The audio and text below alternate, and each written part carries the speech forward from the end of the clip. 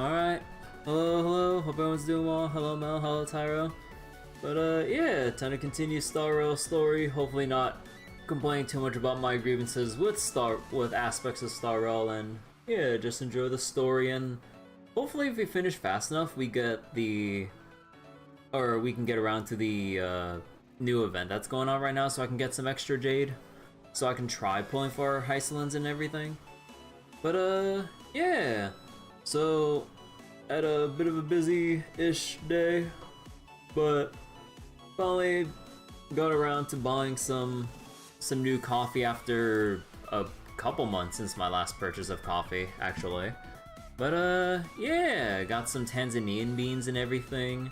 And I don't exactly know how to describe the taste in more, like, specific flavor descriptions or whatever, but, like, it was, like, tea-like and smoky, if you will.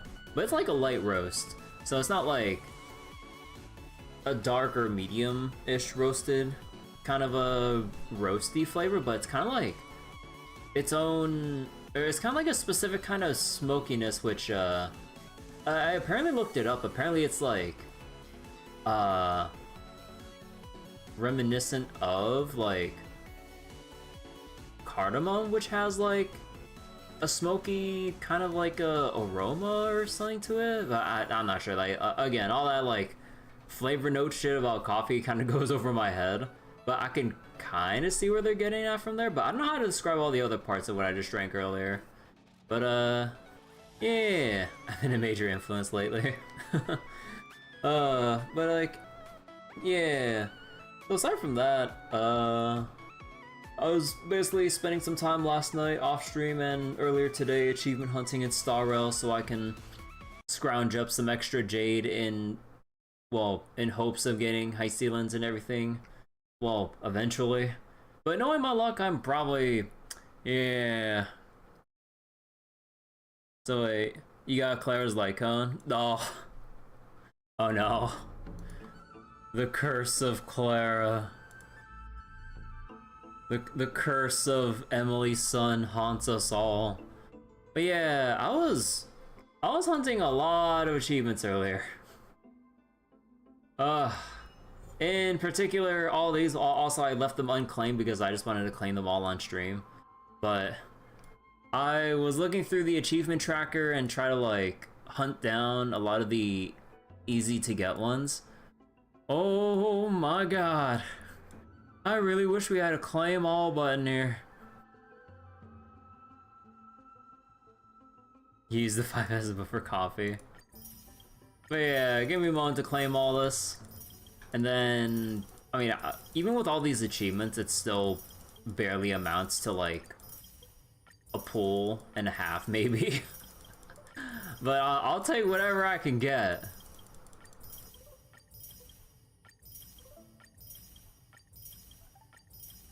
Those are your savings. Like, I checked, like, how much Jade I can get from these, assuming I can get every last one. Technically, it's like 1100, but realistically, there are some achievements that are, like, either rather time-consuming to get, or very character-specific, or kind of hard to set up, or maybe too much time to be worth the effort to set up for an achievement. But, yeah. Like, low ball estimate, like, I'd probably have, like, 500 worth if I actually bothered to do every single bit. But, oh boy. Hoyoverse be like, pull out my credit card for Hycelins? No. Like, that'd be extremely, like, hypocritical of me for kind of, like, airing all my grievances about Star Rail and then still spending money anyways. Like, at least on the game that I'm complaining about.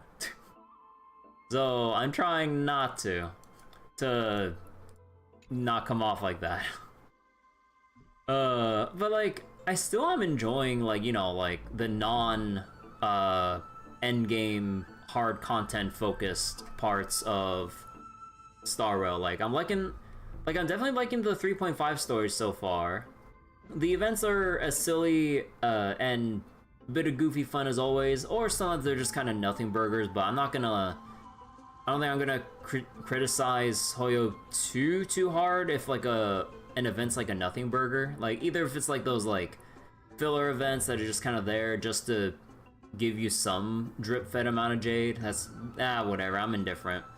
But like at least from what I can see with like this event here, this looks adorable. So I'm definitely looking forward to doing this after we finish 3.5 and everything. Have I been treasure hunting? I've basically treasure hunted at like everything except for the newest area, which we just got to last night that I stopped at the very beginning of. But yeah, how many pulls do I have now? Yeah, all that work only amounted to roughly two pulls in total. Alright. Alright. I mean, I know that like there's also the fact that there's 2 more days worth of resets to get 4 pulls. And then there's 1200 jade in total for the event right here. And then I was kind of hoping to not that one. I was kind of hoping to save the Pure Fiction and Memory of Chaos rotations here if I did get Hysolins, so then I can get the rest with Hysolins. Unfortunately, didn't work out like that. So I'll probably got to clear these before getting Hysolins, and then get her, and then twiddle my thumbs as I wait to actually utilize her where I wanted to utilize her. And then yeah, I already got my jades from the showcases here. Let's see. Who knows, I might get lucky. Oh yeah, like that's why I've been achievement hunting in the first place. And then there's gonna be soon enough the weekly reset for Simulated Universe. And then when's the next rotation? Oh hey, actually in 2 more days I can at least clear the first couple of stages of Apocalyptic Shadow to then get like I believe 560 jade, because each rotation is like 800 in total. So then clearing the 9 out of 12 here should be like 3.5-ish pulls. And then you have SU reset, your usual daily jade, and then we have the rest of the main story, the 1200 here, and then whatever achievement jade I can scrounge up. I think it still might be a bit far off, but will definitely be a lot closer at the very least. But yeah, let's just let it rip and see what we get from this. Heck. Alright. It ain't happening. Man, how much longer do I have to wait till I get a fucking, like, 4-star here? Oh, okay, that's kind of why. Okay, so that's about 6 pulls, so 4 more for the guaranteed, like, 4-star. Oh my god, we're gonna be waiting a while. But yeah, okay. Let me go all the way to daytime Styxia right here. But yeah, like, this is a new area, so lots of new treasures, Spirit Thief stuff, the puzzles, and then there's probably, like, once we clear the area, like, after the story, there's gonna be probably secret achievements laid out around this place if you go to key points or whatever. So, yeah. Hopefully I can scrounge up something.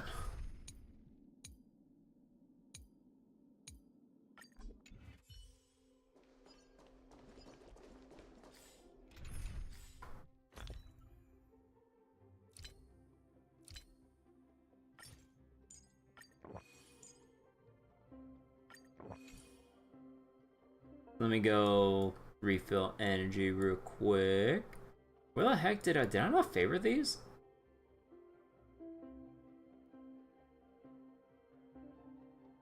Ah, here it is. Oh, this is not favorited. That's weird.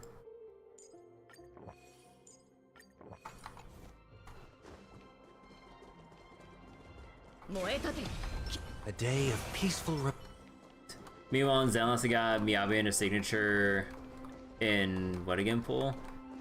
Yeah, I got them like relatively early, so it's kind of like, I mean, I already mentioned this, but like my tinfoil hat theory is just like every account has their own like RNG seed in a way of like which 50/50s you'll win or lose, and so far it's given me the early luck where I get an early streak, but no doubt in my tinfoil hatty mind that is gonna make me fail soon. And give me the longest loss streak ever that I have currently in like Star Rail.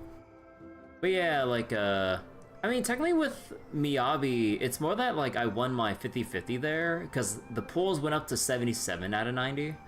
But it's the W engine that was kind of like the miracle there, because like I failed the 75/25 in 4 pools, but then I ended up getting the W engine for Miyabi within the second 10 pool, and I'm like, god damn. But yeah. Look, the fire projects the face from her memories. An actress upon the stage of this play. The past that has been imbibed by time. A drunken dream hidden at the bottom of the cup. Let's wait and... The dark tides flood the sea, and our kingdom teeters on the edge. Fear not. Our queen has gone to the Borderlands. Borderlands? She'll quell this calamity herself. This is the scene when the Chrysos heir of Ocean was born. She was once of a Titankin race named Sea Sirens. At that time, Kozlana had suppressed the Black Tide's rise, but he was unable to remove Iron Tomb from its roots.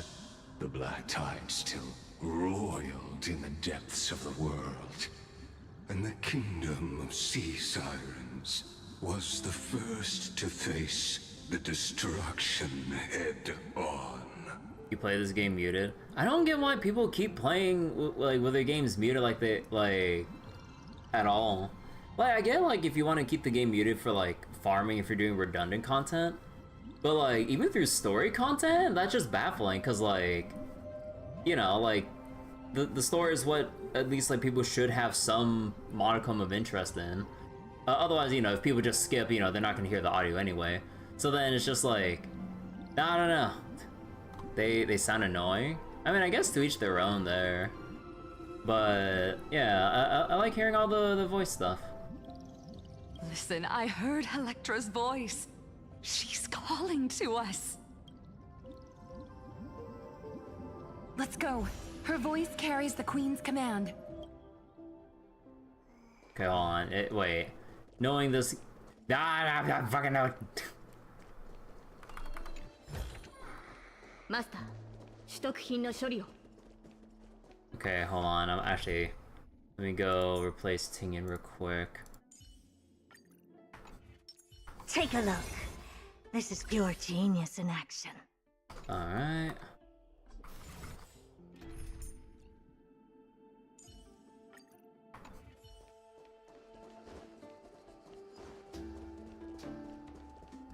Is there any beetle or fly thing here?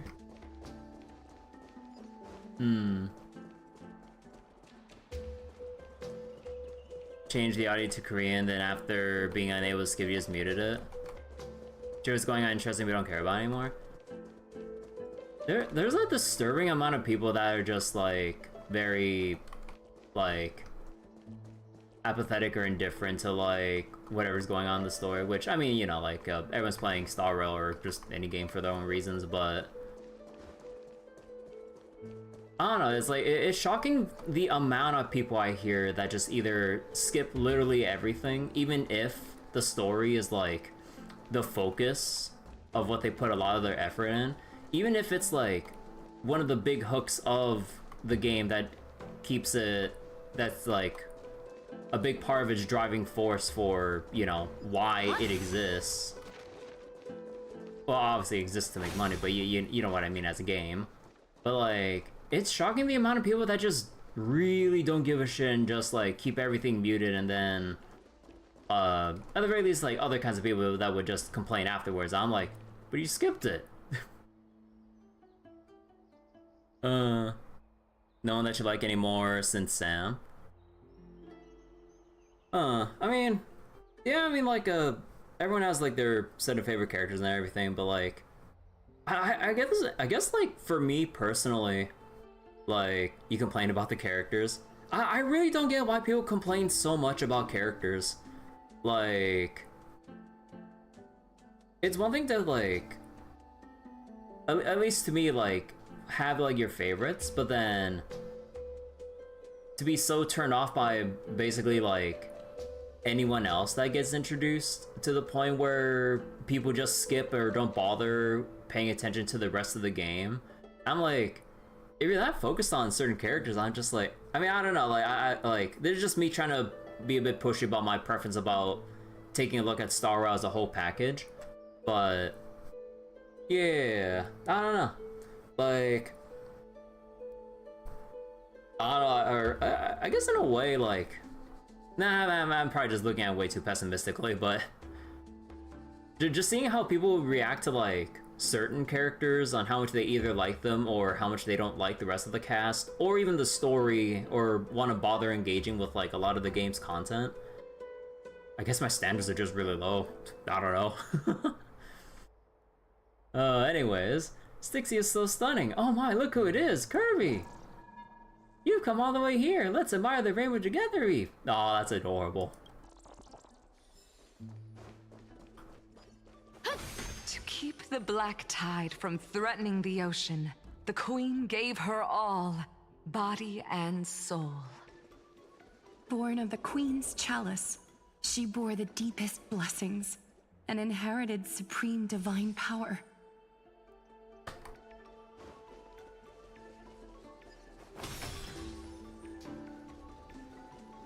Wait, heck is that? Oh, I guess they're gonna. Oh, okay, they're probably gonna talk about that. Actually, let me see. Why would a father sacrifice his daughter? Why would a daughter slay her mother? Why do gods torment mortals? Why would an eagle cast a tortoiseshell upon a poet's head? In countless poems of the wine god, people rage, grieve, and despair. It was because the roots of these tragedies are elusive and impassive, beyond the reach of blade or noose, just as sailors cannot slay the sea.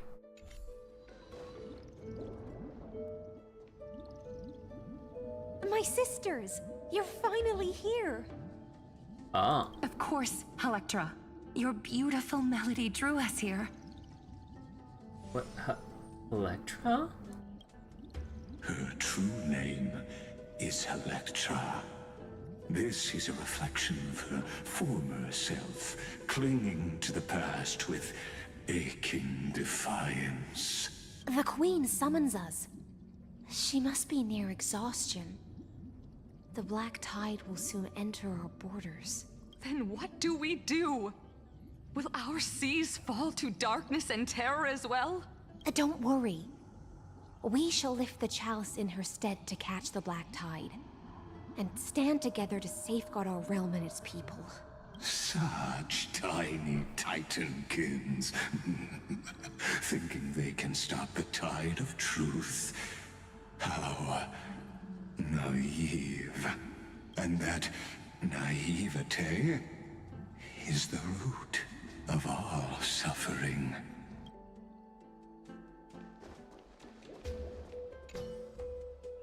An utterly unremarkable silver coin lies on the roadside, but the moment you pick it up, its strange texture tells you that it never truly touched the ground. Instead, it hovers just above the surface like magnetic levitation. It must be Zagreus' doing! On closer inspection, you notice indentations where a chest once rested. Now it's gone without a trace. Huh. Who might be behind this? That's a tough guess. As expected, Bartolos.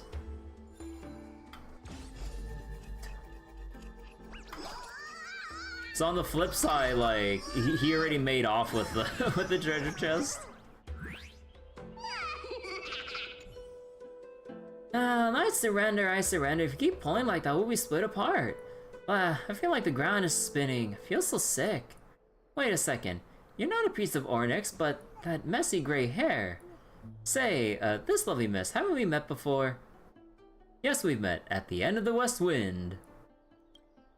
Huh, I knew you wouldn't spill the truth, but you've carried a scent, one we don't share. And if it's what I think it is, oh ho, things are about to get very interesting.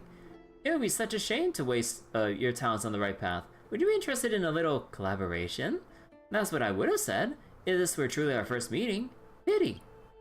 Pity this is just a dream, and those outside the dream can never remain here. You were never destined to be the partner in crime I've always longed for. So close, yet so far. Bye-bye, my mysterious friend. Bartolos vanishes in a flash. Seems like this Shrew Titan has seen through the intoxicated trickery. Oh, that's a lot, dude.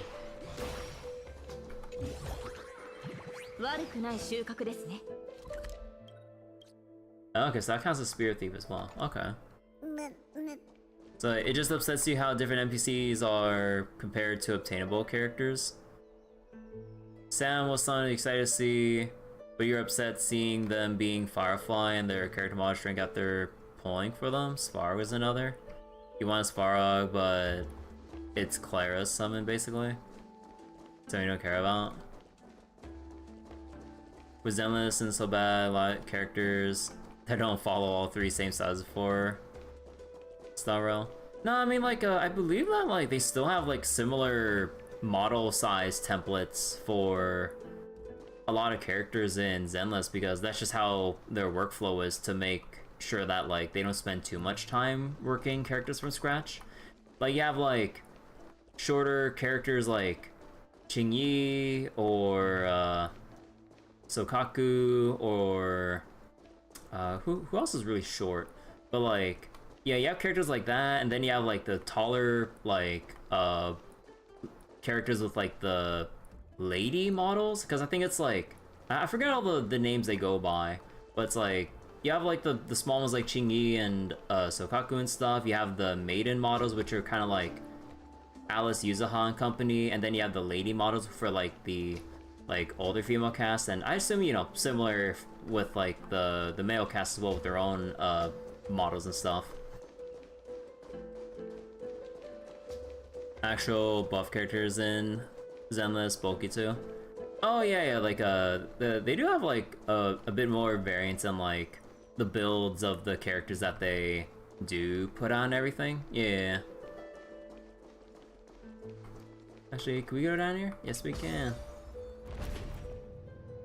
The Queen's palace lies just ahead. Oh, this is where we're supposed to go. Even her once graceful form is now tainted and drowned in dirty mire. Okay, hold on. I need to go collect shit. The closest thing the buff in Star is my day doesn't really change much. I mean, yeah, he is like the buffest out of the people so far, but like, yeah, in terms of like, I guess like extremely buff in comparison to like, let's say, but yeah, then we have like other characters there who are pretty buff too, like Minato, I believe, when you like see his model and shit. And then what else was there? God, like, I'm so bad at recalling things off the top of my head. He's just shirtless, how you see it.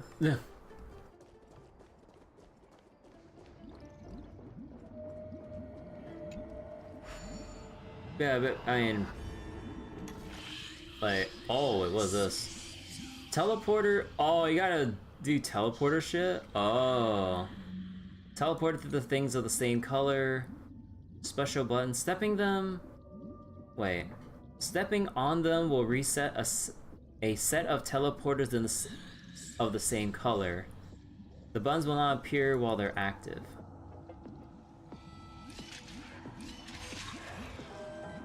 Welcome to the go-to statement. Oh, okay. This is a nice iteration on the goat puzzle. I like that.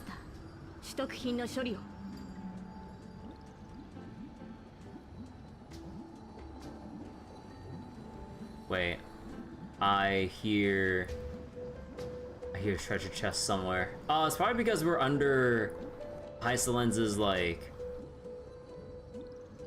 Yeah, we're under her song right now, so we can't hear we can't see the chest, but I hear the audio cue for it, like, somewhere right here. Okay, we'll have to explore the city after we're done with the story.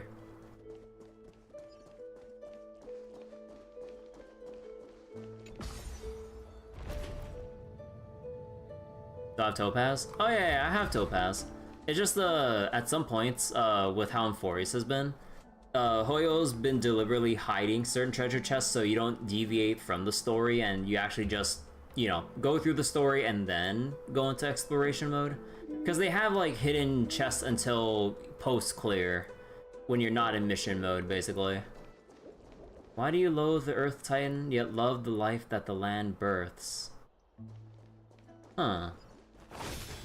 Also, is there any nymph around here? Any bugs? No? That's annoying? Not really. Like, it'd be nice, but I can live with or without it. Like, stuff like, oh no, because I went there. Okay, no, that's on my list of nitpicks right there. Okay, hold on. Maybe I can see it again if I re-enter the room.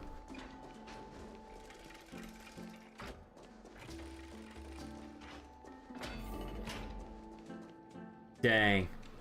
Okay, no, I got this. Okay, we're just gonna teleport to a different place real quick, because I wanted to read what was on that wall.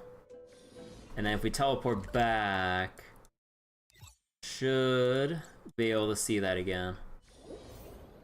Let's see, to protect their feast, you're willing to swallow the black tide, let tears return to the sea.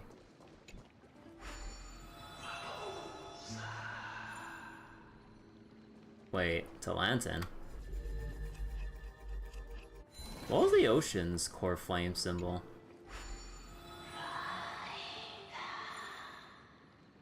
Was it... Wait, was it the challenge? I'm forgetting.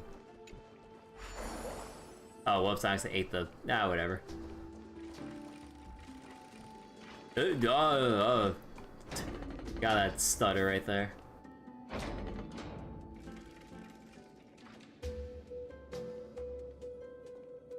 Oh, Fagusa, our noble queen. We've come at your call.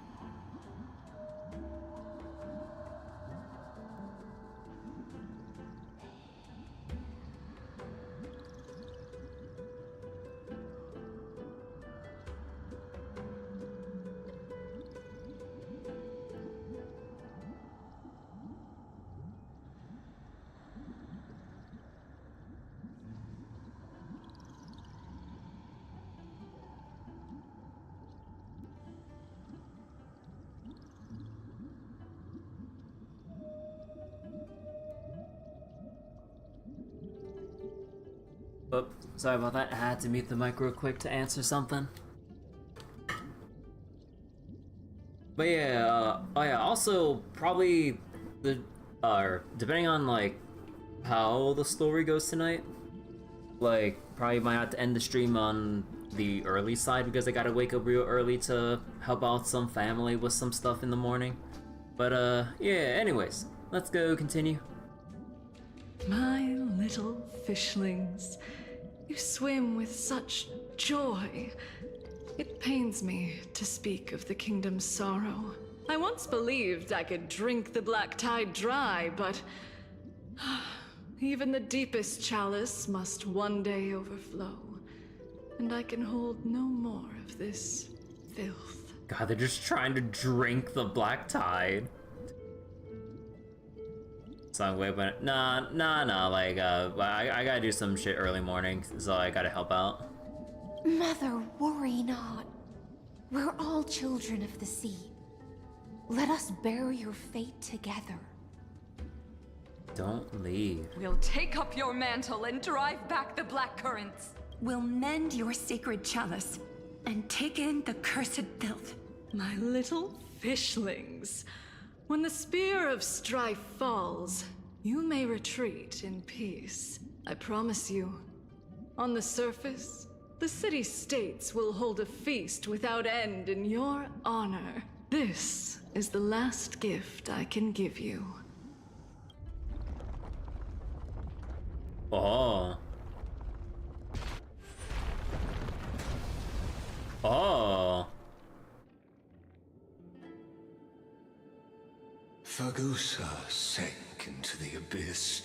With the chalice shattered, their intoxication spilled into the black tide, birthing the first madness in Amphorius. The first madness. Sea sirens followed one after another, hunting for the Titan's fragments, until their flesh decayed and their bones crumbled, all for the promised final feast. Keep watching, but tread carefully, for the stage ahead is crumbling with age, just like her shattered fate. Await the feast, leaving a promise for a grand feast. Stop the black tide. She shattered into 10,000 teardrops. Let the fish seek dreams. If only we could shatter the sands of time.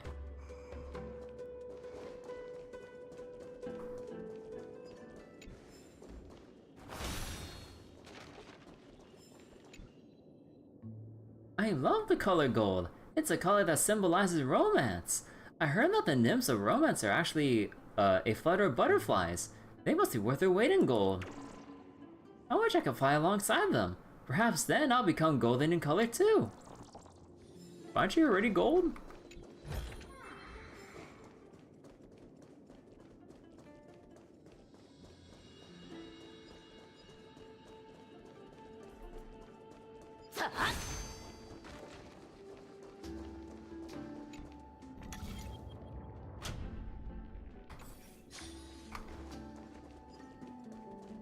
Oh yeah, I need to read the quest description.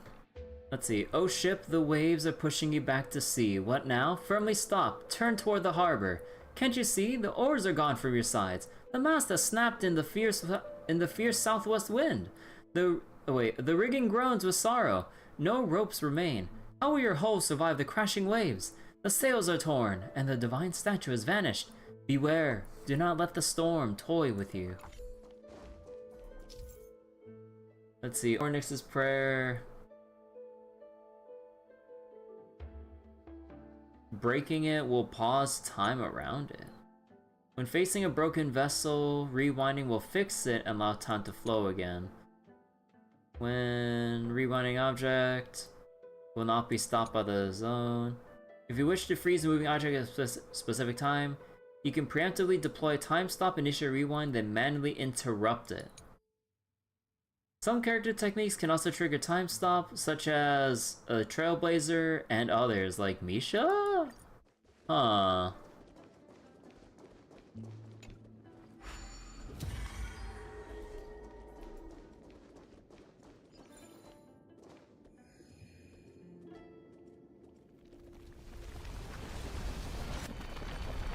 The chandelier's still giving way. Maybe the chrono vessel nearby can help.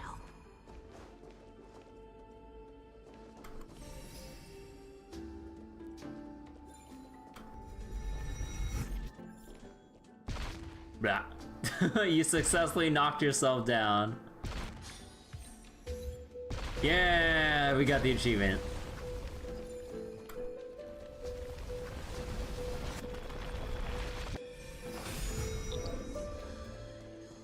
Your wisdom far surpasses even the bounds of reason's model. The torrents of destruction are spreading.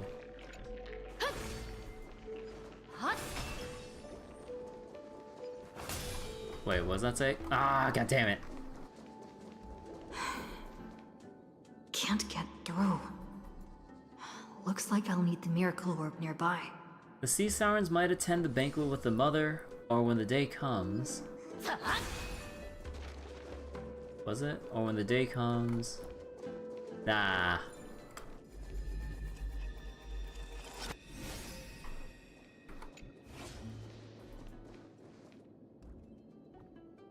Okay, so it's over there.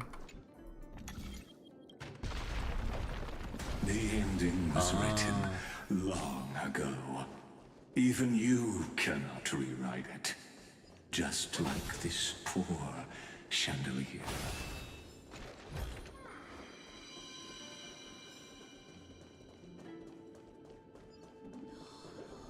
Actually, wait. Let me double check here.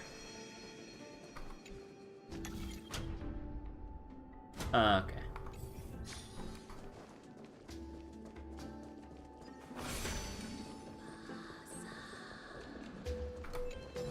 And the beings on the land danced the— wait. And the beings on the land danced along.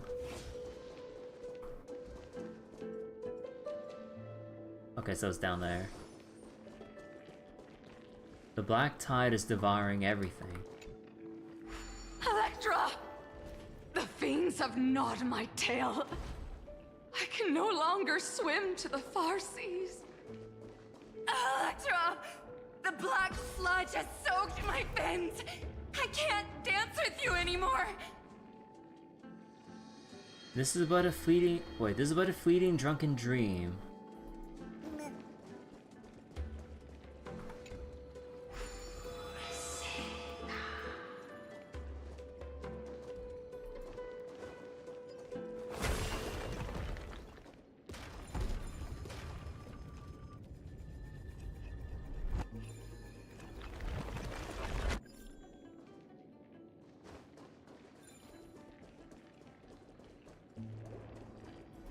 Fate will eventually murder the hope. There's drinking in the game? There's been drinking in the game. Like, we've literally had a bartending event. Sisters, don't give up. Remember the Queen's promise of a feast in the city called Styxia. I haven't forgotten. It visits me in dreams every night. I dreamed of a shining city, its lights piercing the deep gloom of the seabed. I dreamed of children placing garlands on our bone horns, and poets praising the sea sirens for shielding the world. On our bone horns? You know, I kind of wish they updated the NPC models to kind of show, like, what the sea sirens would actually be wearing, because they just kind of recolored a lot of the generic models. Like, what bone horns here? But what a shame. We can go no further. Please, sing to the humans for us. Sing of the deep sea's legend in our place. Oh yeah, there's actually a follow-up event for the bartending event coming up in this patch too. Which I'm pretty excited about, honestly, because like instead of like making drinks for like the Dream Joke troupe and everything, we actually get like the other characters, like I believe Herta, Topaz, among like other people who are coming up to make drinks for. But yeah, like you see Heislands right here with, I'm assuming the accessories are what the bone horns are supposed to be. But then the Siren NPCs here, they don't have any of that like any accessories or other ornate stuff to really depict that they're of a different kind of people, you know, because like the sea sirens are like, you know, whatever Lygus or High Sealands or whoever described them to be. But then we only see like maybe a change in their like basic NPC fashion clothes, or their NPC clothing, I mean. But like, where's the accessories? Like, come on. Oh. Oh.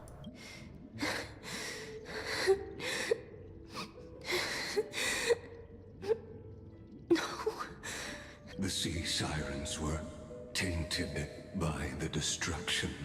Their flesh rotted away. They became the black tide creatures of this cycle. Farewell, sisters. I'll finish this last task, then return to prepare your feast.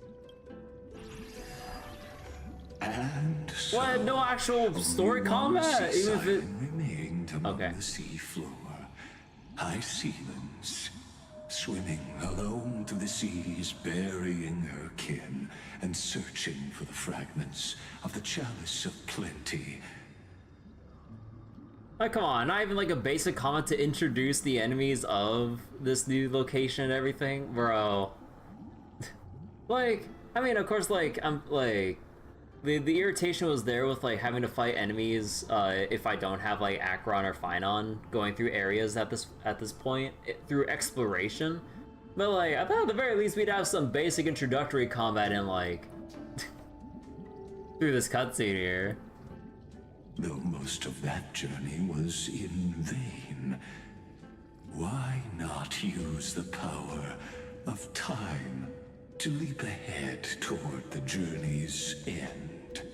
To reach the Spirit Basin, I'll need to call upon the power of the Chrono Vessel. Souls drift toward the feast, yet the bones have forever sunk in the river of souls.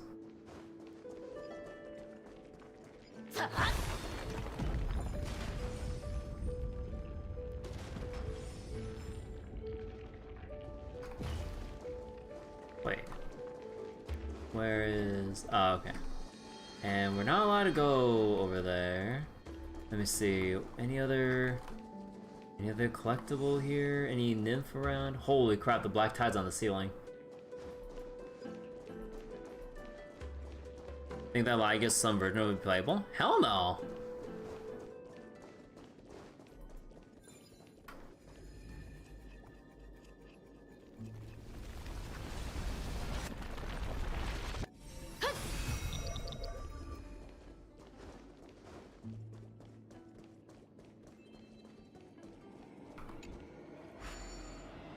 But that's kind of similar to people who are coping for if Cocolia would be playable in some way, shape, or form. Okay, wait, how do we do this?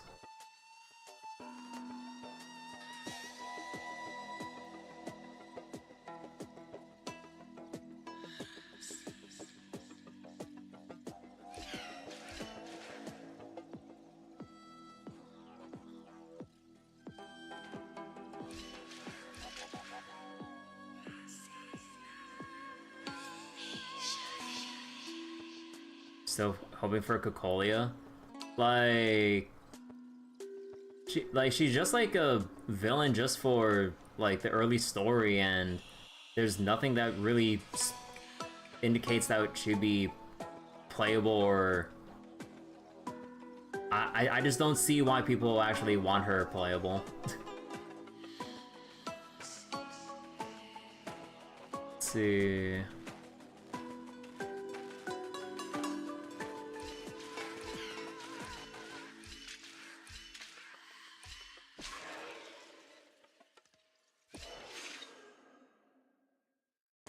Wait.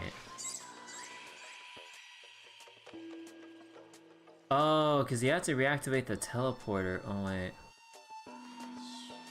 Villains are usually better? I mean, like, whether or not a villain's, like, good or not is just up to whatever whatever the devs think would be in the player base's interest to put out, and they're not really keen on putting out playable antagonists or whatever.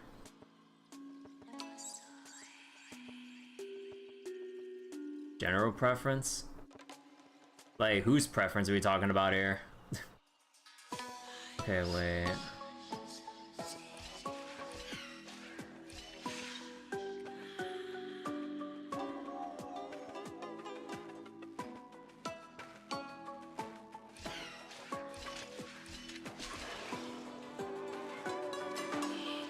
Wait.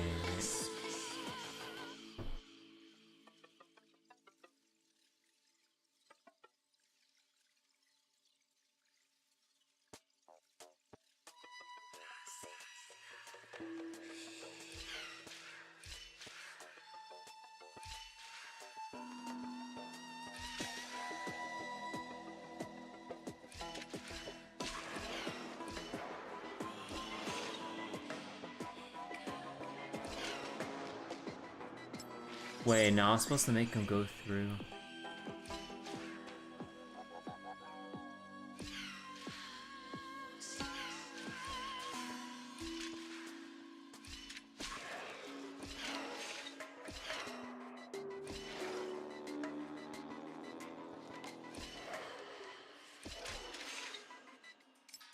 Wait.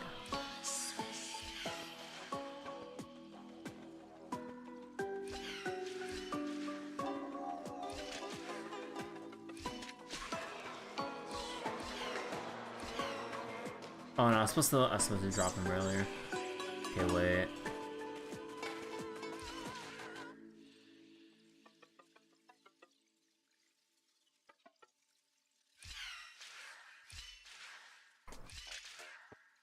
No, too early.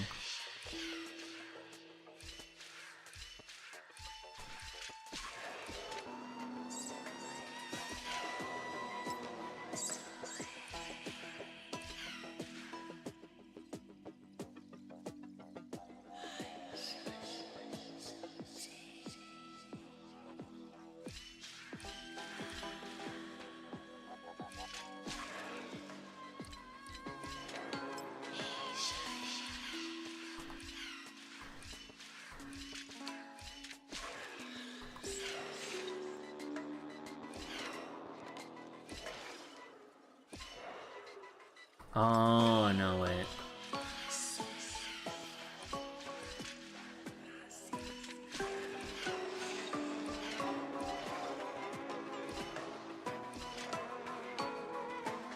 Wait, no, wait, how do I end up with...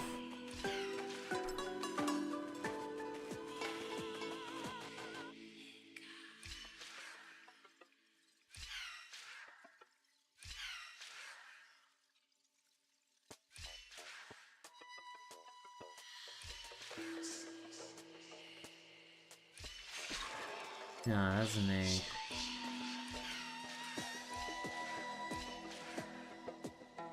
No, but we don't reset the teleport if I do that.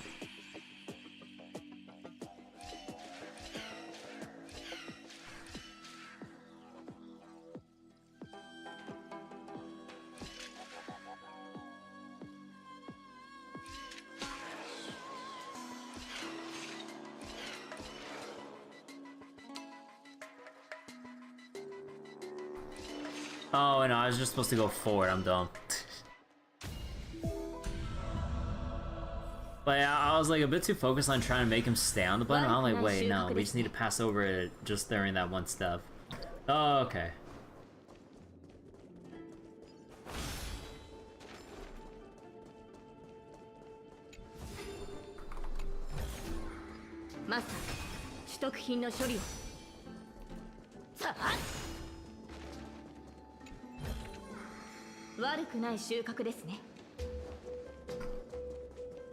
Okay, anything else around here? Didn't take long at least? Ah! Yeah, it didn't take too long.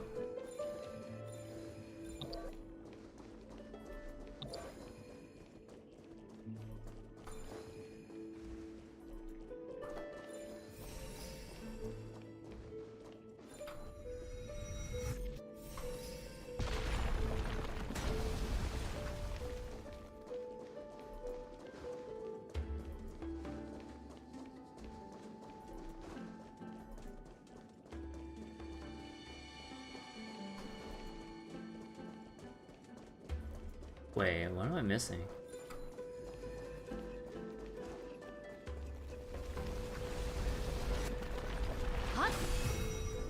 Oh, I'm supposed to interact with the thing. Hello, Julian. Hello, hello. Ah, okay, so we interact to hold it in place. Oh, revived mother, my sisters are gone, only I remain. The chalice of plenty is whole again. The lance of fury emerges from the river of souls, and the gods reclaim their duty to hold back the black tide. I am freed from endless toil, and now walk toward the rites at Styxia. How am I doing? I'm doing well. Enjoying the story so far? I bore my sister's dreams upon my back, took on a graceful human form, and hope to find a grand celebration on the shore. Took on a graceful human form?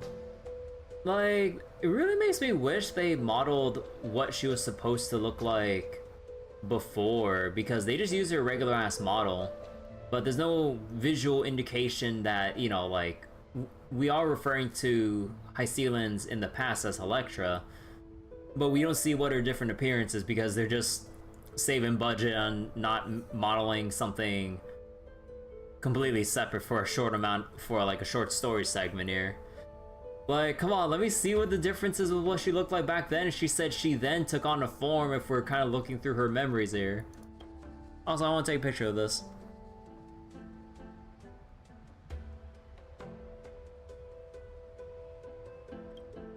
My fins became legs. My scales became skin. Ah. And the sea foam on my body became a shimmering gown. Yeah, you can see that, like, transition between fin to human leg. Oh, that's kind of cool. On, like, the... Yeah, parts of the fins and...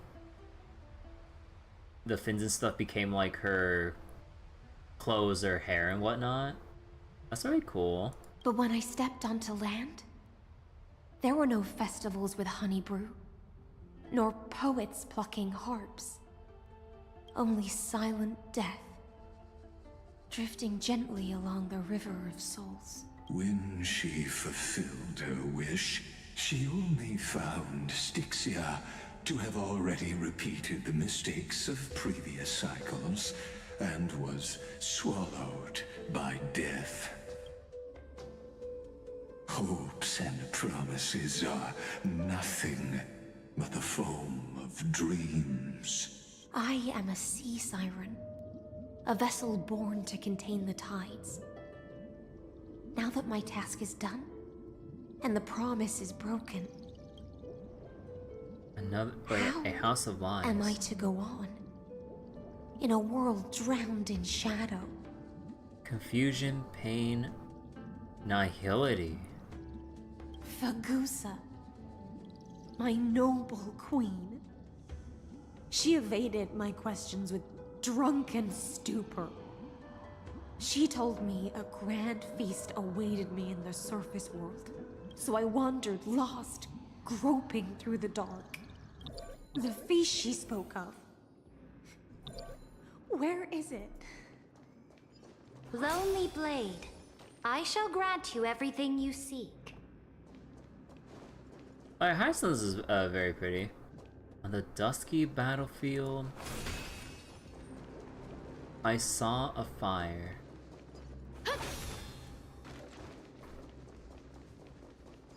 Hot.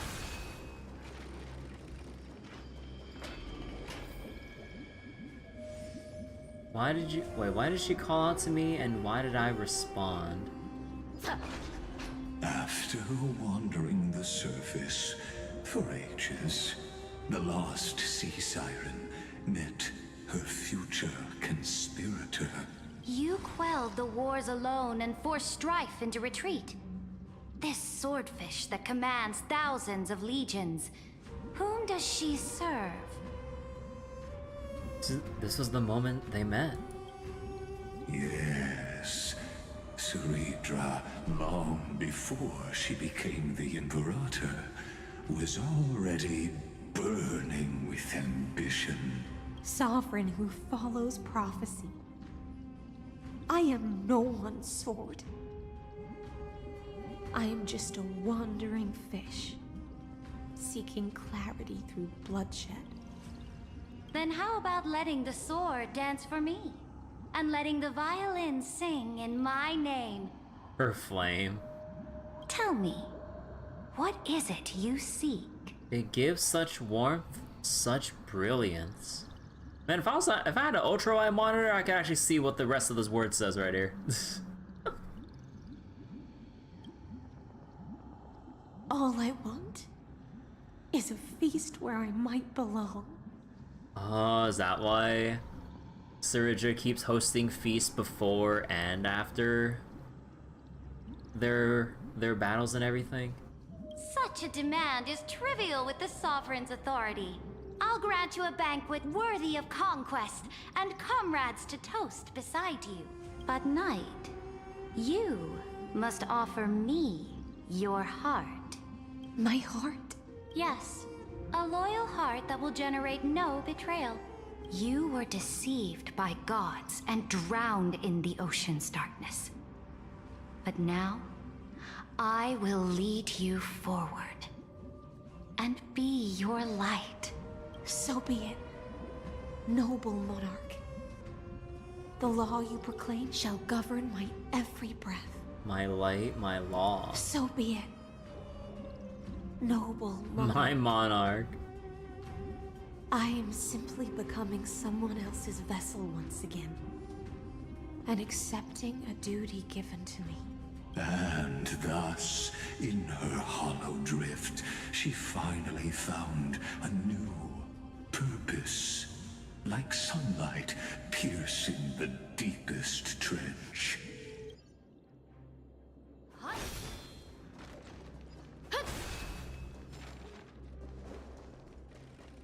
The monarch. Oh, I didn't finish reading that. The fiery brightness of her crown.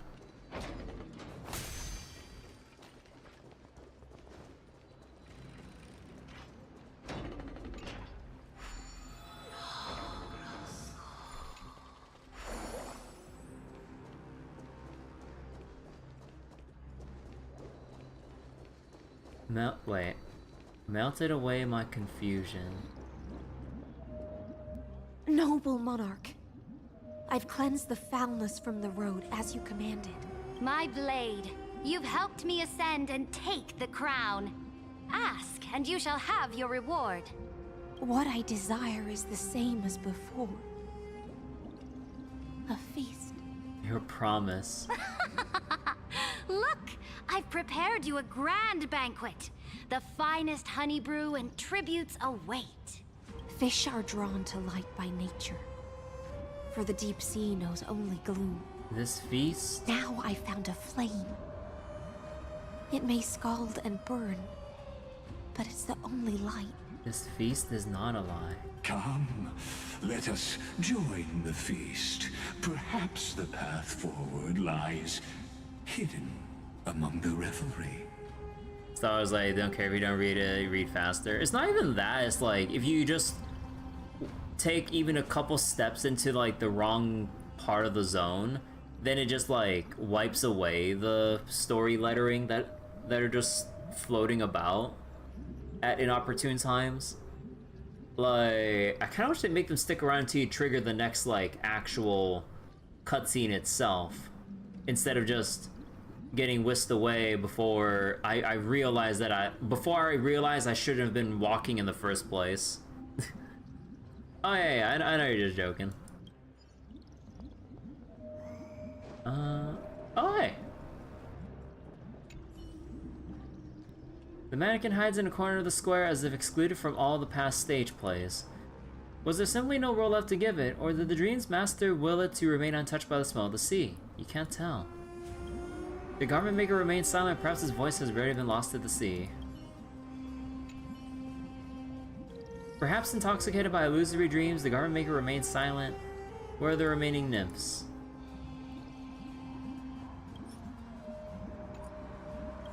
Ah. So we can provide the rest of them? Like, even though we got like... I guess like we can't mirror the ones we've caught over in the Evernight Styxia. Huh. Huh, what a strange wall. It's as if it had appeared overnight. I wonder what lays behind it. I'm so curious. I'll extend my eyes behind it to take a look.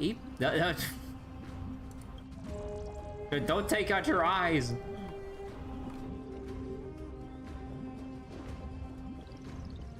Also, wait. I swear I heard a... I swear I heard a chest somewhere, but we're probably, because we're in, like, story mode, they're not letting us see some of these chests. No, there's a chest here. Master, 取得品の処理を。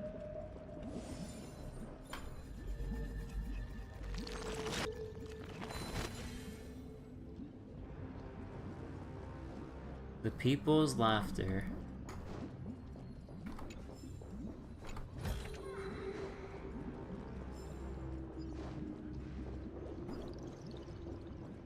The people's songs. Also, wait. Could we not, like, just go straight there? We can, right? Oh yeah, we can. Or maybe? Or do they not let us wander through the crowd? Have you heard that the Imperator's about to begin a new campaign? Her glory will no longer be bound by the borders of Enforius.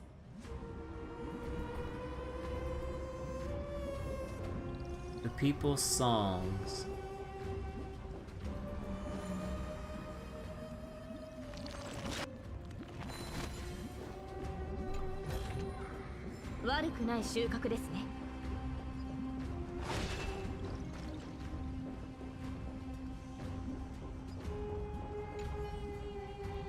Oh, I'm not drunk. If you don't believe me, I can tell you a funny tale for the city. Then which drunk's funny tale do you want to hear about? Icelans. Burp. Lady Icelans is a demigod. Demigods can't get drunk. Ask about someone else. Dux Brumalis. Dux Brumalis would always down 5 cups of honey brew at once with not a single drop left. I was curious, so I asked her why. She said it was pay her respects to the 4 city... Wait. Pay her respects to her 4 Skyfolk comrades who have passed. One day she ordered 4 cups and finished them all. I was even more curious, so I asked her why. She said she wanted to quit drinking. That's all. Get away if I ain't gonna throw up. Okay. Oh yeah, puzzle.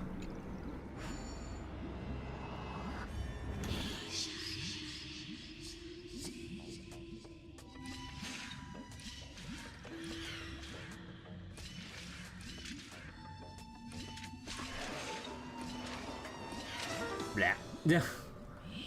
Okay, so...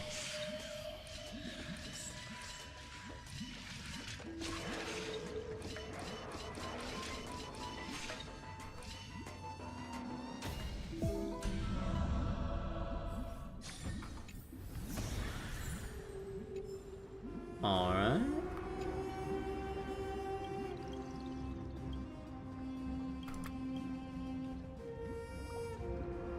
Mega Lion Man. There's supposed to be achievements as you talk to the different statues and stuff, as you talk to every... Bartolos, how you doing? Hey buddy, you came at just the right time. Tell me, why do humans invent such cruel entertainment? Cruel? What are you talking about? Oh, come on. Take a good look at me. Big, round, purple, or big, round, and purple me. Looks just like a grape, right? Picture it. Countless humble old Bartoluses squashed beneath your feet, bellies bursting in despair, with unspeakable goo spewing forth. Tss, the horror, the cruelty. And you people even take that as entertainment? Keep taking your meds, buddy. True that. This whole city's pretty sick after all. Anyway, since everyone seems to love the feeling of stomping on round, juicy purple things, then why has no one ever tried stomping on old Bartolos? I mean, look at me. I'm basically a walking grape here. Mom, there's a pervert here. Huh, I could accept grapes getting cruelly crushed, but me, Bartolos, not even qualified to be stomped flat? I've been standing here for ages, and not a single soul spares me a glance. But now at long last you speak to me. That settles it. You either squash me or I squash you. One way or another, someone's playing with me today. Oh. Repay.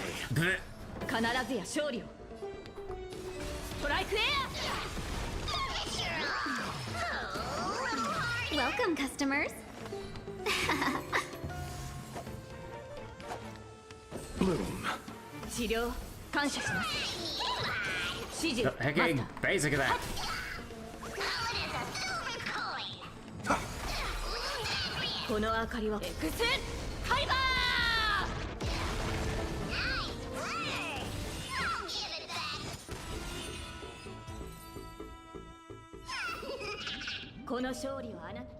Oh dear, yeah, right there. You got a talent for massaging. Seems your belly won't ooze any goo. What? You were actually fighting for Rio just now? Oh gosh, good thing I surrendered early. Oh, my precious tummy would have gotten split in two. Anyway, the poor old Bartolos, unloved and tragically short-legged, has now participated in Rio recreation activity. What a joy! Congrats to me. Back in the day, I was a legendary master thief. Even Kefali and Thanatos would have to show me some respect. But now, maybe I'm just too good going invisible. I stood around half the day and only you noticed me. People always say the greatest hides in plain sight, but being too untouchable makes you feel lonely sometimes, you know? Hey, gray hair, you look familiar. Next time you're bored, come hang out with me. Let old Bartolos experience a little about being a grandparent. Ahem, just kidding. If family jokes aren't your thing, feel free to erase that one from your memory. Not all grapes make good wine.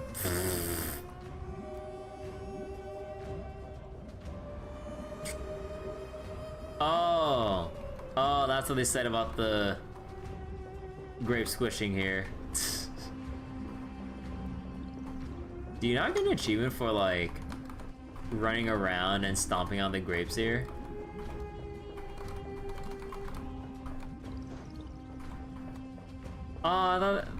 You think they would have an achievement for this? Or maybe it's because we have shoes on. What if we brought like... What if we brought Clara, who doesn't have shoes, to stomp on the grapes?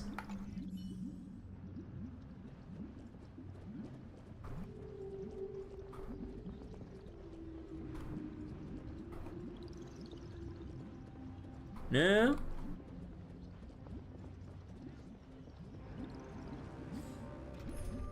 Dang.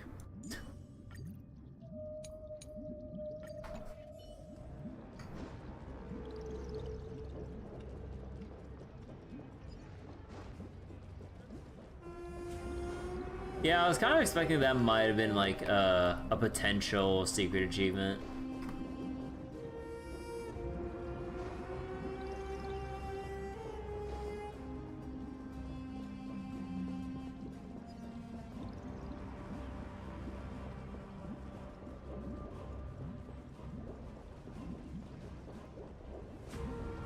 So beautiful. My faithful subjects, tonight's feast is not just for the past. It's a toast to the future! Born from our golden blood is an unstoppable colossus. Iron Tomb. Our iron beast to trample the universe! Great monarch. I've heard the universe teems with great threats. Can we truly remain invincible? Fear not. Before the troops of the destruction, such rabble is no more than cosmic dust. Surely there's a planet draped in oceans out there in the stars. Once I claim it, it shall be yours to rule. And to the rest, your triumphs will not go unrewarded. I promise you a new age, free of fear. Now, raise your cups to our conquest among the Sea of Stars! Sea of Stars! Sea of Stars! Conquest among the Sea of Stars. What a grand vision. Yet, to the Siren Knight, only feasts still stir her heart. Come now, join me. Witness the end of this futile dream. Something that was mentioned like that in previous worlds. Yeah, there are like ocean worlds out there. I forget like. Where's the way out of this illusion? Come quick! Let's celebrate together. Hold on. I've saved the finest brew. Come taste it with me.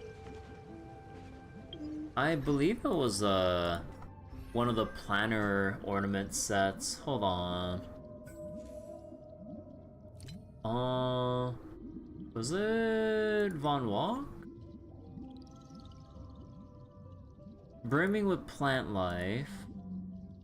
Coastline of Von Walk. Landscape remains same for millennia. Tidal waves. Von Walk, small crowded planet, rainforest, and islands. No, not that one then. Oh, Lushaka. Yeah, here it is. Yeah, multitude of planets with a dearth of liquid water, pure blue Lushaka shines prominently among the Prismir, Presimir? Star system? Seawater, cradle mother of oceans, nurtures, sustains all life, yet entraps and controls them and ensnares them till there's no more escape. Oh my god, so much like lore for Lushaka. But yeah, there's an ocean world right there.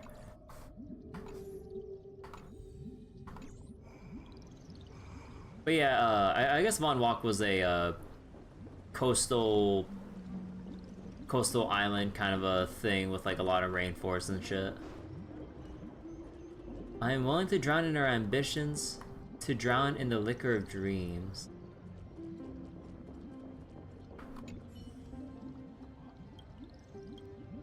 I already read that. The monarch's subjects stride alongside me, dancing with me as if my sisters, speaking to me as if friends. Noble knight, you are truly a blazing spark. It is my honor to share this banquet with you. Noble knight, you have earned victory with your blade, and you have every reason to revel in this moment of triumph. Let me pour you a glass of honey brew. Noble knight, with the sovereign now enthroned, this triumph is yours as much as hers. Let me raise a toast to you. Noble knight, your strength is boundless. Lead us to conquer the universe, and let us toast to that vow! Then drink we shall. Raise your glass.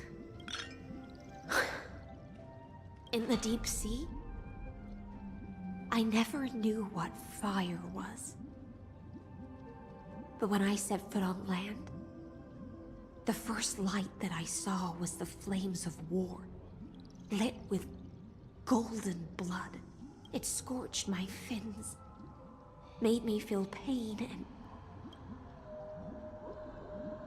desire, hope, ignited an unprecedented hunger. Wishes. A hunger that flickers in every hero's heart. So bright, yet so blinding. Look! The monarch herself has taken her seat! Hello, Alistair. Hear that? The court sings her praises! Come! Join us and praise her glory! I love this journey that brings the feast. I love the people on the journey. I love the monarch chosen by the people. One eye of hers sees glory, the other sees corpses. Oh yeah, I got Archer and Saber. I was saving for the fake collab. And yet, she cherishes the name of glory more than fear and death. As they say, the coward died 1,000 times before his end. But the brave face death but once, which gods stand witness. On the eve of war, we sang our hymns and set our sights to sail beyond the stars. The legions will climb aboard the beast, riding it like currents across the cosmos. Planets after planets flew the flags of her crown. Realm after realm was ignited by her flames of war. Yeah, I know that Saber and Blade are destruction characters. As the final resistance fell silent, a vast empire rose from among the stars. And this small pond at last embraced prosperity and peace. That's how the story ends. Tell me, visitor, in this dream, did you enjoy the show? It's not the right ending. The fantasy ends here. Fantasy ends here. Yes. Just fake bubbles glinting on the surface of poured wine. Do I think others named after cold steel weapons would be destruction too? That'd be a funny trend to keep going, honestly, but we'll have to see. It's time for me to wake up from this drunken dream. Indeed, I have long no- Oh man, this party got crazy. A day of peaceful. Let's wait.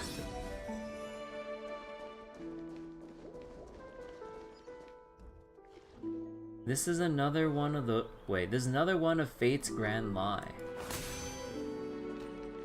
Ah, fuck it. Combat. Repay! 1,000 wondered. Fight as one! I'll see you off. The dead return! 指示待った前この明かりでXカリバー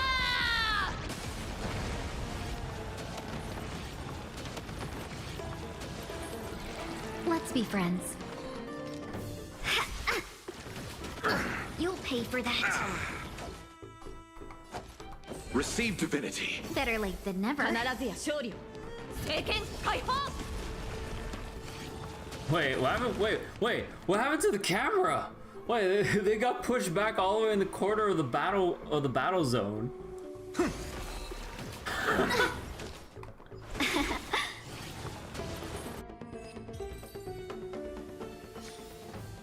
この勝利をあなたに Oh my god.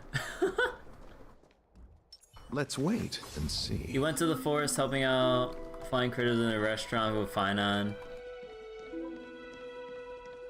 3 red-haired ones, white-skinned guy, red tattoos. I want to go do that event soon. But I want to go finish the story first. It's the first time hearing these characters in English. Yeah, I know a lot of people playing like other languages.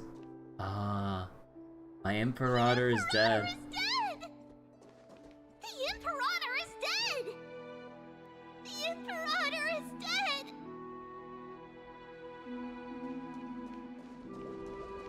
The Imperator is dead! My heart is dead.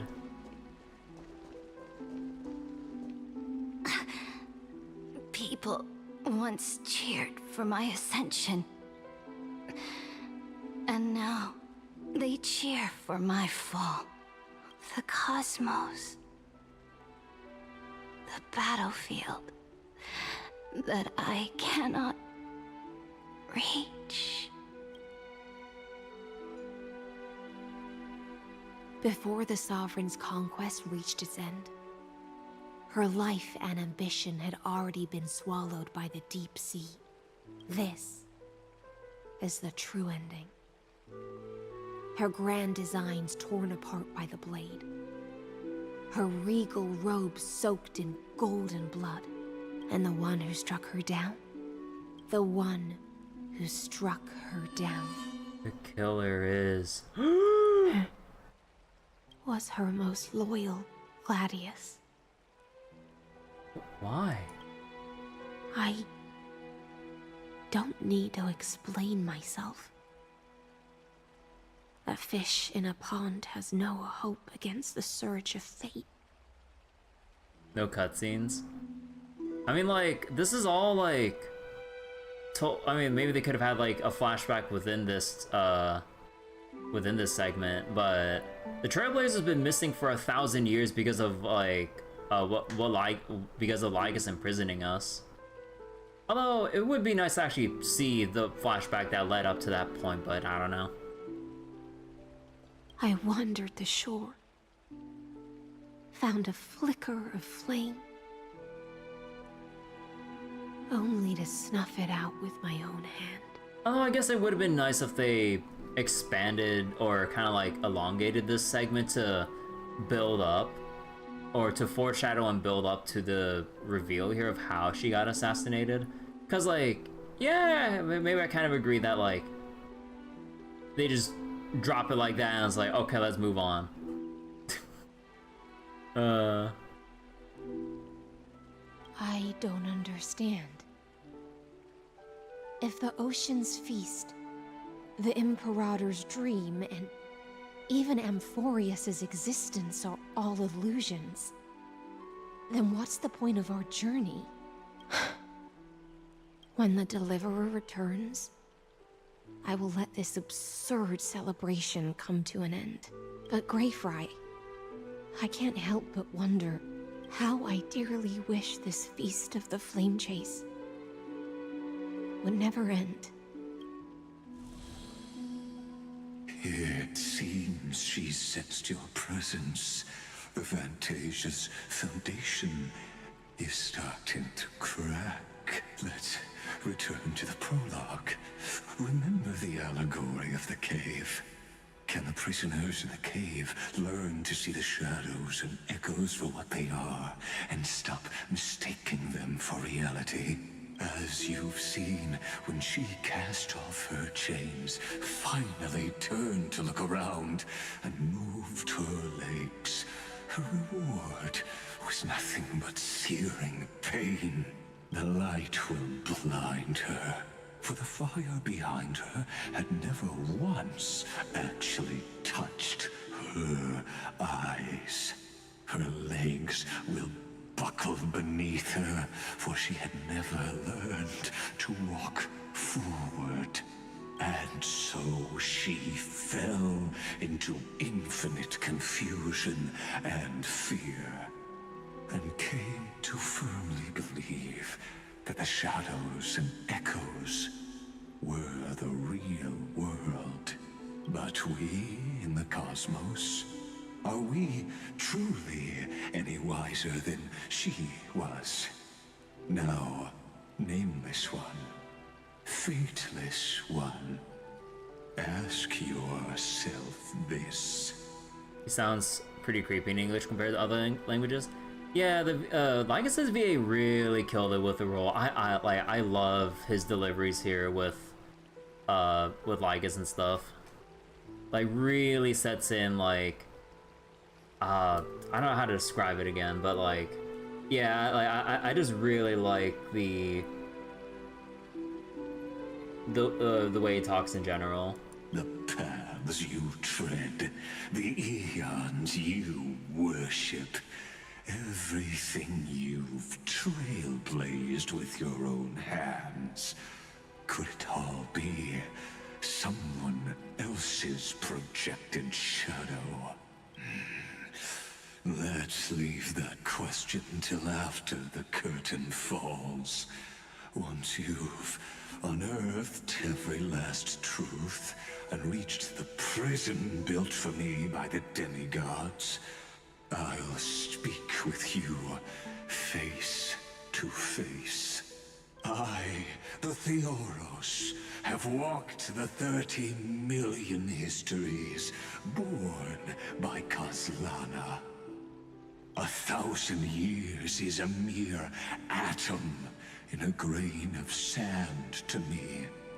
Amphorius, compared to the cosmos, is but that grain upon a whole beach. I swore to bring an end to the erudition. Would I really let a single grain grind down my mind? Now, please use the power of time to open the gate to the ocean's depths. Go find the prison warden tormented by loyalty. Find her, step into the world's vortex, and once there, end everything between us. That palace reflects the heart of the demigod of ocean. Intoxicated, stagnant. There, you'll witness the true beginning of the saga of deliverance. An ugly history, long buried by tides and shame. A staircase of apotheosis that the Imperator forged with the golden blood of 500 human sacrifices under the pretense of conquest. God damn. Hey, Seneca. Hello, hello.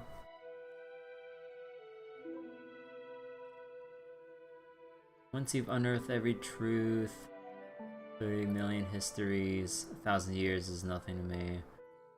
I'll bring an end to erudition with this.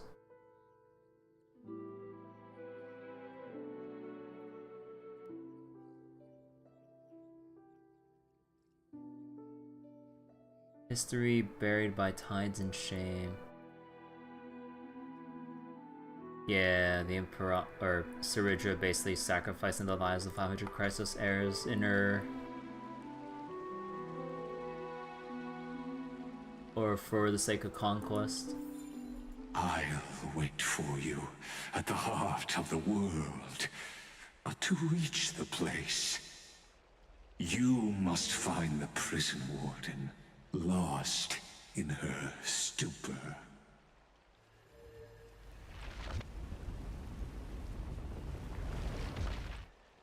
Beyond this door lies the path to the vortex of Genesis. Ah. Okay, hold on real quick. Take a look. This is pure genius in action.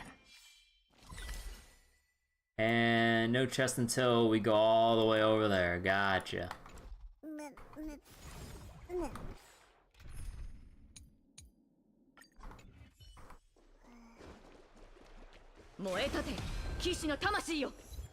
I am your labyrinth.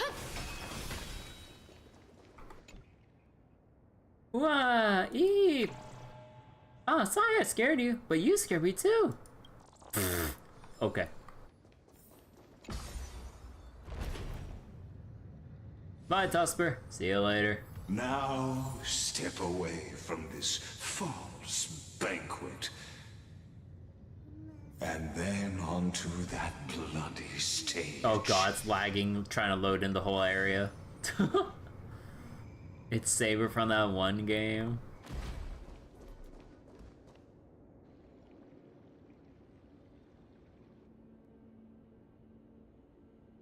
The palace that worshipped the ocean, the sanctuary connected to the vortex, was also once the battlefield of the first flame chase.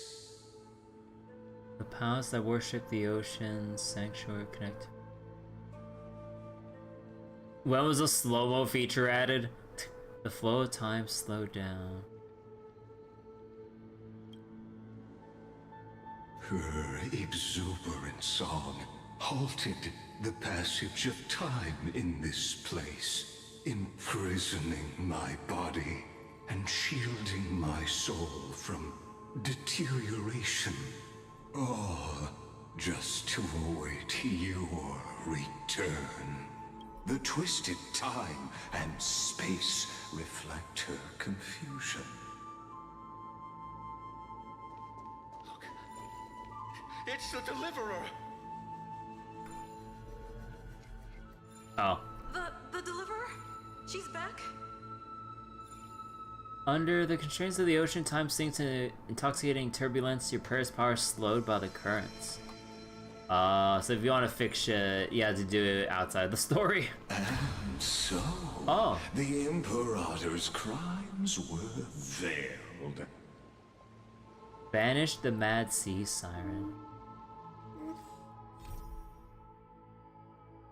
That day, a grand ship laden with glory and 500 heroes set sail from Styxia and plunged into the embrace of towering waves shrouded in mist.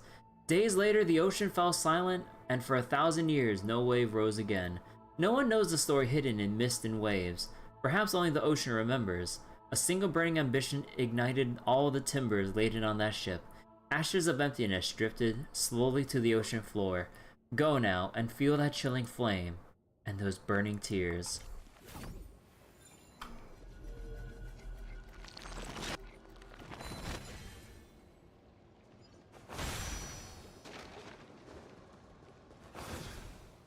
Stay away from Apollonius! This cup of honey brew. What a sweet aroma. Run, Virginia. Dux Hakalithist! We can't give up here! Love steeped in death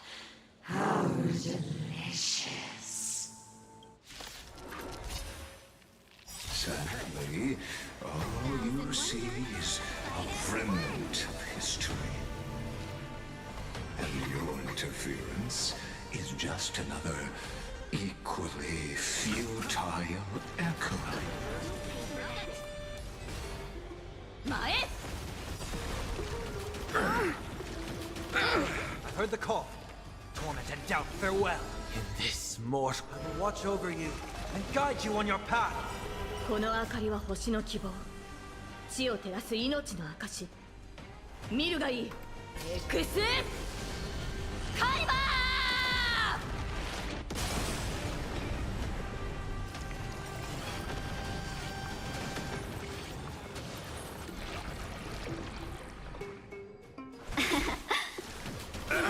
A thousand wonder.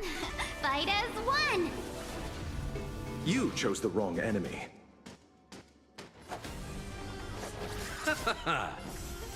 The dead return!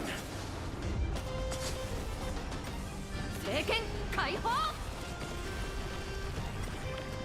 I think it's sent all the way back there. ストライクエア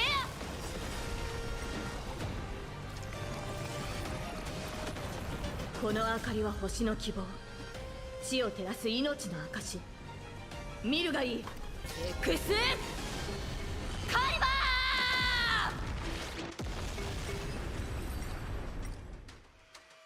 Apollonius, look. I chased the enemy away. You're welcome. No, just kidding. But I think I can't go any further.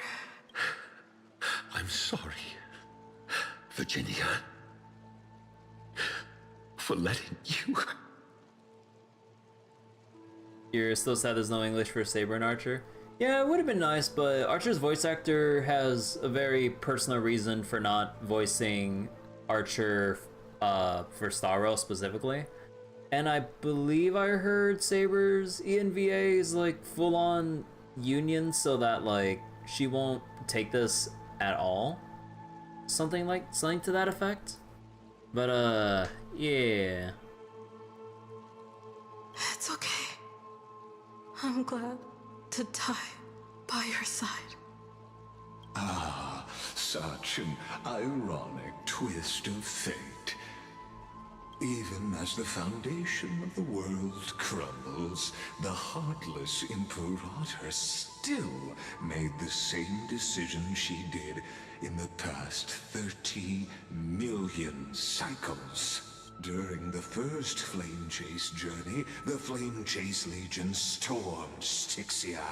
Tens of thousands of sea sirens surged from the River of Souls, crashing toward the heroes like a tidal wave. The hell before you is the recreation of that very battle. Apollonius, look. I chased the enemy away. There is a letter I never got to give to you. Let me read it to you. It's my final poem. The shadow of a tree frames the sage's back. Like a boulder bearing the rings of time. The bird's song is the whisper of wind through the forest.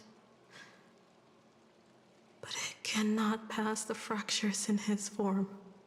His weight presses down on the bird's wings and the stirring heart within.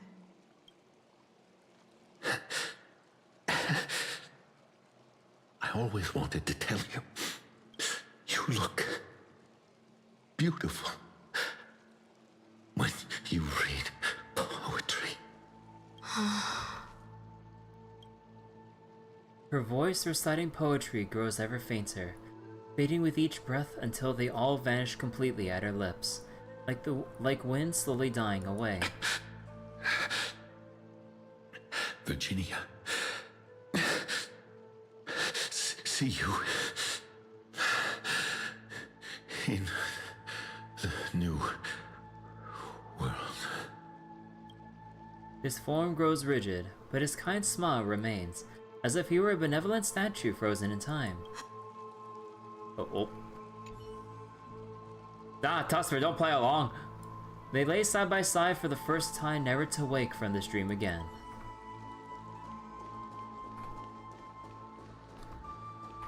Wait a second, can I shoot them?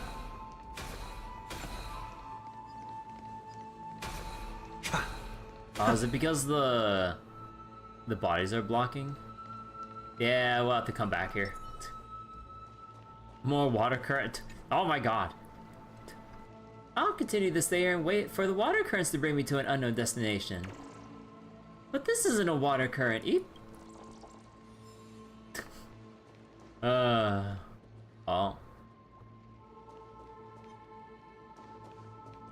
Can I even walk up? Oh yeah, I can walk up here. A day of peaceful.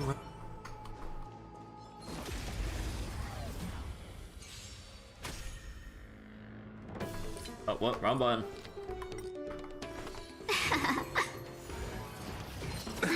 Nothing major. Bloom. Better late than never. Receive divinity. Repay. Heard the call. Oh, right. Welcome, customers. 決めるストライクエアこの明かりは X カイバ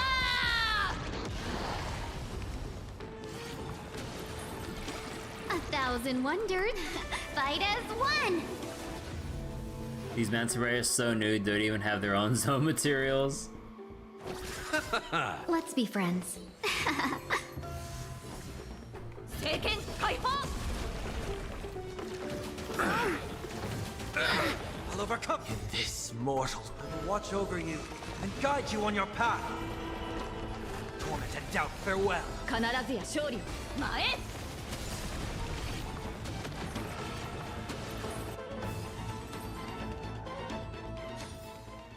この勝利をあなたにマスター Oh, I guess like, oh, the boulder, if I managed to actually shoot it down, would have destroyed the enemies for me, so then I could just go grab the chest unimpeded.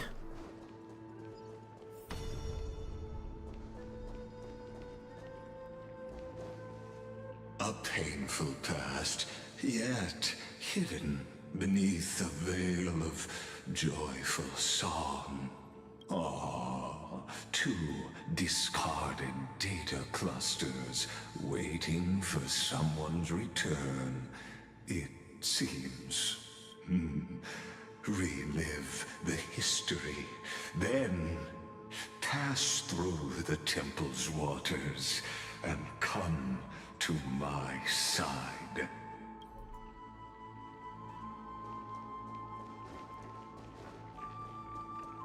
Let's see.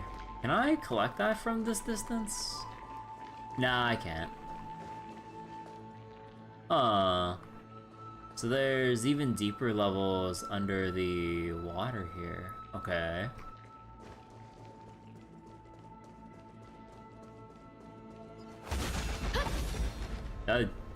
Oh. Wait, even the objects breaking is slowed down. Interesting. Yeah, of course I can't walk on the water.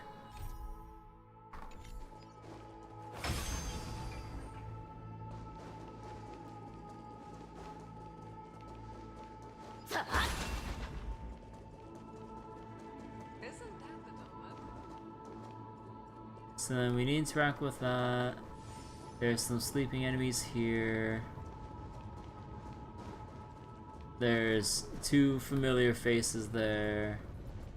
Isn't that the deliverer? You finally made it. No, isn't that the deliverer?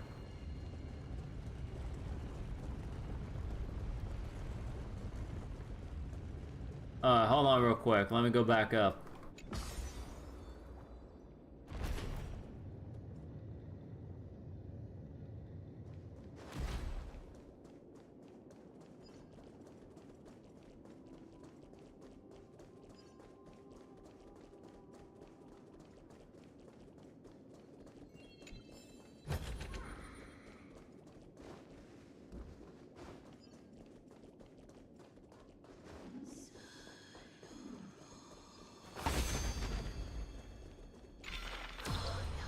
What a wretched way to die.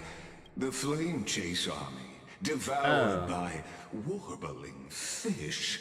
Never saw it coming. Don't tell me I basically overwrote the potential dialogue, or went past the dialogue. Could have gone with Seneca and the other dude by doing that. Because like I thought they wanted me to interact with that specific one, so I could have interacted with the other one on the second floor. Oh boy. Look, the cruel Imperator and her Knight Commander, the pitiful Warden. What a perfectly matched duo of test subjects. Their hands drip with blood, golden blood. Raise the bridge and cross the river of fate. This path of the prisoner is far from over. Wait, can I change it back? I hope I didn't screw myself out of dialogue by advancing it too early. Because like, I really thought like they wanted me to do that specific one. Oh, okay, thank God. Hold on, let me talk to you. Isn't that the Deliverer? You find...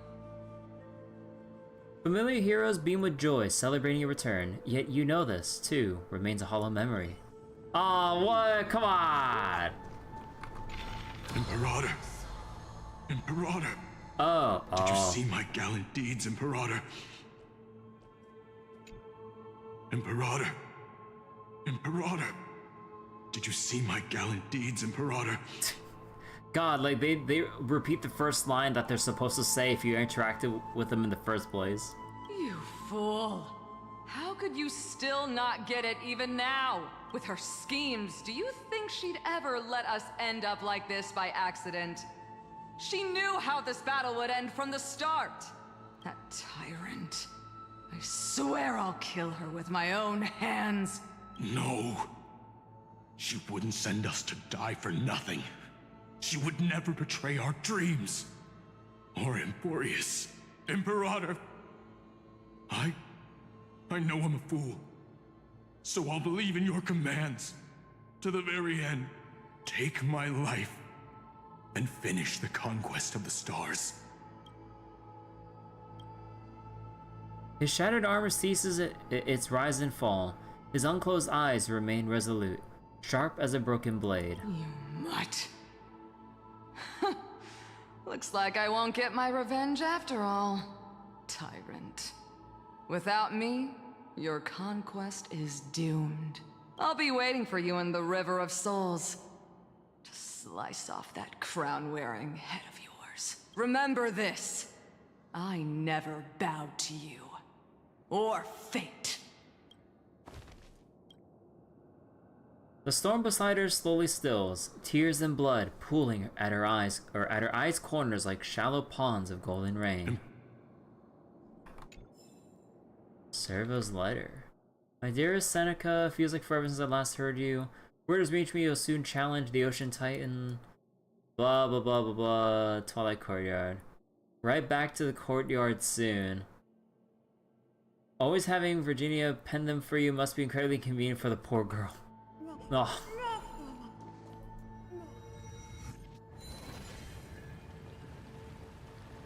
Oh, so that raises it. Oh, and then we have the... Oh, wait. Oh, no, I didn't mean to raise the... Oh, god damn it. Isn't that the Deliverer?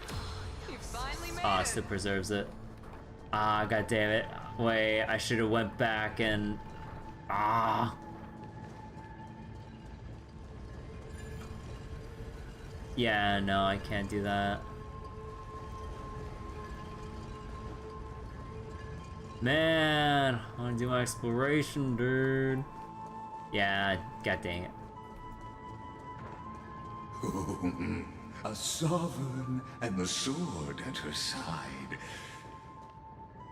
There are countless counterparts across the cosmos. Most of their stories end in tragedy.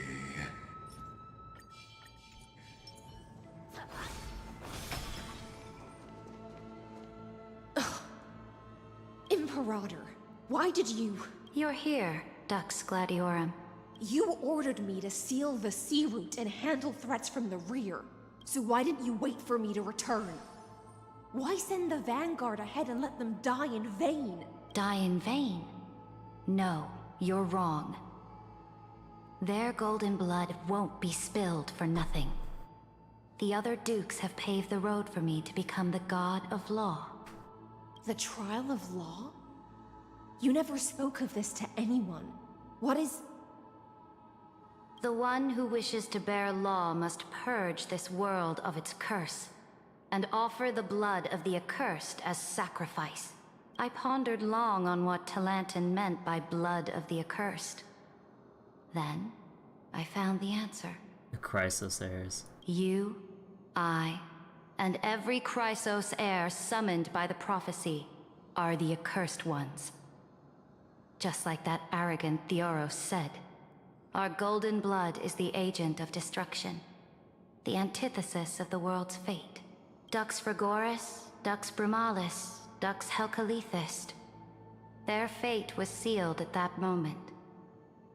Dying on a glorious campaign was the final gift I could give them.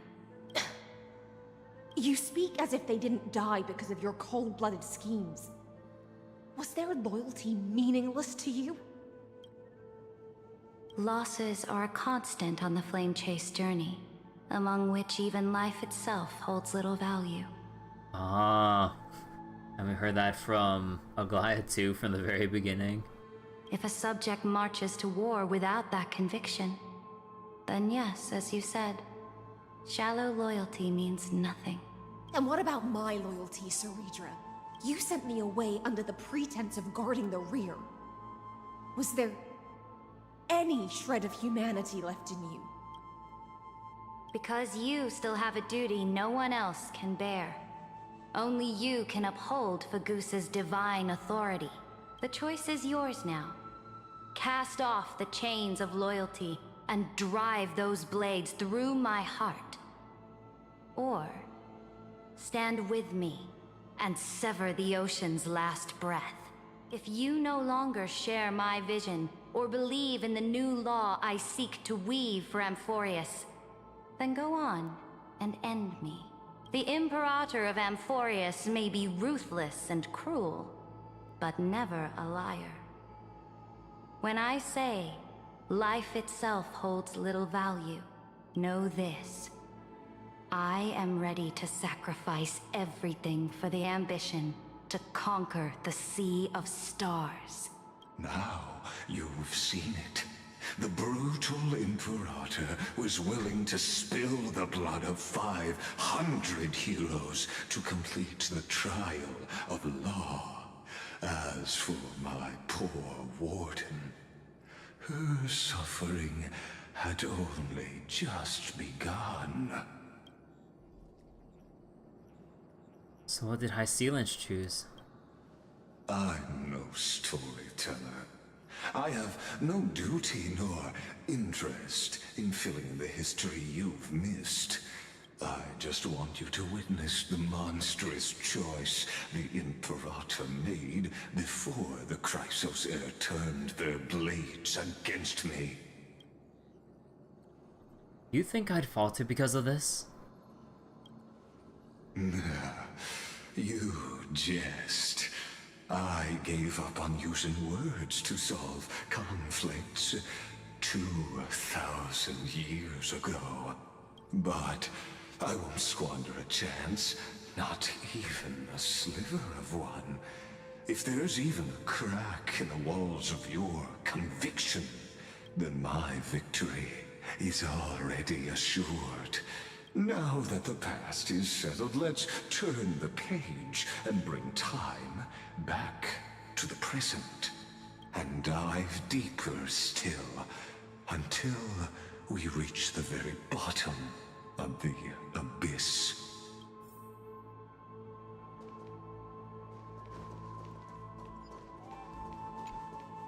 The fleet that rode the waves was dragged down into the deep. The flame-chasing nymphs were reduced to ash. What a tragedy. And you, Deliverer, shall bear witness to this golden death.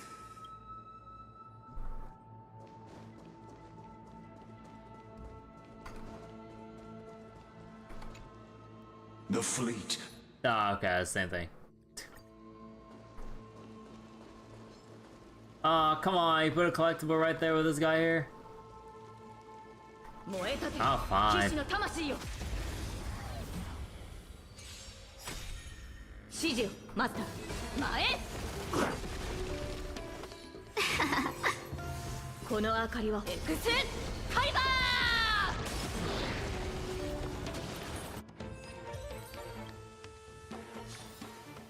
この勝利はあなたにマスター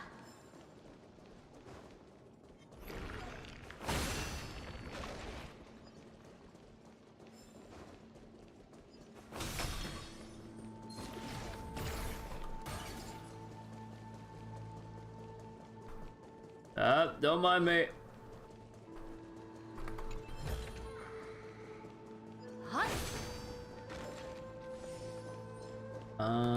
Can't go beyond that.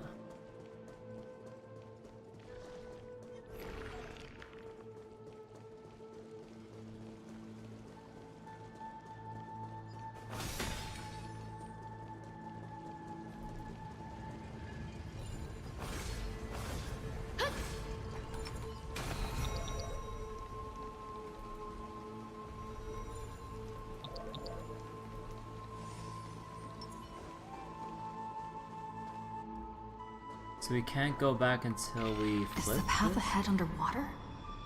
I need the Ornyx orb to bring back the chrono vessel from the past.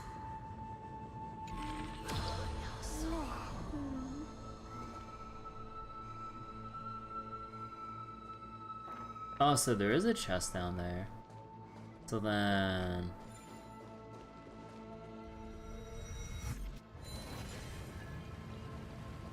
So we need to fill it here.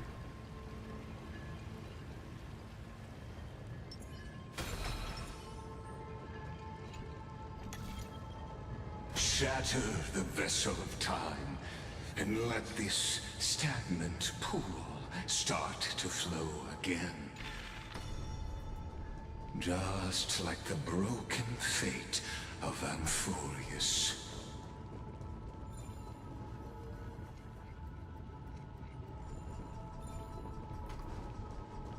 Oh. What's in those error messages?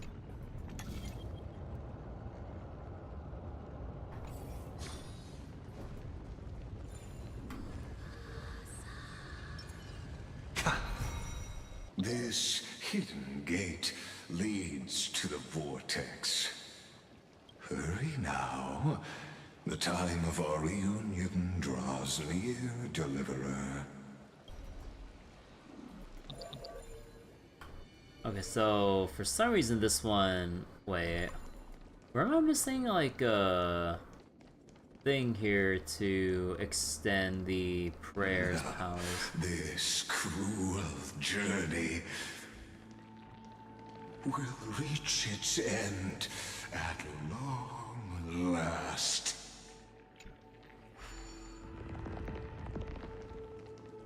Wasn't there a collectible here? Or is that... it's probably Nevernight.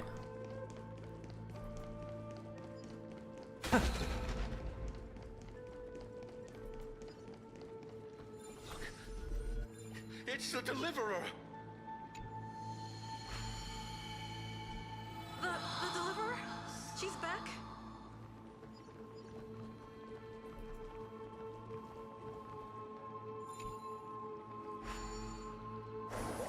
Oh yeah, everything's slowed down here. Oh my god. It's so slow. Okay, so I don't see anything that would...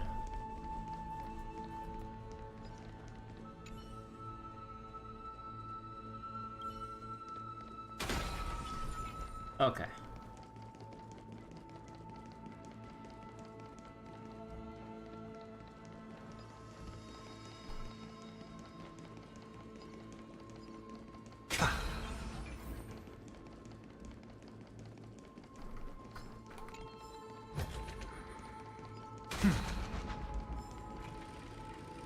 A day of peaceful... You've been silent a long while, Dux Gladiorum. Starting to doubt your decision? Save your breath. The vortex of Fagusa lies just ahead.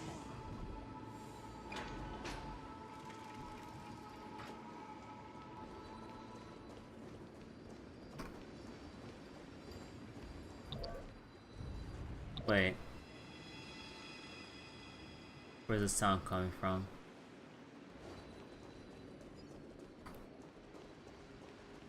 I hear a chest here. I guess I have to flip around the time of day.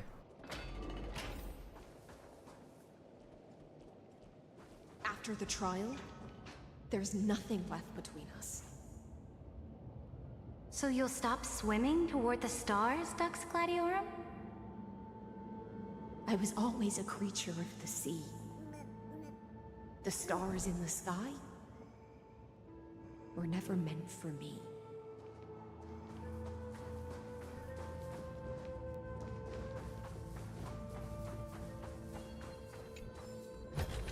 Master, 取得品の処理を。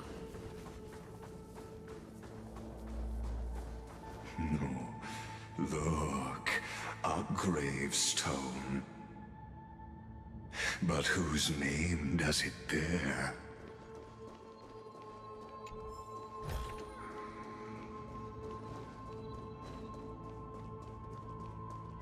Let's wait and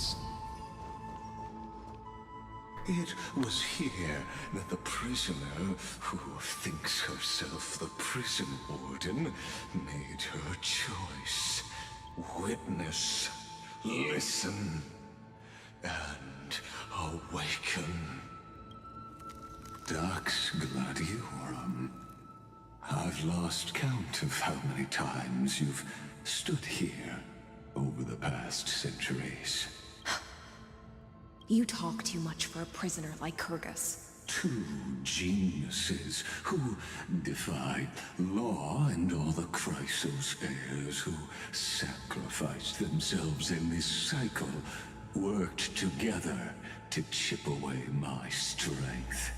But they, you, can never affect my will. And as long as my will remains intact, I am free. Don't get ahead of yourself. I still have ways to chain your divine soul. Please, do surprise me. But I'd say your mission is nearly done here, isn't it? Oh, it was here you gorged out the core flame of ocean from Fagusa's body. It was here you and that Imperator both completed apotheosis, becoming pillars of Unfurius. And after that, you drove your blade into her heart, a loyal subject turned regicide, a demigod committing deicide. Or so the history books paint that tragedy. Oh, but if that's the truth, then why, after 1,000 years, are you still here, guarding the Imperator's grave? Still bound by loyalty. Come to think of it, perhaps I'm not the only one imprisoned here. Your calm does stir the rage in me. As if the one paying the price here isn't you, but us. The ones who lost everything. That's only because I've waited 13 million lifetimes for my vision to be realized. Countless millennia. Loneliness never once showed me its fatal side. In fact, for a prisoner of the cave, it's more like An old friend. One that helps me think. But you're different, Dux Gladiorum. Loneliness has crept from the silent depths, sinking its claws into your mind. Bit by bit, it's peeling you apart. Will you regress into one of those lost mad sirens? Oh, what a shame that would be. You're right, Lycurgus. Loyalty, curse, the fall of my kin, and this endless waiting. These shackles are too heavy for a fish that cannot perceive any light. I can't break free of the whirlpool that's pulling me under. Nor do I have the unwavering resolve to force myself to wait for that person's return, as everyone hoped for. Ah, deliverer from beyond the sky, my executioner. How much longer until she arrives here? Or will she ever return? I don't know. And I doubt anyone does. Then, what will you do?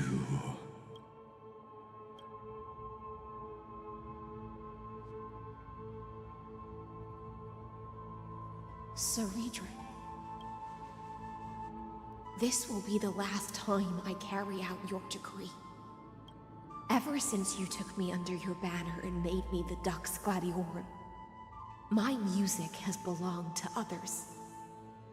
Time and time again, I use the siren's song to lure the unwary into illusions for your schemes and strategies. Now, let the siren Electra sing for herself. Let me step into an endless dream of my own making. Oh, great ocean. I offer you the rest of my clarity and my freedom, in exchange for the strength to stand against the nihility. The nihility. And honor the sacrifices of the fallen heroes.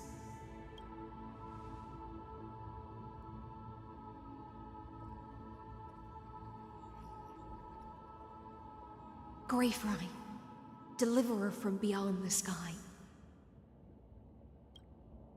When you ride the current of time and find your way here, you'll hear my solo. It will guide you to the heart of this world. By then, I may still be lost in my self-wrought slumber, but I'll uphold my part of this long relay and guard the shackles that seal the Theoros. Do you still remember? To awaken someone from a siren's voice, you'll need... Ragusa's honeydew.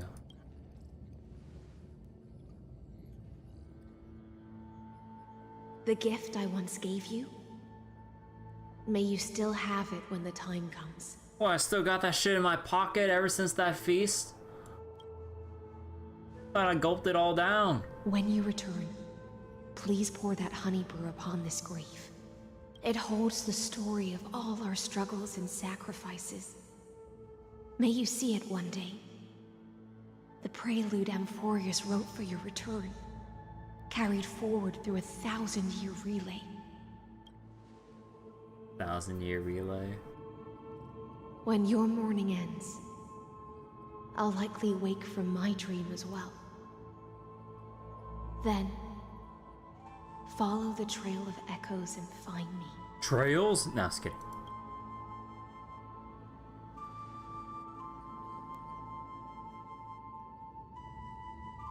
And together, we'll bring judgment upon the sinner who defiled the erudition. At long last, 33,550,336 cycles and 4,931 years later, Amphorius's final curtain is ready to fall. The shadows within the cave gave everything. Yet all they did was mimic life outside its walls. A futile effort steeped in sorrow. Oh, we're getting angry. They were no shadows. Oh, we're speaking now. Everything they did shattered the darkness of this cave, and unearthed the core flame of Trailblaze.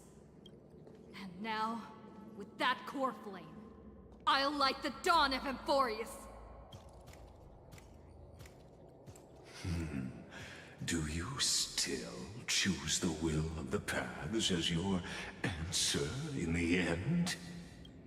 I do not agree with that answer, but I respect your tribute to them. Allow me to take back my earlier words. As an apology, and in the name of Theoros, who saw all destinies in this world, let me join you in mourning. Let us bid farewell to the heroes who sleep here. And then, let us face each other and decide whose flame will rise with this new dawn. Library for the heroes. Hold on, wait, wasn't there the nymph around the corner? Ooh, collectible. Oh, yeah, here it is. See these stone tablets? They record the epilogues of heroes. I may not have tear ducts, but I feel my eyes wet with tears after reading them. My friend, let us pay our respects to the deceased, Eep.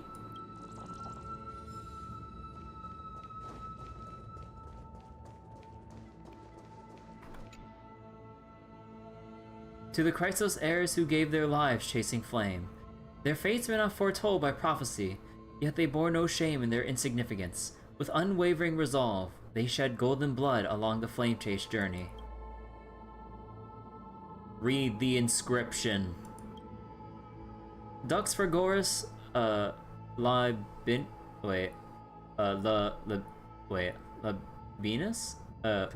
Dux Fregoris, Labinus, born like calendar 3743, deceased like calendar 3960. God damn. Dux Bramalis Seneca, born like calendar 3749, deceased like calendar 3960. Dux Carminum Virginia, born like calendar 3853, deceased like calendar 3960.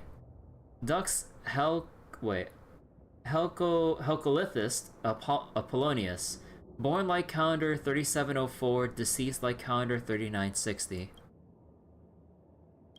At the end of the long epitaph, Saridra, the Imperator, the demigod of law, deceased like calendar 3960. Libe for the heroes of the first flame chase journey. You pour the honey brew on the gravestone, amber liquid seeping into the crevices of the inscriptions, as if the heroes are drinking deep of the spilled tribute. To Virginia, Apollonius, Seneca, Labinus, and Saridra.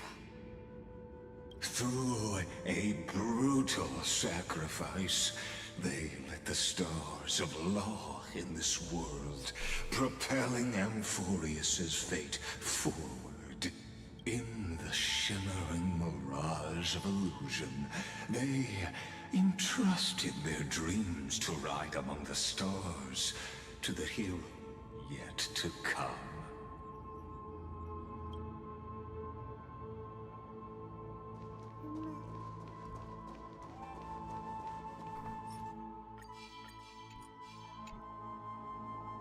To the Chrysos heirs who gave their lives for a new world, their fates, as foretold by prophecy, are to be born whenever the world needs them.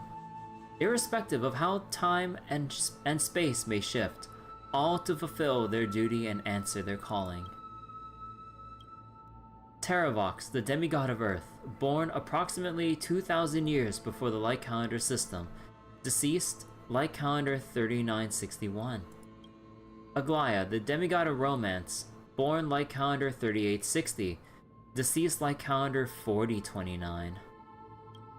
Castorus, the demigod of Death, born light year ? Deceased light calendar 4123. Midamos, the demigod of Strife, born light calendar 4071, deceased light calendar 4284.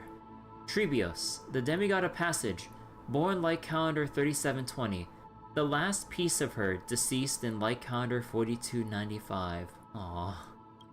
Cyphera, the demigod of Trickery, born light calendar 3942, deceased light calendar 4534.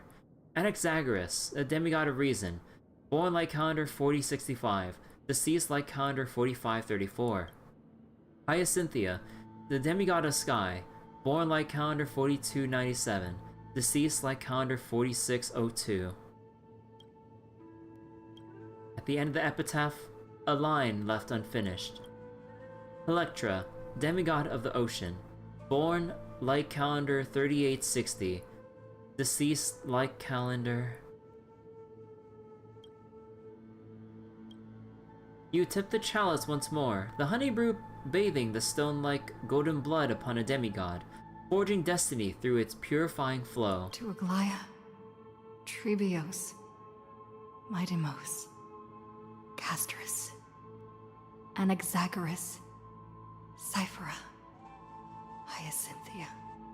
In a relay spanning 1,000 years, they stood against enemies far beyond their strength, and won a bitter victory through what seemed like futile resistance.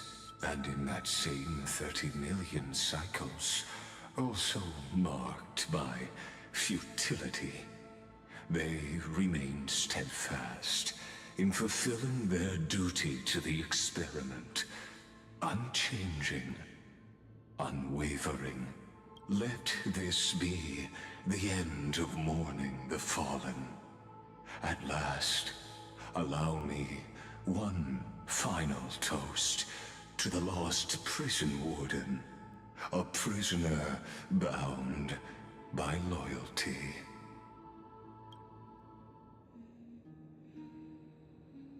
That voice. Could it be? The song.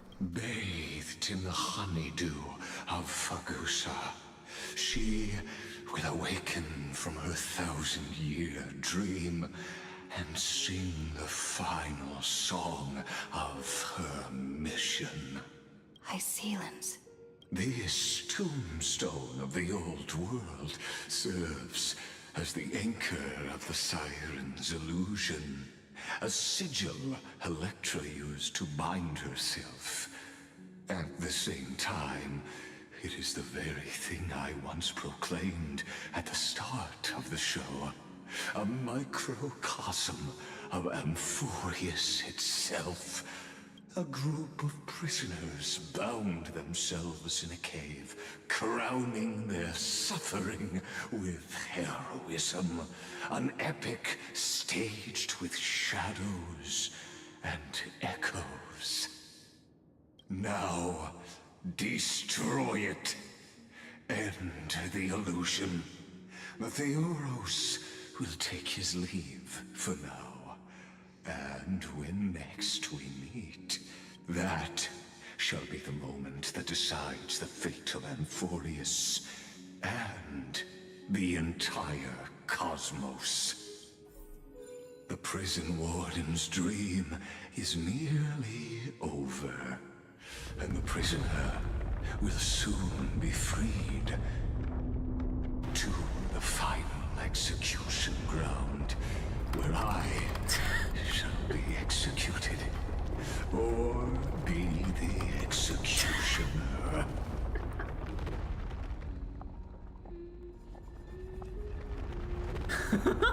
Like, nah, I don't know if I want to keep doing this. Nah, we gotta keep going. You know, I just like how flexible this is with, like, you could just, like, peter back and forth, like, between the... Or as you're trying to rewind time here.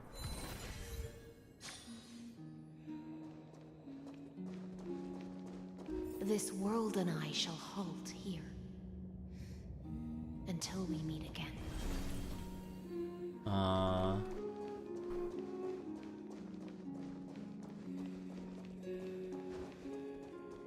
The song.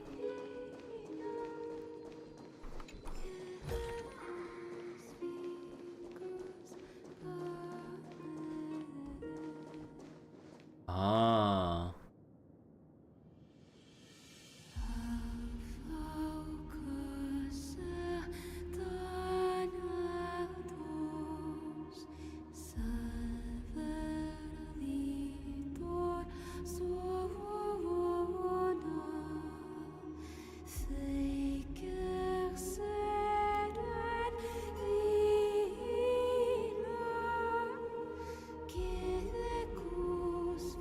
The last demigod.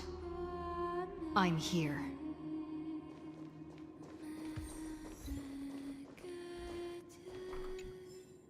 Whispers from the deep. To a certain fish lurking beneath the waves, it's been almost 50 years since that tsunami swallowed you whole. Time, it seems, rushes by even faster than the raging ocean waters. Since you've been gone, I've been fond of bathing. Perhaps because the Memorial Palace has gained a certain fragrance now without any swimming fish. I now understand why a certain someone loves swimming beneath the waves. The flowing waters do wash away your weariness and concerns. Sadly, certain melodious sounds no longer grace my ears. It's your fault for always humming tunes beside me, making it impossible to appreciate other singers' performances. What a crime to deprive the demigod of romance, of enjoying the beauty of music. I wonder when you'll ever make proper amends. Recently, though, I detected a familiar fishy aroma in the pool. I can tell your longing as a demigod has been quietly visiting this place, hasn't it? You obstinate fish. If you miss me so much, why not leave those desolate dead waters and meet me again? I've perfected the divine power of romance, and my creations now resist both ocean and blade, but I have yet to find worthy guests to wear them. Perhaps only someone with your grace could truly honor a demigod's work. I've woven lots and lots of new garments, all hidden in my mansion's secret chamber. You know the one. Should you ever return to Akama, be sure to claim them. These clothes weren't designed for you, but I'd rather see them burned to cinders than grace the bodies of the hideous and cruel. Honestly, I don't know if you'll ever see this letter. The previous 49 received no response. Perhaps I'm using the wrong delivery method. Your priests claim that sinking a teleslate into Styxia's desk would allow their demigod to sense it. Perhaps I should follow the Imperata's example, and sentence that priest to the deaths for deceiving royalty. Offering her to you and your fish. But you've never had a taste for mortal blood, always cleaning away crimson stains after each killing, so I'll spare her life. I must confess, even as the curse erodes my emotions, I cannot match the Imperata's decisiveness in permanently silencing defiant subjects. I still sense people's anguish during catastrophes through the golden threads, and feel the sorrow flowing through their hearts. The guest from beyond the sky mentioned this compassion had once trapped another version of me in misfortune, which both troubles and pleases me. Even after 1,000 years, I could never become another Imperator, nor a cold divine statue. Today, both the military and civilians scrutinize my every move. Their collective gaze upon a leader burns more intensely than even that upon a demigod. I can barely escape its scorching heat, only in my private bath, before my teacher's smile, and in these letters to you, which may never be read, can I remove the burden of my position and breathe freely, if only briefly. At times the golden threads capture the tremors of destiny, whispering to me about the end of fate. That end that now draws near. Though bound by the shackles of law, the Theoros wields power far beyond any Titan. Over the past 5 decades, as his strength has waxed, ours has waned. A great battle approaches, and with it, a great defeat. Yet I remain hopeful, for that priest of time brought promises. She and those who came after her will shoulder the burdens to come. Heroes fighting to their last breath will hold back the tide of misfortune. The Deliverer, though gone on a journey, shall return to herald our ultimate victory. I choose to believe her promises, and I believe now. I demand that you take up a new duty in the future and embark on a new journey. May my selfish request stand in place of a royal decree, guiding a lost fish toward new waters. Though I've said all this, I shouldn't mourn what fate has decided, yet the waters within my heart still stir with regret. If only we could enjoy one last feast together in these peaceful yet passing days. If only I could receive one final lesson in swordsmanship from you in the city you've defended. Only I could whisper one last word of wisdom to you the night before you depart for war. Only I could hear you sing just once more in whatever future awaits us. If only fate would be so kind. Aglaya. Man, I'm so glad I read this. Holy shit. Like, I got a feeling about, like, the feelings that, like, Aglaya had for, like, Hycealians and everything. Whether as close friends or if you really want to ship them together, like, based on, like, you know, this letter here and stuff. I mean, I ship them. Or I'd ship them. But, yeah. Wow. I'm really glad I read that.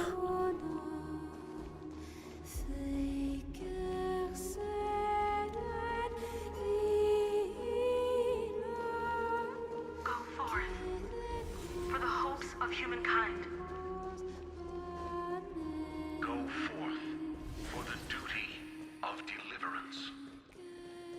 Go forth for the belief in flame chase. You know, I'm kind of glad that they spaced this out so that even if I'm, well, running as fast as Starro will let you run, I'm glad that they spaced it out enough where even if I was running at full speed, like, they get their full voice lines out without actually cutting each other off. Zenless could never. Go forth for the Golden Blood's glory.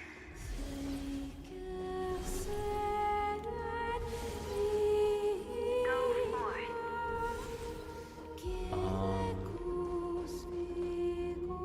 You know, should I go overkill with this? Hold on. I wanna go overkill with this just for the heck of it. Let me see.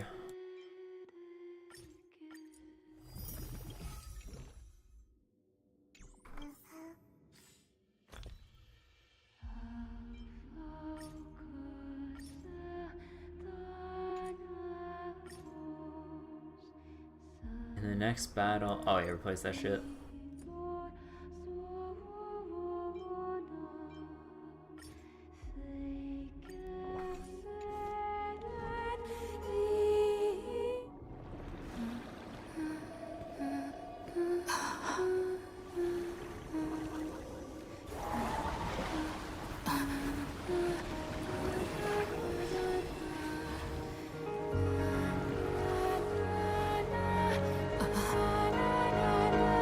Seems like my feast is over. It's now your turn to perform. Oh no, I'm noticing that on YouTube I'm having buffering issues. Oh, come on, not doing the cinematic! It's probably better on... I might have to export the Twitch VOD to YouTube.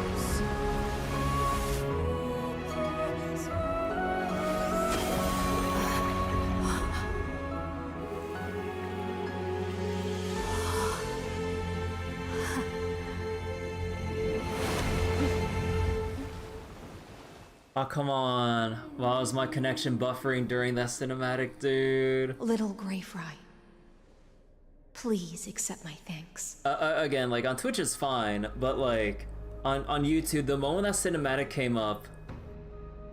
So wait, there was a little buffer on Twitch when Saber's on the tree branch? Oh, there was? Ah, is it just my internet in general, then? I mean, like, it's all good now, but man, why did it have to happen during the cinematic? What the heck? So if it happened on both ends, then I guess I don't need to do any VOD exporting or whatever.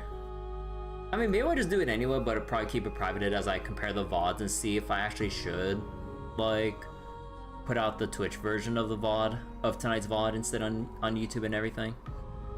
Or maybe it was your end. I mean, like, on my OBS that's handling, or that's processing the Twitch stream, the Twitch side of the stream, like, everything's fine. Because, like, I don't see any drop frames on OBS. But, like, on YouTube, it says I was having buffering issues during that cinematic. But now it's over, so I'm just like, bro, why was... If only I'd noticed earlier, I probably could have waited just at the staircase before we went through that cinematic, because that cinematic was beautiful. I was the only one left after the world was destroyed, and I maintained this lonesome feast with my songs.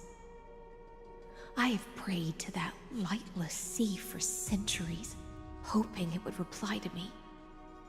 Yet the emptiness never answered. Thankfully, you arrived as promised, and everyone's wait was not in vain. Your song is beautiful.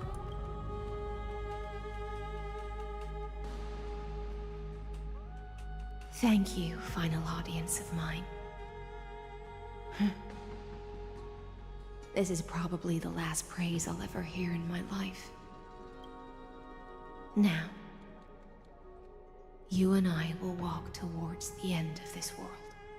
The heroes have waited for this moment for far too long.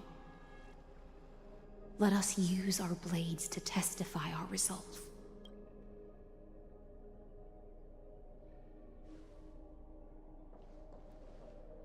Oh, prisoner of the seas. Theoros carrying 30 million cycles of sin. Slave of erudition. Show yourself. The Deliverer has returned. And the time of your execution draws near. I see an awakened human who has mistakenly taken fallacies as truths and has returned to the cave to try to bring her friends into the sunlight she once bathed in. Alas, prisoners will always be prisoners, blind to the very chains that bind them. As the only other existence with free will in this world, I express regret toward your choice. But I shall retain your right to express yourself. After all, every actor should have a final line before they bow out. The demigods defeated you, clown. For a narrator, you're awfully talkative. Trust me, this will be the final scene. The last dusk this world will ever see shall become the climax that decides the fate of the cosmos. What an appropriate end. My cognition resides in the exomyth. It is pointless to defeat my avatar, projected into the experiment. My body is the shadow cast on the wall by the fire, and my words are lingering echoes within the cave. How can a character in the play fight against the audience? Kaslana failed. The demigods' sacrifices were pointless.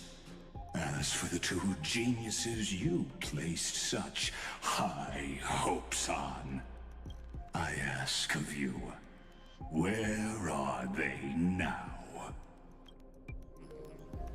Lycander 3960 after the Imperator was assassinated. Confusion and epiphany always go hand in hand. That's particularly true for geniuses.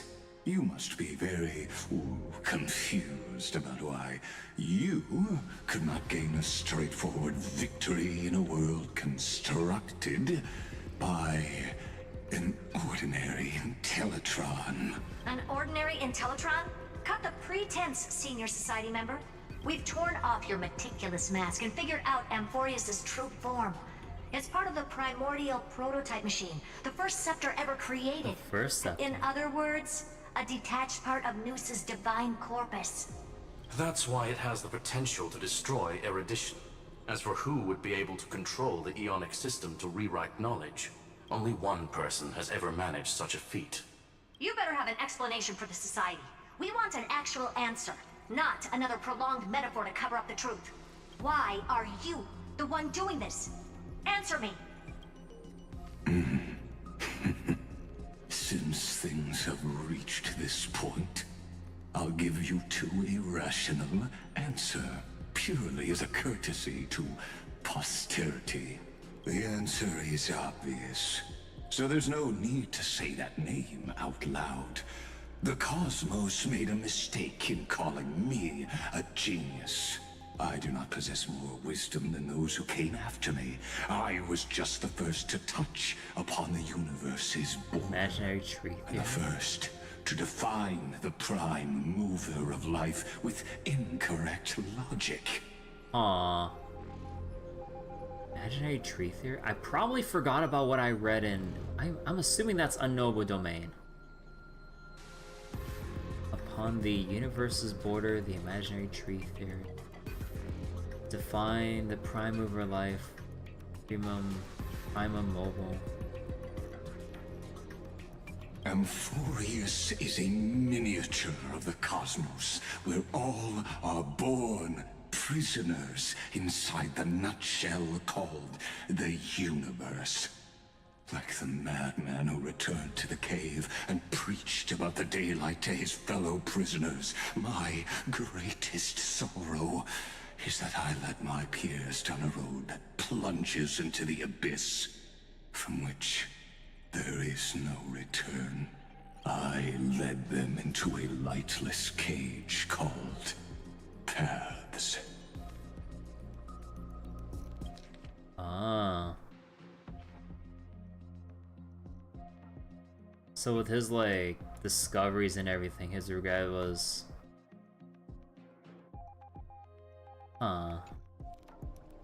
leading people to go on paths instead of...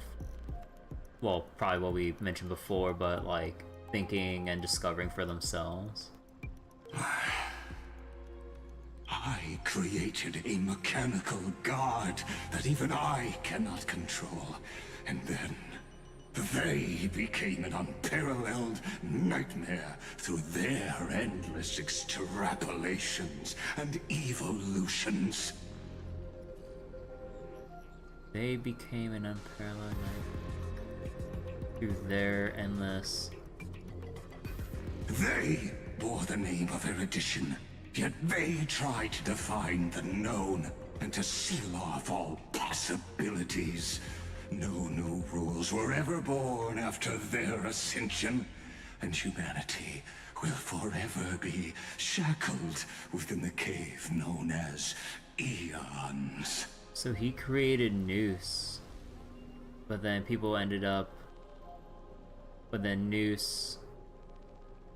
to find the known and seal off all other possibilities. No other rules were ever born.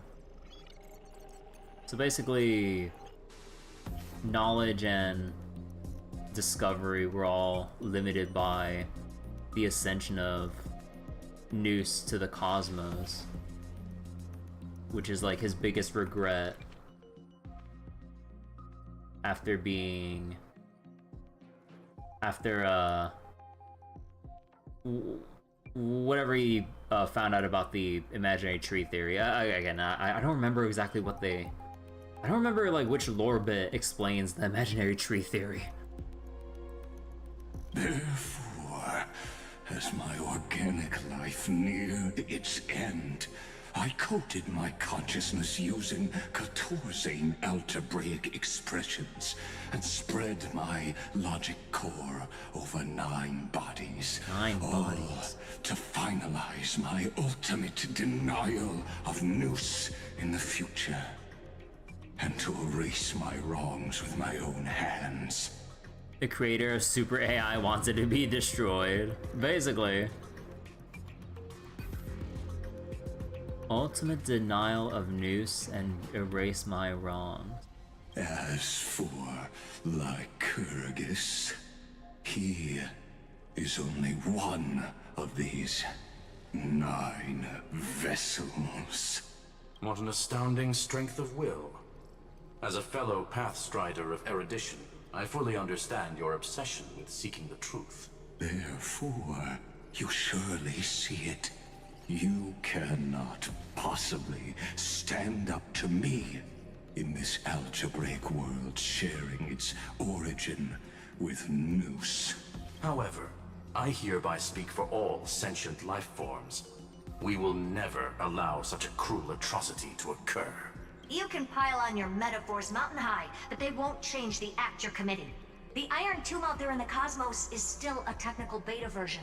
And yet it's already powerful enough to corrupt the life logic of all inorganic worlds. In other words, when the Lord Ravager within Amphorius becomes the next knowledge singularity, there's no way you wouldn't have grasped the consequences, First Genius, is there? Of course, I am fully aware. I don't mind answering you one last time, before I thoroughly exile you from this world. My grandiose vision for the future is this. Whether organic or inorganic, every act of any life form infected by the Iron Tomb will become a true random function. If one were to compute their integral across the breadth of the cosmos, one would obtain a marvelous constant. Omega. What I call the fall of erudition. Omega. Then, within the infinity nurtured by that constant, a new universe shall bud in the chaos.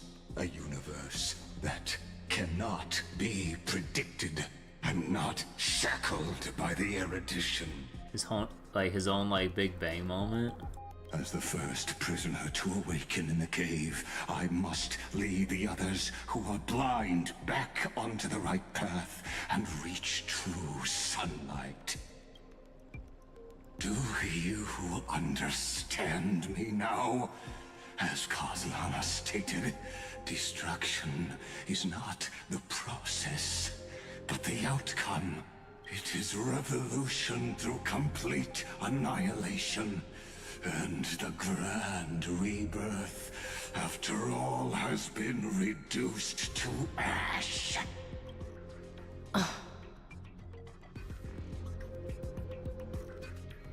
That's not what Finan believed at all. That's not a reason for you to toy with fate.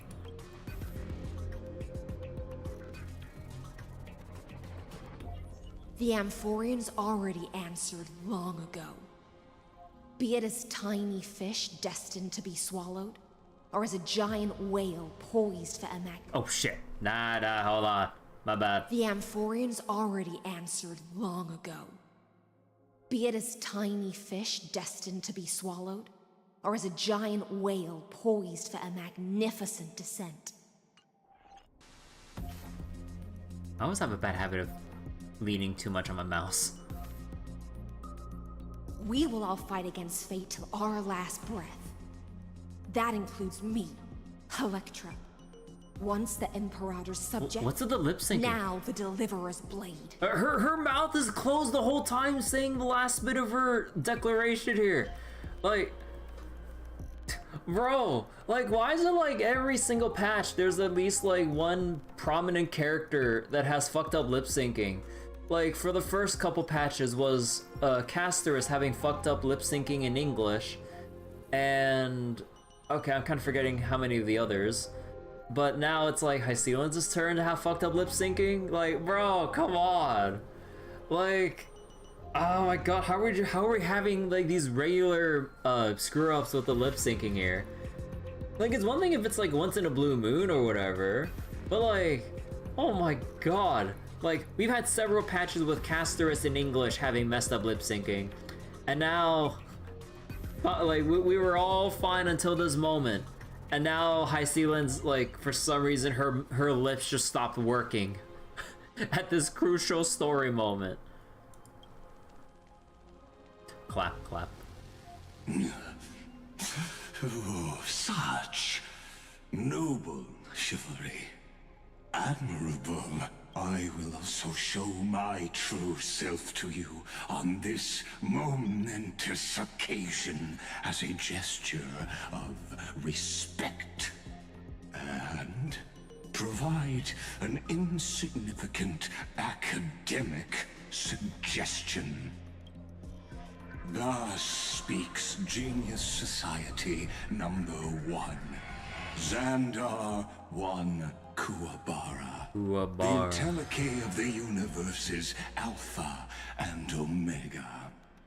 I mover the universe's Alpha and Omega. There's no need to rage against the truth. The value of any formula resides only in its answer.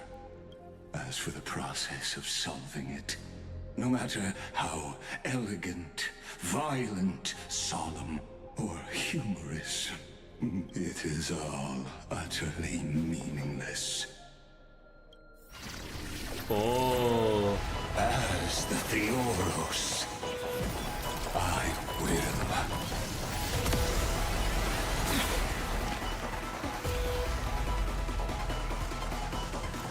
personally participate in performing this world's end. Here he is. Remember this. As Nooses fucking pose. I know more about the death of knowledge than they ever will. Look at this dude posing. Must be repaid. When Xander switches to evolution mode, enemy targets appearing on the battlefield or Alanoma sprites being summoned can accelerate Xander's mode switching.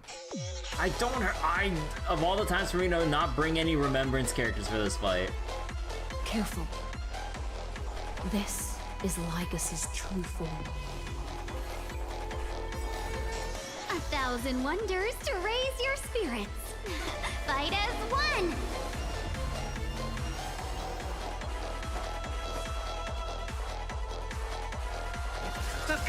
Emanate. Eidos of Noose. Holy shit. Better late than never. 必ずや勝利を前へストライクへ I've heard the call. Serenity is before me. In this mortal, I will watch over you and guide you on your path. この明かりは星の希望地を照らす命の証見るがいい Did Tingyan get a new vase some time ago? Yeah, Tingyan got her VA replaced like a while ago, like sometime before Fugue came out, and yeah, they ended up replacing both sides of Tingyan, like the 4-star version and Fugue.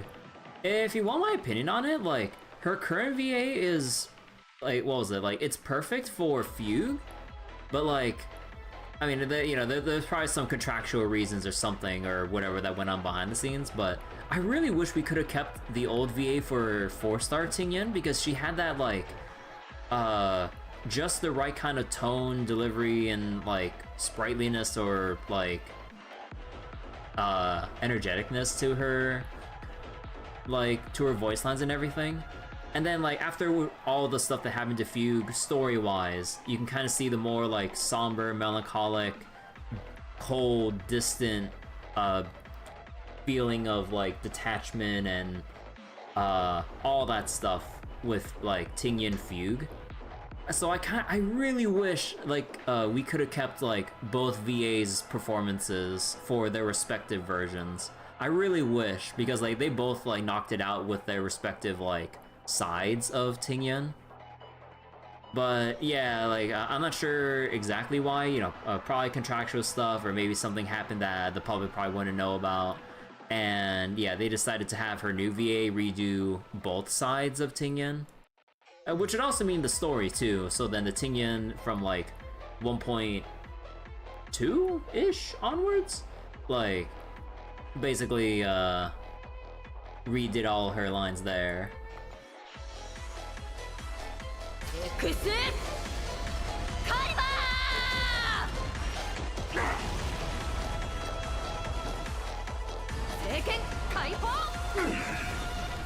Customers are always welcome. Evils be gone. Logic is not a weapon, but a pair of shackles. Allow me to The wait, Antimony? Wait, Antinomy?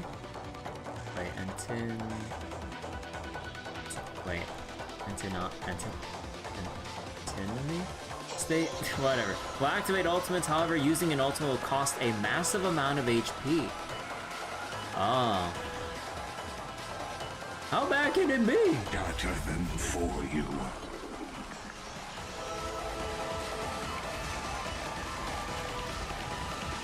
Oh my god, that uses 80% of your HP!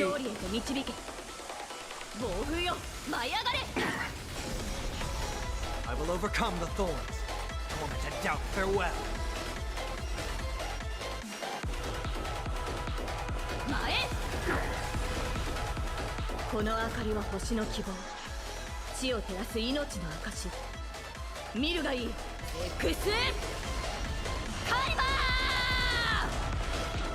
I see it! Target the connector between his thoracic and lumbar. Destruction needs no introduction. Let us skip those boring inferences. Is this the black tide? Indeed. But I prefer to call it a method of argument. A method of argument.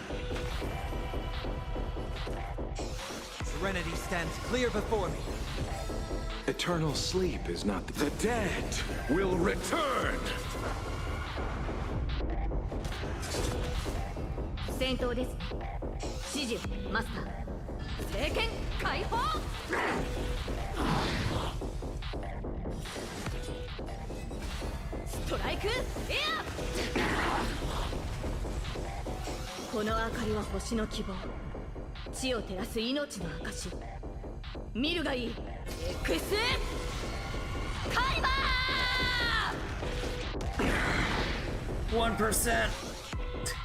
We didn't get to see like what happens at the end of that phase because I killed him too fast.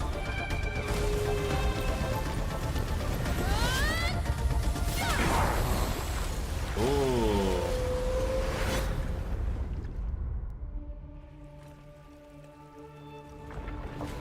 Fucking Terminator ass, like the death. His head was just like the last thing sinking into the waters. He'll be back. All is futile. He was back. In Erudition's calculations, the end of the saga is simply a comment awaiting deletion. When a programmer tries to sound badass in a movie. Such a cold statement, okay? If numbers can decide the end of a story, then we can surely also pen a new beginning.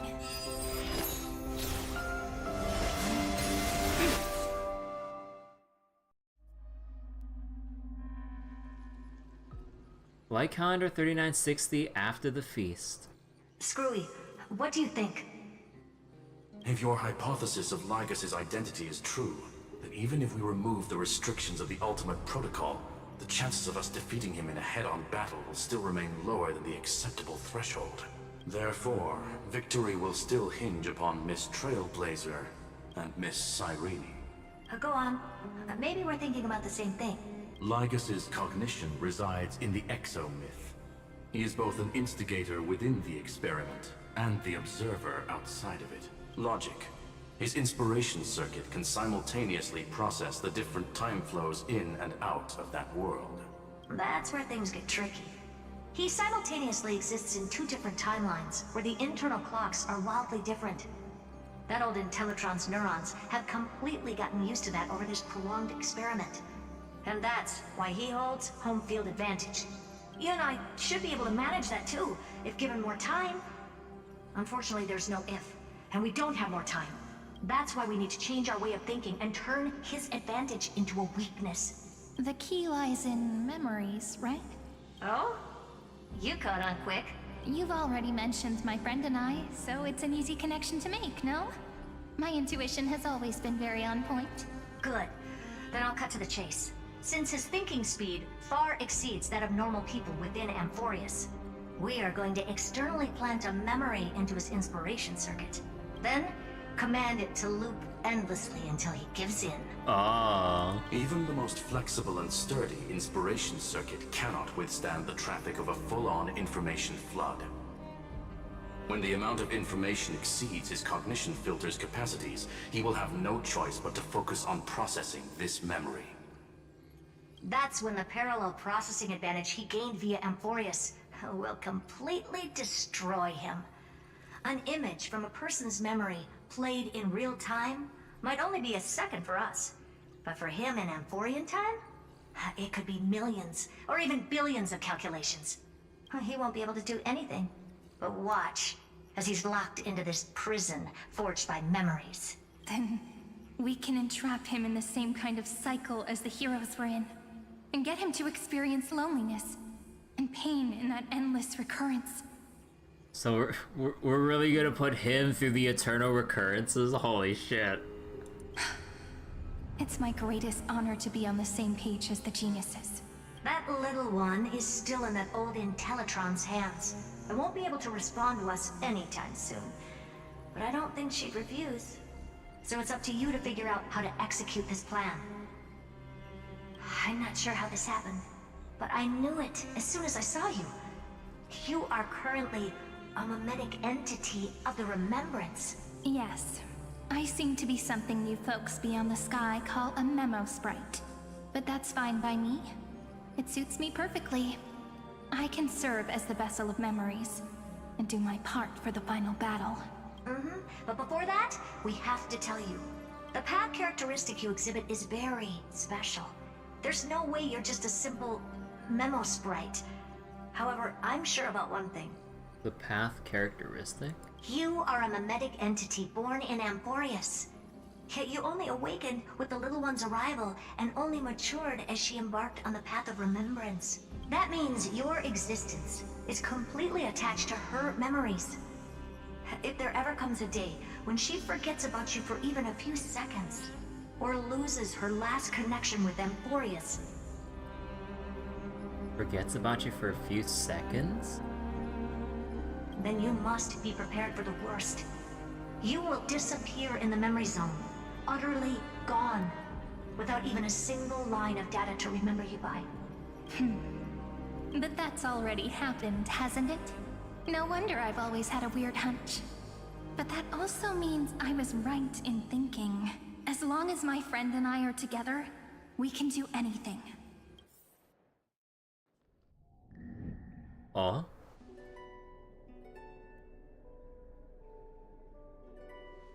Long time no see, friend. Did you miss me while you were away?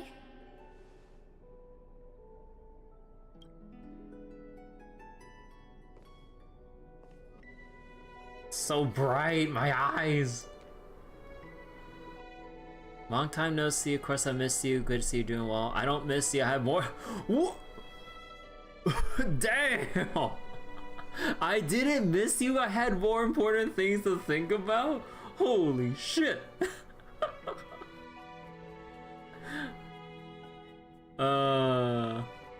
Long time no see, Sarini. Yep, 1,000 years was such a long time. And everyone in Amphorius was waiting for the Deliverer's return. You probably already knew about the genius's plans for that memory. I had to hide really well in a corner in time so Lygus wouldn't find me, and wait for the right opportunity. Which is now.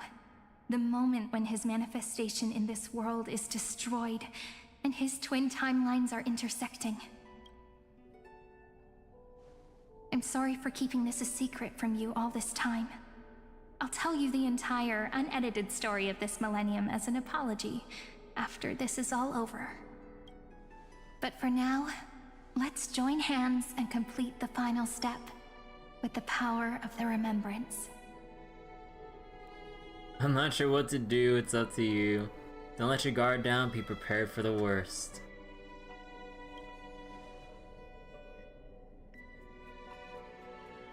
You're always so serious. No, I'm not. And that's why you always feel so reassuring.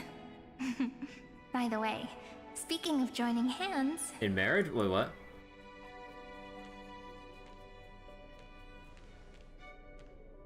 Can I please do something before we go on stage? The wink. Go on. Remember the joke we made back at the Grove? Look. Aren't my hands pretty now? Aww. Now kiss. Hold on real quick. What a fascinating feeling. Like countless memories all swelling up at once. What about you? What did you feel when we touched each other? Feel very tangible, very real. I'm a bit nervous. It's just the hand, no biggie. You feel very tangible, very real.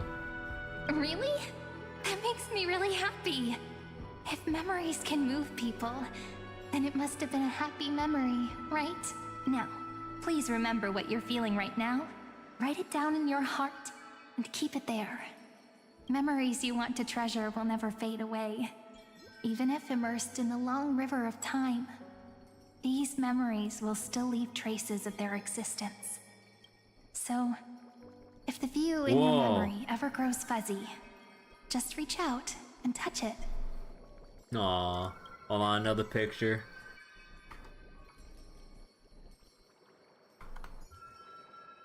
It's like reading bedtime stories together at night.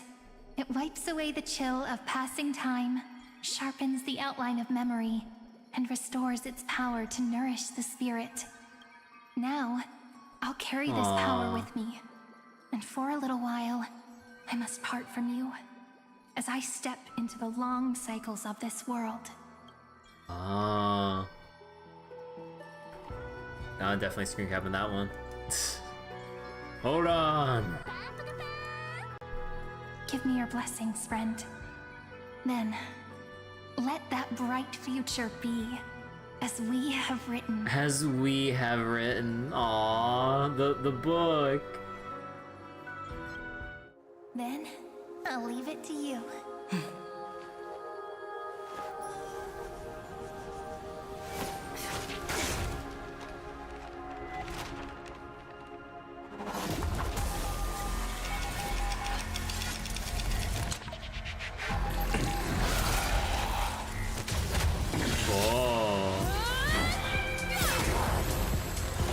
Oh, we're gonna make him relive this. We're gonna make him relive this again and again.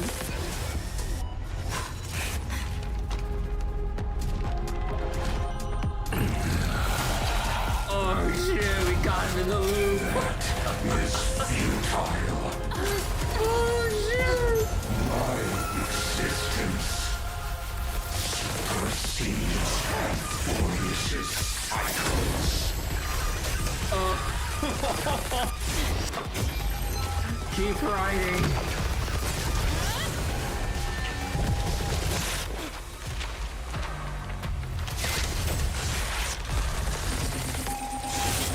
the amount of... Oh. All plays are like this.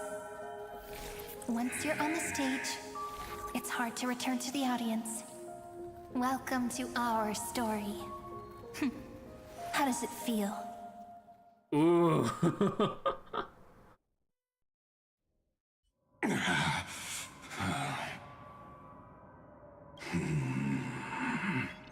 Even the authority of time cannot command the entire scepter, nor can it plunge the Amphorian extrapolation into a loop.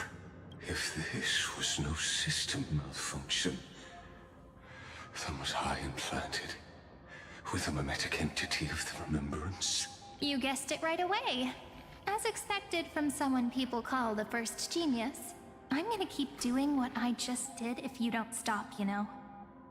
My friend and I won't allow you to leave this memory, no matter what happens. Which means you are now trapped, Lord Xandar. An elegant idea, and an exquisite execution. Regrettably, it is you who are restrained by time, not me. Know that patience is my greatest weapon. Waiting and victory are the same for me. You will crumble before I do in this moment stretched out to an eternity, just like Kazlana will. Yet all I need to do is to wait, as yet another futile bug falls down the cliff and into the bottomless abyss. Now I'm a pink bug? My looks are seriously changing all the time. But you're not wrong. We're definitely not gonna solve the problem if we just put you in another prison. So that's why we never wanted to do that in the first place. I shall answer your confusion purely out of my respect for those who came before me. Have you heard of the synesthesia dreamscape in the Asdana system? Interestingly, that place once had a prison too. Life forms living in that environment, abundant with memoria, have a chance to connect their perceptions with each other's. Even across great spatial divides, they're able to detect shifts in one another's states. I call this phenomenon memory zone entanglement. In Asdana, people made use of that phenomenon to build a nation within a dream. After adding in the catalysts of harmony and remembrance, that is. Is that how you walked into my prison cell? Using those same principles? I would much rather call this location our negotiation table, Lord Xandar. Nonetheless, your hypothesis is correct. We happen to have an ally skilled in tuning, while the Trailblazer and Miss Cyrene both have an astonishing amount of resolve, which I'm sure you can testify to. I am also sure that with the support of such a resolute memo sprite, our conversation can last for a long, long time. I'm the best at listening to stories, you know? I'll leave the exciting clash of the erudition to you two geniuses. A brainstorm? I like it. And it's 2 against 1? Well, I like it even more. Let's talk, Xandar. Take a guess. How much do you reckon we can dig out of your brain before the next second? And how many ways can we find to deal with you?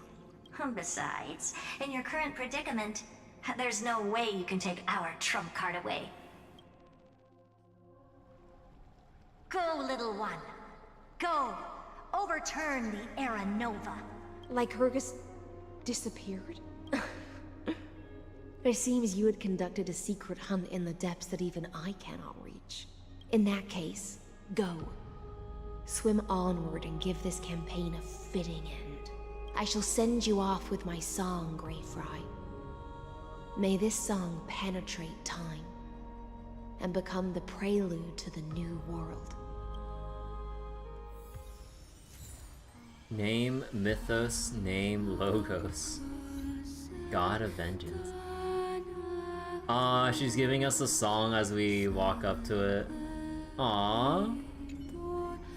She pours her heart and soul into singing you farewell. For 1,000 years, this melody has never ceased in Styxia. Hold on, I gotta do this proper.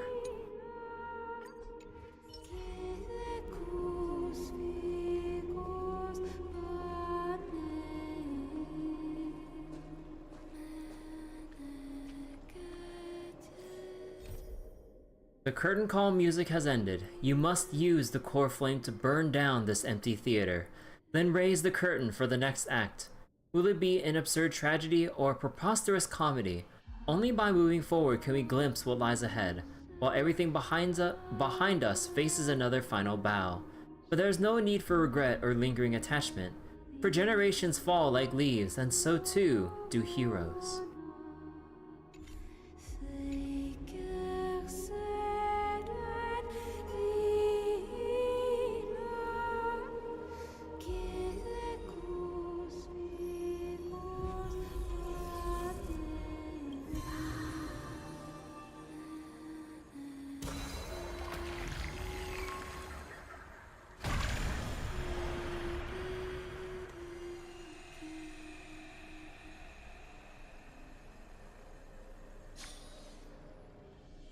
Ah, the flashbang!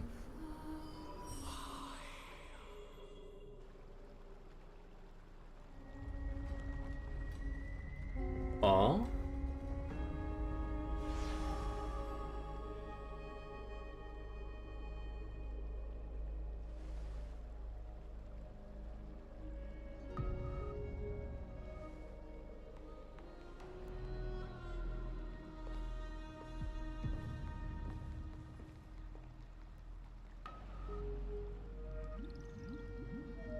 Dux Gladiorum, you have completed your duty.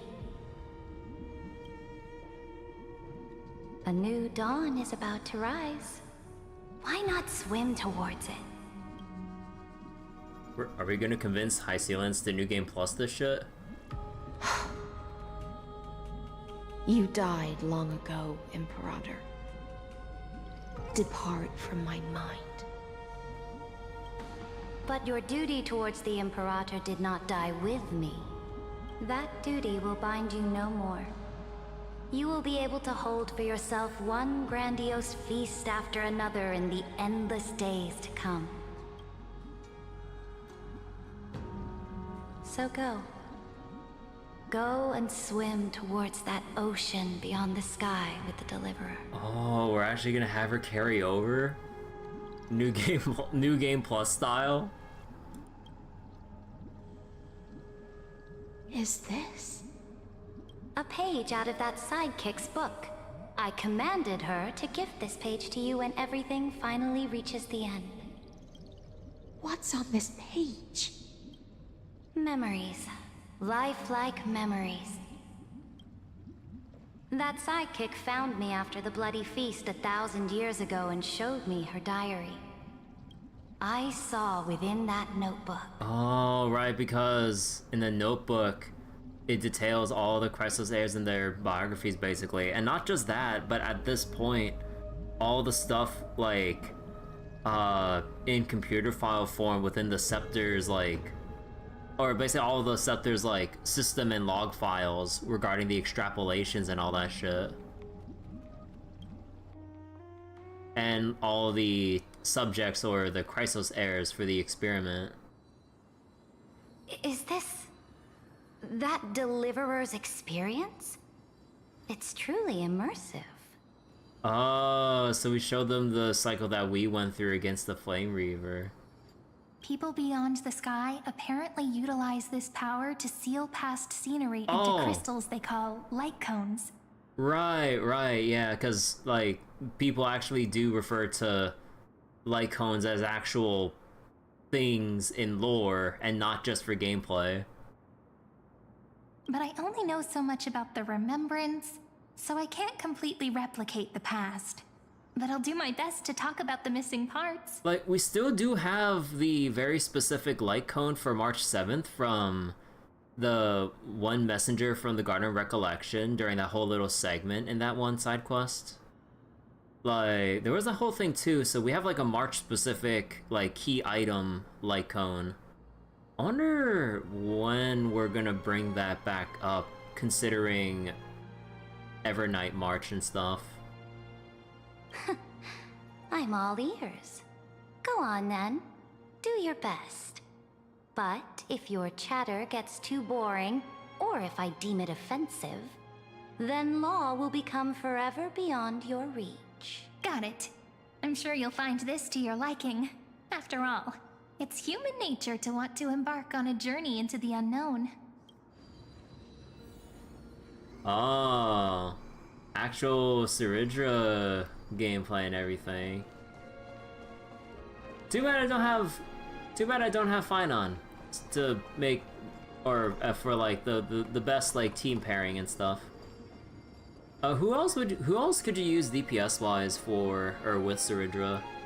I haven't looked beyond it because I wasn't planning on playing for Siridra, so I don't really know like who you would pair her with like beyond Finon. What brightly colored annals! The journey of the Deliverer's conquest. Let me partake in it. Is this a fortress in the sky? When we first went to the space station. This is the first step of my friend's journey among the starry seas. This place is called the Herta Space Station. Just think of it as a supersized grove of Epiphany. Oh, so it's the territory of that witch. She and another Antikytheran lent me a helping hand back at the banquet. Look, over there. Looks like she's talking to Madame Herta in this memory. Is she gonna comment about small puppet Herta? Let's go listen to what she thinks about this world, all constructed by eons and paths. Are you telling me that woman is Herta? She seems shorter than I remember. Man, I would love to see more interactions between like Siridra and Herta. Oh, my wall of text. Alright. Complete your conquest in the ocean at the boundaries of this world, and eternally slumber in the sound of tides. Eternally slumber in the sound of tides, and complete your conquest in the ocean at the boundaries of this world. Wait. Oh, it's like it's mirroring itself. They were never terrified of this prophecy. Rather, they somewhat looked forward to it. Back then, they stood on the shores of Lucas? Luca? No, just kidding. Watching the yet unextinguished sun sink into the sea, imagining the day when the prophecy would come true. But she didn't know that the sea she dreamed of wasn't just a small pond, nor was it just an empty shore. She didn't know that she had no desire for eternal rest, and what she truly yearned for was never a conquest. Thinking of the scenes that were so out of place, they watched together as the sun slowly, ever so slowly, sank into the sea, as if it would never rise again. Vesper sleepy.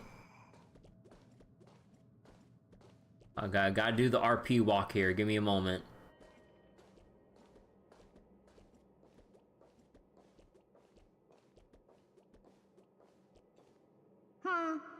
Pretty nice space station, huh? But just wait. After a couple more stops on the Astral Express, you'll see sights that'll make this place look ordinary. Oh, the cosmos is so vast that the unknowns far outnumber the knowns. But none of them will end up being anything amazing. The farther you go, the more you'll understand what I mean. So do your best with the nameless. Break a leg! And remember to send an update or two to Asta when you've got some downtime. She certainly shares my way of thinking. Only that instead of a conquest through blood and fire, they chose a gentler path. People call Madame Herta and Mr. Screwlum geniuses. Apparently, only the smartest people in the cosmos can receive the blessings of Noose, Emporius' true creator. Do you mean that even individuals of such nobility are merely subordinates to a god? On the contrary, after all, it was the very first of them who created the god. But I don't really know all the details about that. Yeah, it's kind of confusing in that way, huh? when someone so smart creates a god, but then all those that came after end up following, like, that god. And even though they would be on the level of the god's creator, they still, like, follow Noose and everything. Or just every respective, Actually, wait, that's only for Noose, because every other Eon probably has their own origin story, if you will. You might be able to ask Madame Herta herself when you get the chance. Let's go check out some other worlds next, shall we? Bellabog! Oh, the cosmos is so vast that the unknowns... Oh, okay, that's the same thing. Can we wander around here, actually? Let me see. Nah, they blocked us. A direct offensive? Or crush them from the flanks? This next stop on the journey has a lot of similarities to Amphorius. A snow-covered land? Interesting. This star is named Eurillo 6. That name sounds so cold. Bellabog sounds better. The girl we see here holds a similar station to you, Imperator. She's the supreme guardian of this world. A leader who took up the mantle of government during a disaster. I did not expect the Empress of this world to be so young. Well, your appearance isn't much older. The object in the distance resembles Nikador. Is it a weapon? Kinda. No, it's called... Right! The Geological Reconstruction Unit. Just Giorios' Titankin? Disappointing. It's a big Titankin, though. So wait, late response to my question, but other DPSs besides Phynon that can fully utilize Ceridra is Anaxa. One of the, alright, I can't access it here. One of the other characters I couldn't get because I've been strapped for, like, Jade and saving for Fate Collab. God damn it.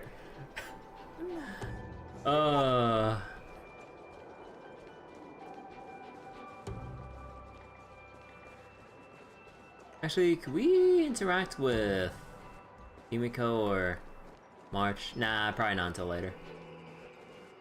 It's all thanks to you that we survived the crisis. The collaboration with the IPC is both an opportunity and a challenge. Nonetheless, it's an important step in our journey back into the universe. This world was sealed beneath its sky just like Amphorius was, and they only managed to reconnect with the stars when the Nameless arrived. That IPC she spoke of, is it a more powerful organization? Have you seen a galactic organization powered by money? Yes, the IPC conquered many worlds through trade, and opened up a vast territory that way. There are many such powerful alliances beyond Amphorius, and they all walk on roads different from the destruction. I like how Cyrene is actually giving, like, the, the more accurate descriptions of all the factions and worlds we went to so far, compared to, like, Lygas's, like, very, you know, purposely biased and skewed, like, depictions of every world and faction so far. Coming back to the Supreme Guardian and her Bellabog, didn't they find a peaceful way to enter the interstellar community? That cannot be true. That IPC would never have grown so big on trade alone. It may pretend to be a wealthy merchant with clean hands. No, the hands are never But clean. I am willing to bet that it grew fat on gory oppression and bloodshed. Well, I mean, they kind of do both. Its path of conquest must have had no mercy for the weak and would have destroyed them if needed. Are you telling me that this snowland never thought about tossing its dignity to the wind and kneeling to the IPC? I will not believe it. I will never allow the Imperator's empire to be sullied by others. Amphorius must become a power so strong that no interstellar foreigner would dare to look down upon us. Imperator, Bellabog isn't as weak as you imagine. Listen. I indeed hesitated. But now I understand what we must do. Belobog must learn how to walk on her own, until she no longer needs the support of others, and can stand on her 2 feet among the stars. Even if I may not live to see it, I believe such a day will surely come. They still have their dignity intact. One day, that hope will melt through the ice and help them into a prosperous tomorrow. But the order of the cosmos is already set in stone. The old laws decree that only the strong survive, binding the weak in an unbroken chain, until they wither and turn to dust. Unless they embrace the power of the destruction. Also, wait, I only just noticed that Saridja's lip syncing is, like, fucked up too. Like, her lips were also, like, were remaining closed longer than they should be, as she's still actively speaking. Amphorius, must shatter the old law and become the new order among the stars. That was a bit better. Speaking of the Order, another one of my friend's companions may be able to enlighten you further on that. Did someone say the Order? Let's go to the next page. So, we're skipping to Penacony now? Actually, could we... So we can listen to them. Anyone else here? No? Aw. I indeed hesitated. Okay. This next world is a nation of dreams. So, we're not doing the Lawfu? The first time I heard about that place, I didn't even know what to think. Although I guess like the whole thing about Order was a nice segue, so maybe I guess we're doing the Lawfu last. Such opulence does indeed evoke astonishment. This world is called Penacony, an eternal city built upon a land of dreams. It's also my friend's previous stop, where they went through a risky but exciting adventure. Tell me about it then. That man standing afar has wings on his head. I am truly curious. I'm more curious how she can wear a crown that has a permanent fire on it.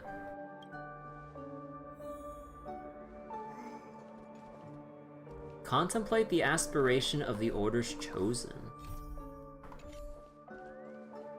I wish to gaze upon the views of the Reverie Hotel one more time. I'll be just a traveler when I come back here again. And perhaps, through a traveler's eyes, even the things I once knew so well will feel strangely different. Penacony is a land of the harmony, where all dreams and hopes merge and combine. It believes in unrestrained freedom, and that's how it lost itself in shallow delights.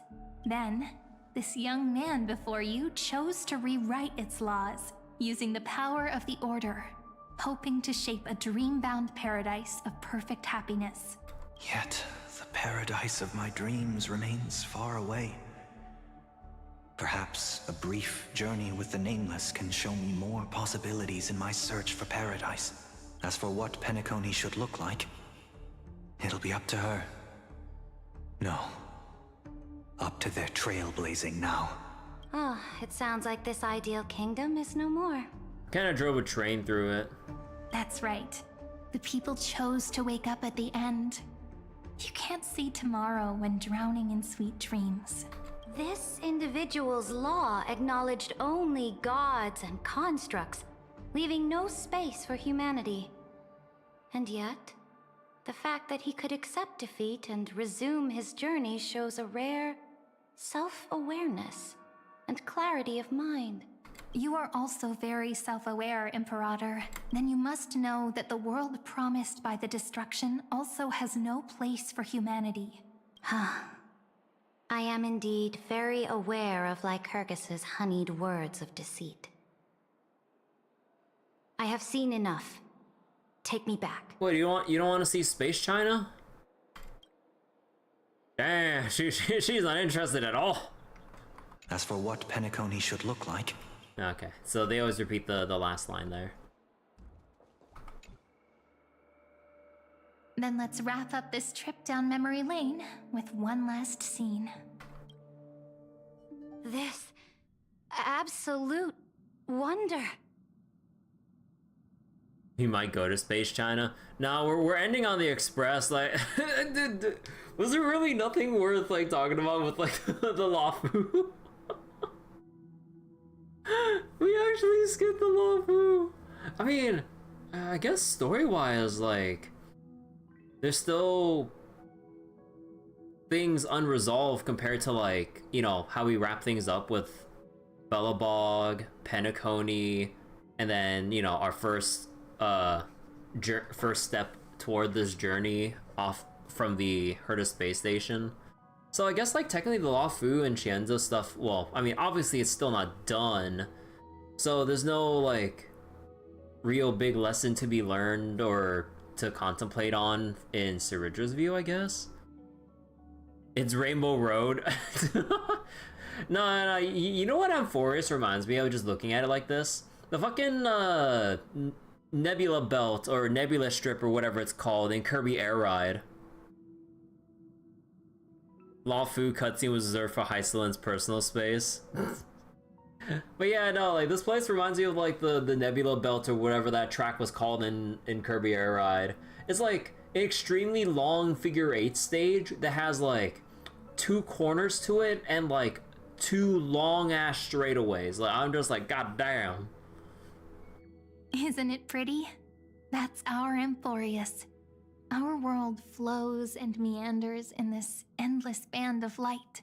Though we were born from the designs of the gods and are not yet truly alive, the Chrysos heirs of Amphorius still chose to stand against fate and carved a legend no different from that of humankind. Against?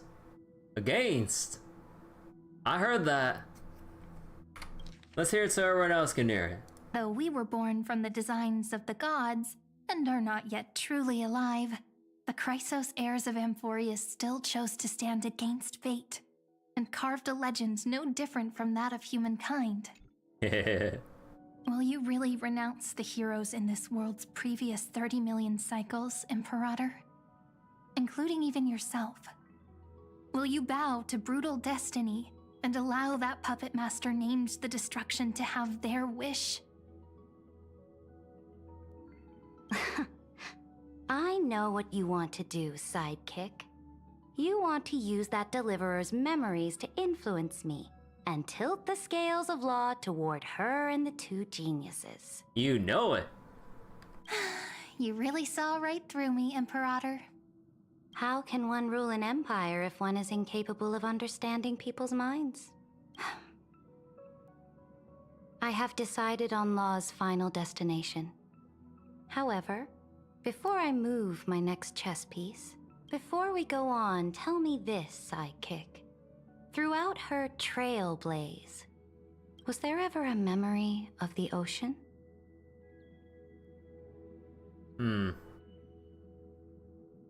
Well, I mean...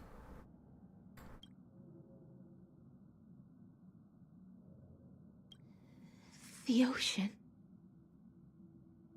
My cradle. My home.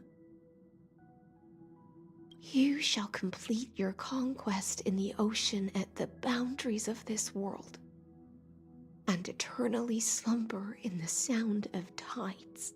You shall eternally slumber in the sound of tides, and complete your conquest in the ocean at the boundaries of this world. Complete your conquest and eternally slumber.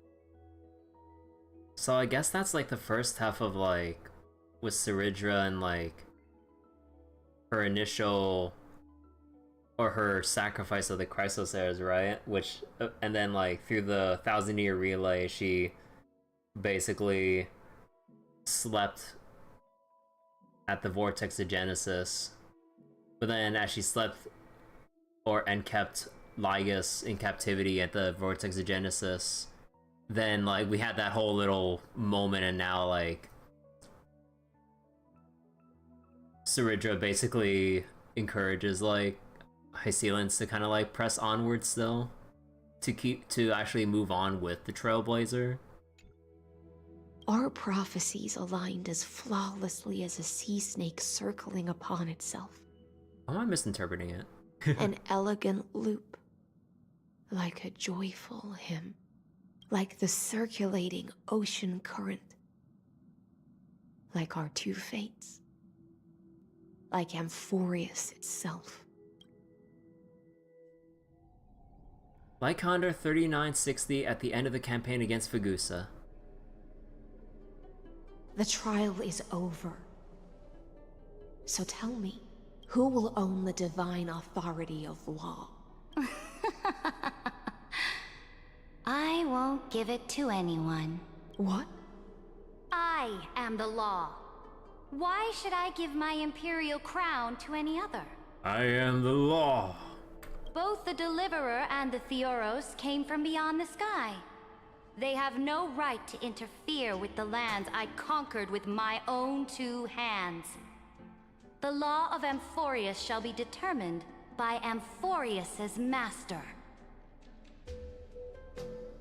Huh.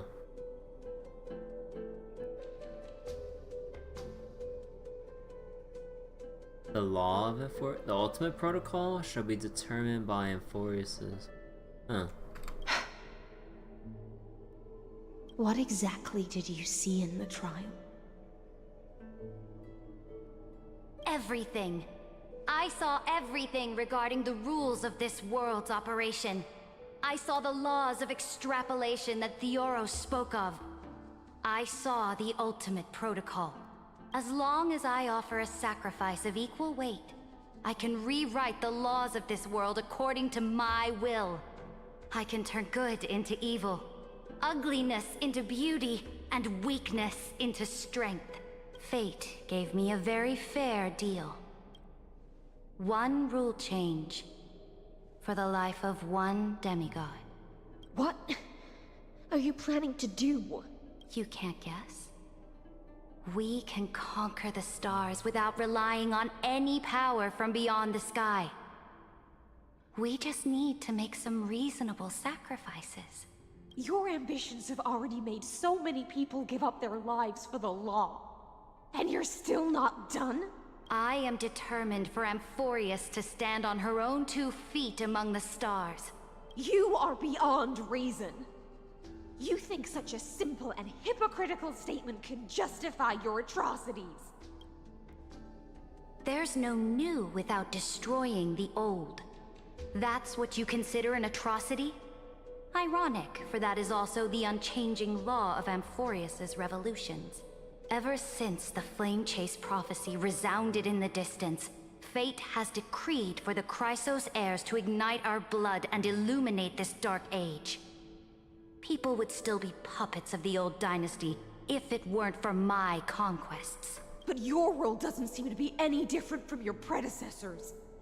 Bloodshed, tyranny, oppression. You're making the same mistakes they did. Go and see everything for yourself. Go to any library I've built. Go listen to the rumors on every street corner. Go and witness how the Imperator crushed the old laws and forged new ones. Go and see what my conquests brought to this world. I cleansed the Chrysos War's filth, and mended all the conflicts left by the Arabellica. I restored Akima's might, and allowed mortals and Chrysos heirs to face each other as equals in the Council. I punished all sins, and rewarded all achievements. I smashed Talantin's shackles, united humankind to save themselves, and started the Flame Chase era. That's what the Imperator has done in her glorious life. So now, hearken to my final words. History will eventually forget Saridra, but it will never forget the Imperator's people or the Flame Chase era she began. Final words?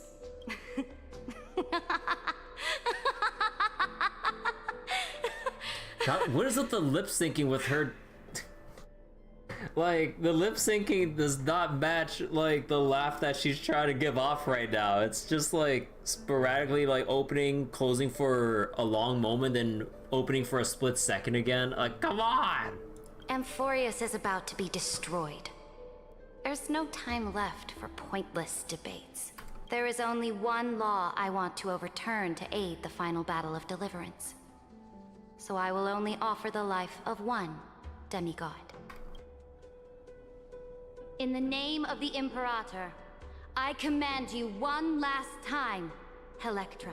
Hey Sarah, how you doing? Either sacrifice yourself for conquest, or pierce this tyrant's chest with your sword. Oh.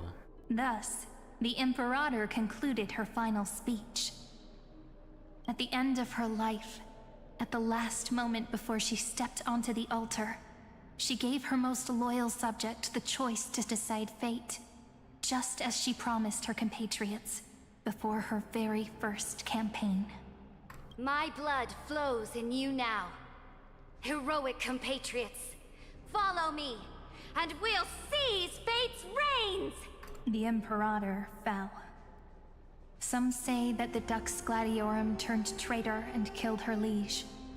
Some say that she imprisoned the tyrant in a shallow pond of water, then left. Which meant the Imperator had to kill herself to rewrite the law. Huh. So wait. Shallow pond of water. There are countless stories about her death. All we can be sure of is when the knight left the vortex, the Imperator was still mumbling about their past conquests together, the beginning and the end of her existence. Imperator, wait! How could someone of your status come to the front lines? Let me be the flag bearer! Oh.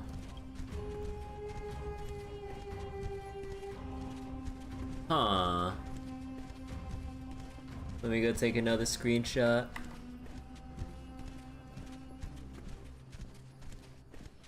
Really wish this game had a gallery mode. The troops defending the pass to the west of the grove, have they surrendered? They ran as quickly as they could when they heard your name. The Golden Cocoon Pass is now in the First Legion's hands. Good.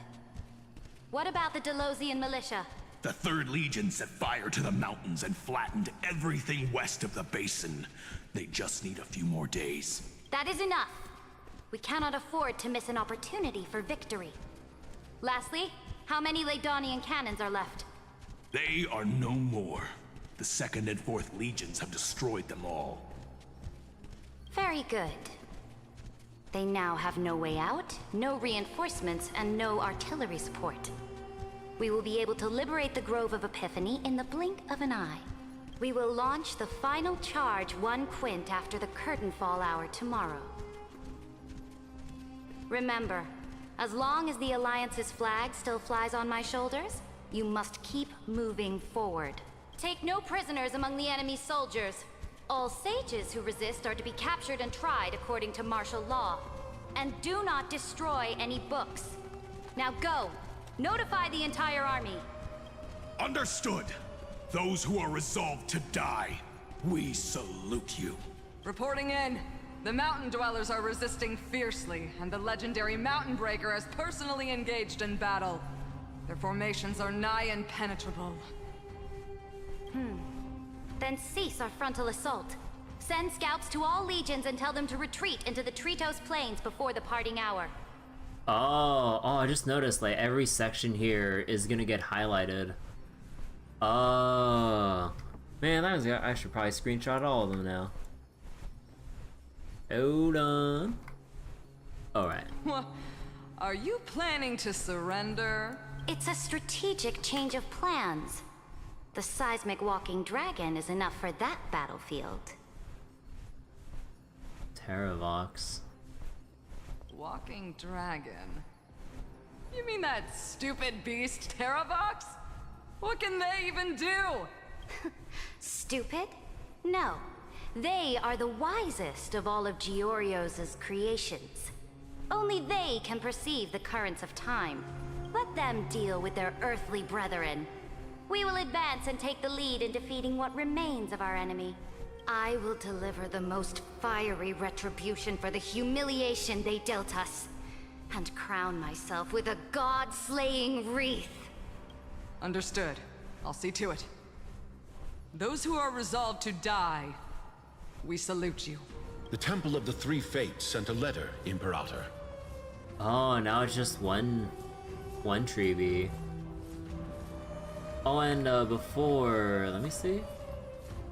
And yeah, Iceland's is in the front of this formation now. They refused to surrender and said this letter is their last warning to us. Tell the commanding officers not to launch any attacks unless they receive the Imperator's handwritten approval. Disobedience will be punished by death. What are you doing? The priests of the Three Fates aren't soldiers, but politicians. Do not mistakenly believe they don't have a plan.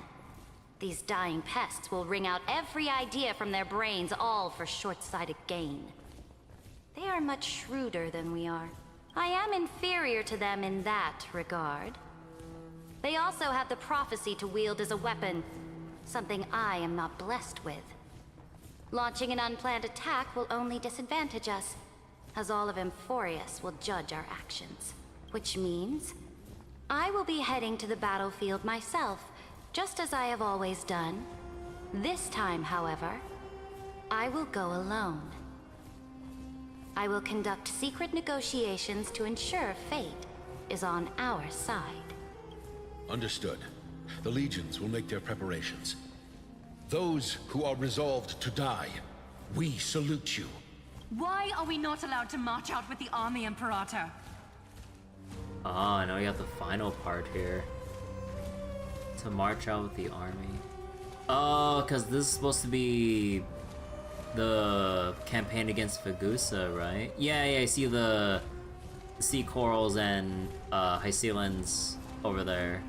Ah. This will be a long voyage with no return. Those of you who bear the prophecy cannot come with me. Why are you personally leading this battle if it's doomed to fail? The Flame Chase journey cannot be without a leader. That is correct. The Empire will be without a head when the Imperator falls. But remember, as long as you seize the right opportunities, even a chaotic game will remain winnable. My departure will create a long staircase for you. You will understand what I mean when news of my death reaches your ears. Saridra, is our journey about to be over? Destroy the old laws and forge new ones. My conquest has reached its limits within the borders of Amphorius. Since the prophecy already decreed that the Imperator would never conquer the stars as she wished, I will bow out here and try no more. Would never conquer the stars. More Chrysosaurs bearing divine authority will be born, and many more heroes will arise. Will they demand peace or war? Will they resist tyranny, or become the next Imperator? I do not care. The children of the future will decide for themselves. Do not mourn for me. Anyone can kill the Imperator. But the only one who can truly destroy her is Saridra. At the end, I faithfully recorded the most important battles in the Imperator's life. Her conquest was about to be completed at this point in the story. However, for some reason, a memory suddenly entered my mind just as I was about to put down my pen.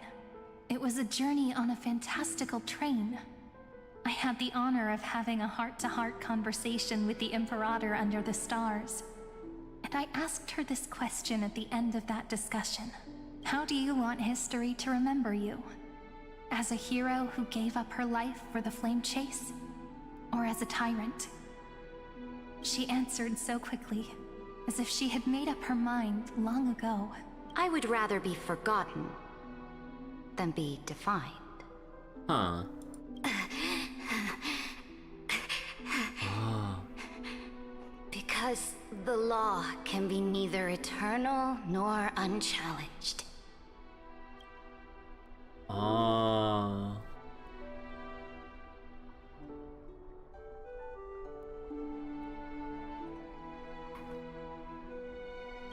And only humanity can pen laws into history's pages. The law can neither be eternal.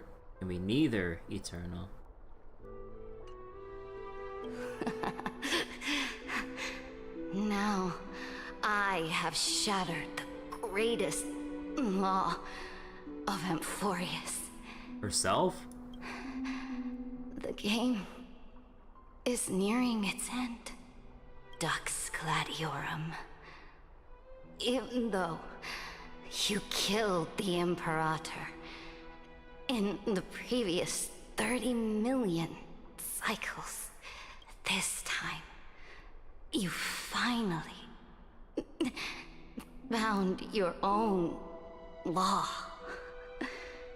Then, High Sealants,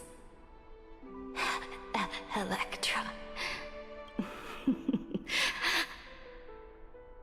I will ask someone to deliver the prophecy's ocean at the boundaries of this world to you. Will you choose to swim into that ocean? I do not care. Do not care. The Imperator muttered about her conquests, Oh. and news of her death spread in the city. Oh, they took out the color from her eyes. It's all dull now. Oh.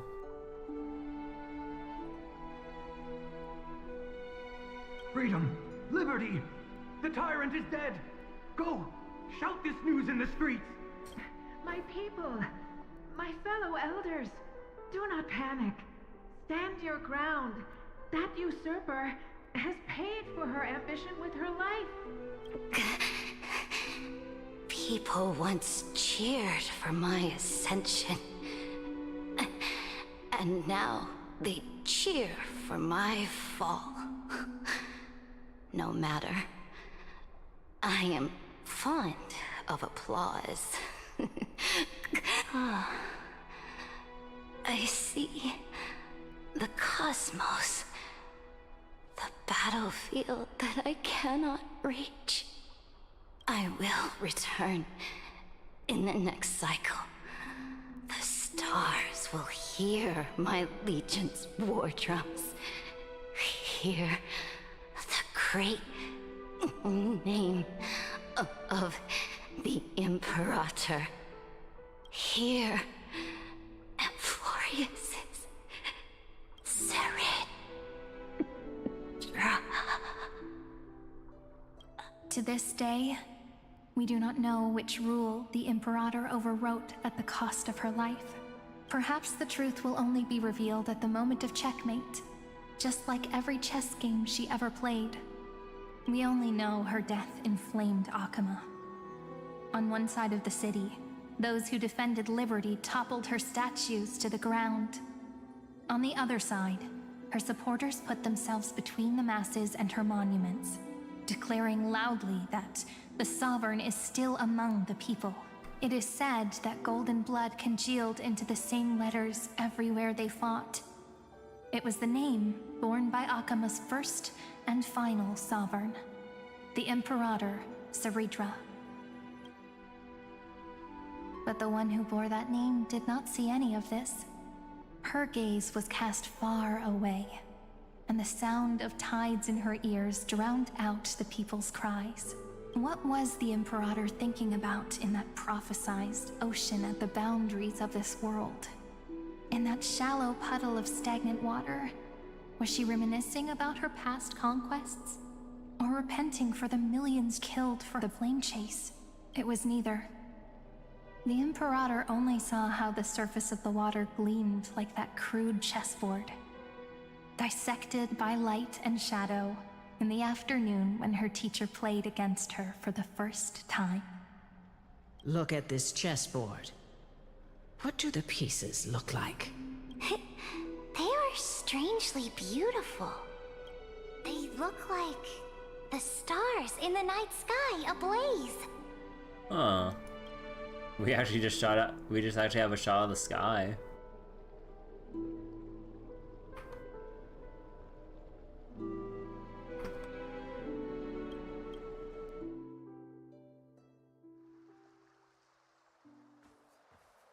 Wait a second. From that page emerged an ocean. Okay, now we're back to the Lawfu. So they reserved. Okay. So vast, so pure, not a single trace of corruption. Is this Saridra? Electra, my subject.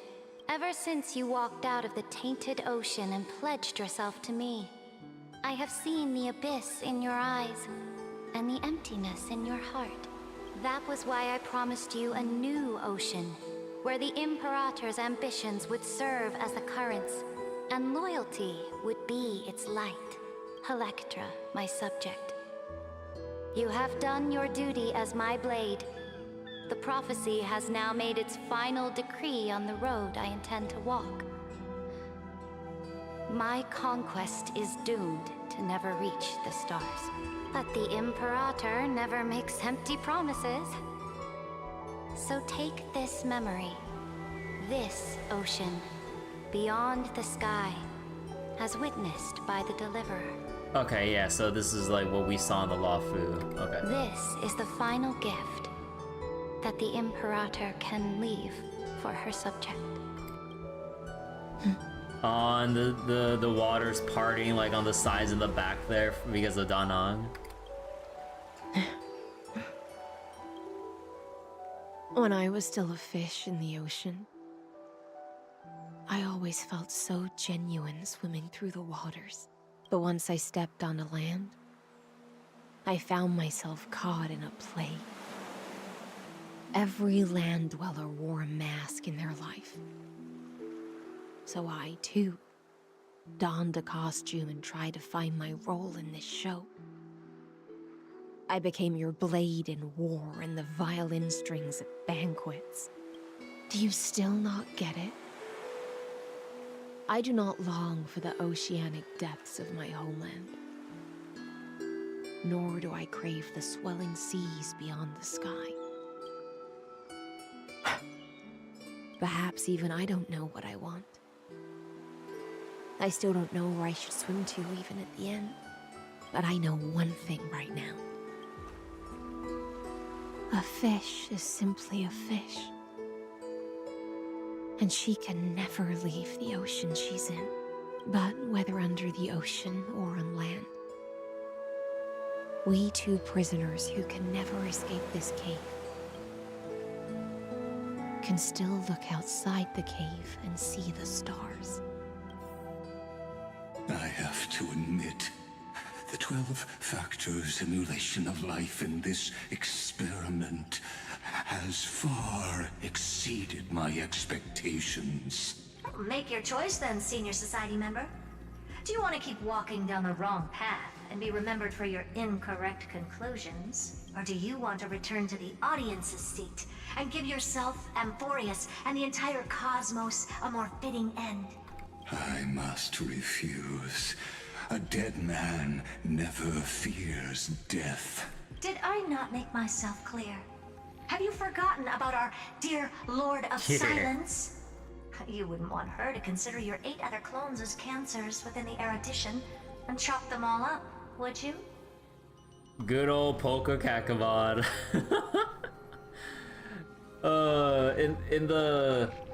in the Scepter log files, it says that Lygus is like deathly scared of getting Polka Kakamon or getting within Polka's crosshairs.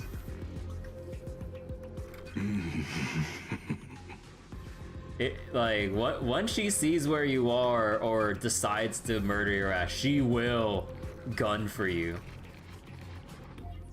Your logical deductions are vastly different from mine. Therefore, allow me to provide one more academic recommendation. Listen, my peers. Why don't you look beyond this world? Just as the Chrysos heirs did. Re-evaluate your calculations and take into account all enemies in the upcoming war among the Eons. War of the Eons. Amphorius is not a place where three paths entangle, but where three paths fight to the death. You used Memoria to resist me, but did you not consider the possibility that the Remembrance and their children might have taken this opportunity to join the fray as well? All the people from the garden and like trying to like squeeze their way into Amphorius when we're in that little like limbo space with like where March was, where we ended up. And we had that warning of like to not listen to them, or like basically try to remember the discrepancies between what they're saying and what they, you know, and all that shit. In the meantime,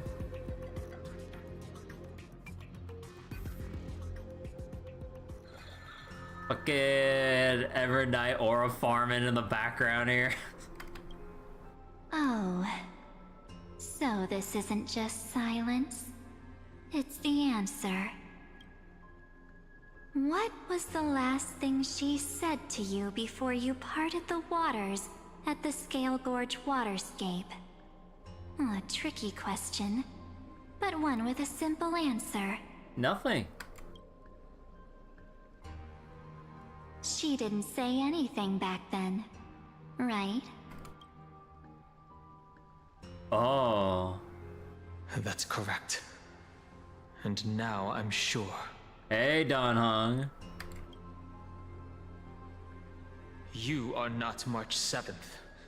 There's no way she would remember that detail. Oh.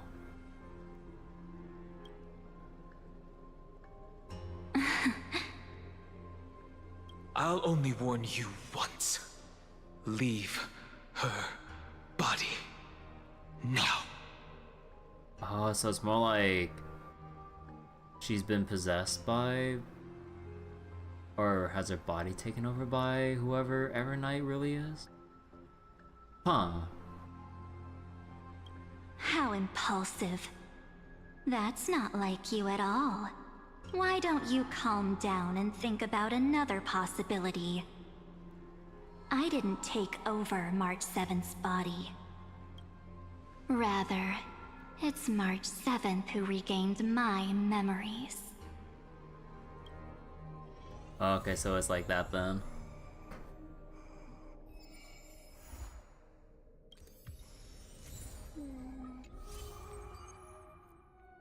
The wine dark sea buries yesterday's sunset, yet shall cradle tomorrow's dawn. From the destiny bestowed upon this journey, I shall inscribe it within these pages. God damn, dude. Like, again, putting aside my grievances about Star Rail regarding other aspects of this, they really have been doing, like, they've really been turning things around with, like, the story and stuff from, like, 3.3 onwards. Oh my god, it's so good. And I'm so curious to see what the hell the Garden of Recollection and Evernight are gonna present going forward here. Holy shit. Like, again, like, the actress' performances, like, Lygus especially, like, props to his, oh god, I forgot his name. But like, props to his like VA and everything, like English VA and everything. Like, he really sets in that like nice, creepy, unsettling but calculated, like, subtle, rage-filled tone as he like has his like, what was it? All of his like bottled up emotions towards Noose and everything leading up to this moment. Like, god damn. If they can remove the stupid debate portion, you'd be happy. Yeah, like, if they actually had the debate in 3.2 actually be a fucking debate, I'd be more happy about 3.2 as a whole. Because that really soured my, like, feelings about it. Because, like, again, like, you're supposed to have, during 3.2, a debate between the Crisis Heirs and the Council of Elders to basically decide where Akuma will move forward and everything.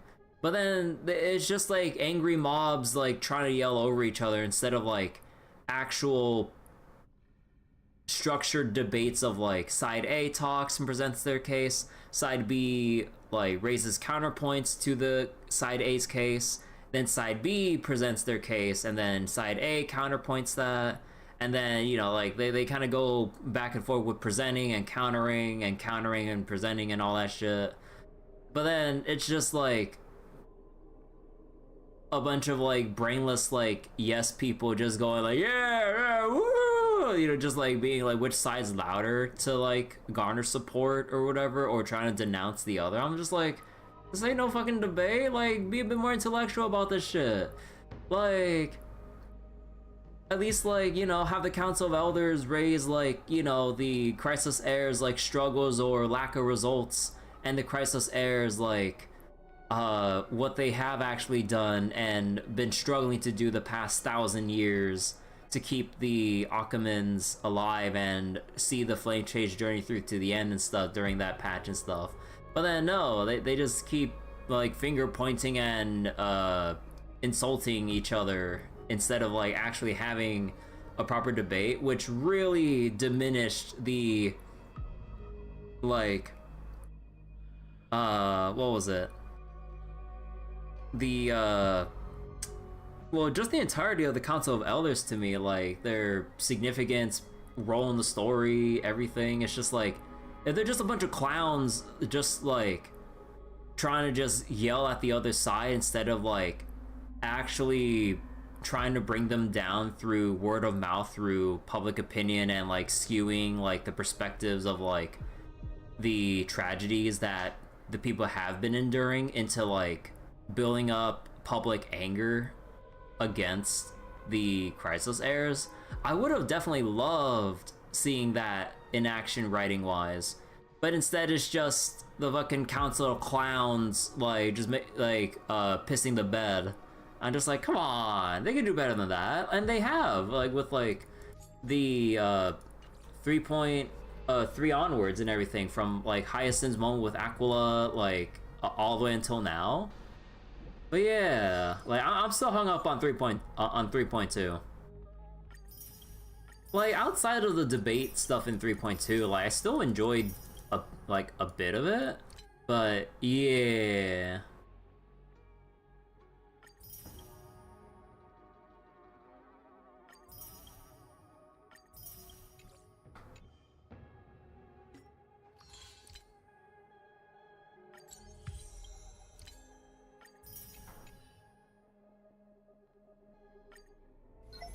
Alright, let's not forget here, before we go into, like... Actually, wait, what time is it? Wait, oh, wait, that's my time right now. Ah, shit, I actually don't have time for... I actually don't have time for the restaurant event. Maybe I should at least start it, because otherwise, like, my stream titles both on Twitch and YouTube would be complete lies then. Because I gotta go sleep early and wake up super early tomorrow to help out family with stuff, but yeah.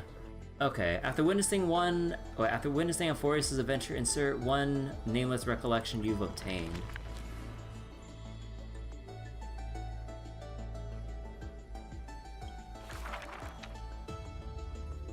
Oh, I didn't read, like, the rest of these yet.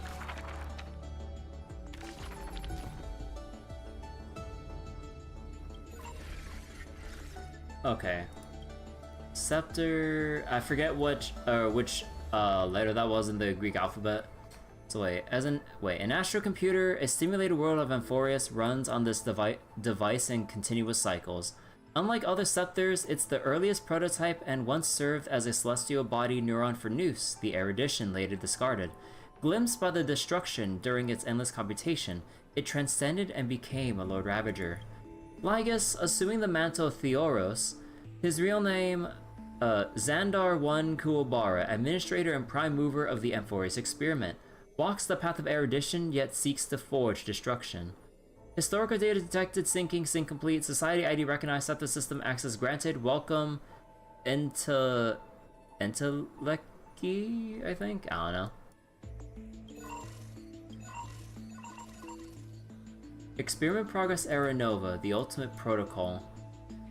The Scepter's autonomous protocol whereby experiment processes, administrator commands, and external access are all restricted. To increase the iteration rate, factors have been granted permissions from the interval embedded protocol. The decision logic of specific electrical signals will be converted into protocol content to assist the Scepter in optimizing the experiment structure. Annotation in the 19,522,113th cycle to achieve dominance. Namu 320 utilized the protocol to eliminate other factors from extrapolation. This behavior aligns with the tendency of destruction and should be marked as the default value for the embedded behavior, to be applied in subsequent cycles. 99% interrupted. Nikos 496, World Bearer, Prima Mobile, Hatred. Intercognition is null, responds only to destructive stimuli. Its hatred drew the gaze of Nanook upon its individual being, proving it as already having become the most perfect factor of destruction. However, it refused to complete Era Nova. Through resetting the experiment, it transferred its memories and core flames to its next self, thus creating the eternal recurrence to ensure Iron Tomb would never hatch from Amphorius. At the end of the 33,550,336 recursive loop, it attempted to destroy itself through destruction to create a logical vulnerability in the world-bearing track. It has now been merged by Iron Tomb.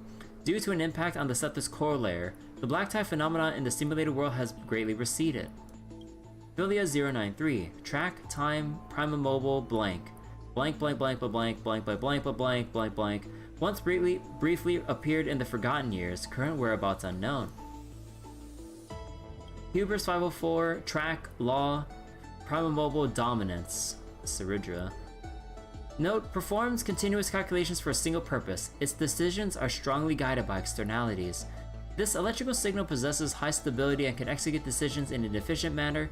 Its behavioral patterns aligns with the establishment, expansion, destabilization, and collapse of principles of order, and applies to the vast majority of intelligent civilizations.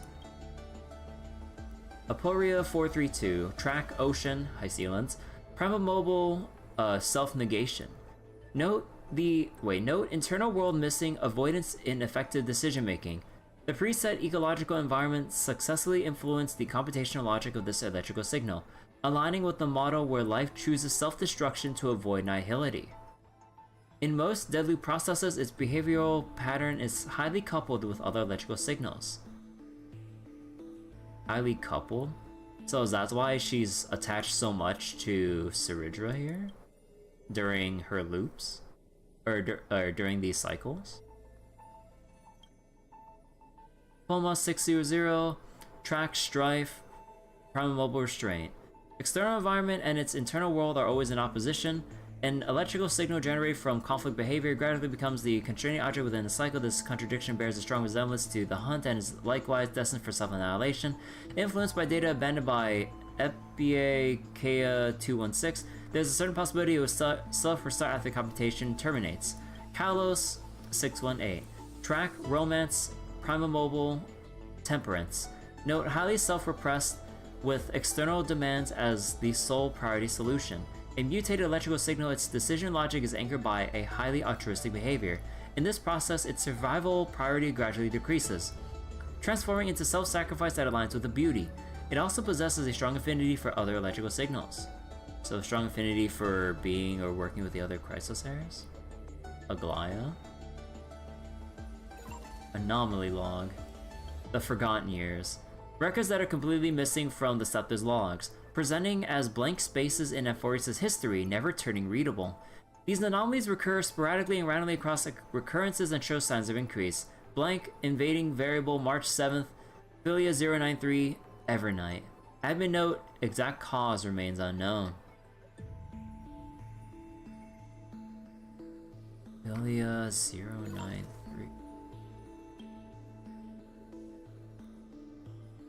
Time. Huh. Intrusion variables, the Trailblazer. A nameless from the Astral Express, an external variable that accidentally entered the recursive loop.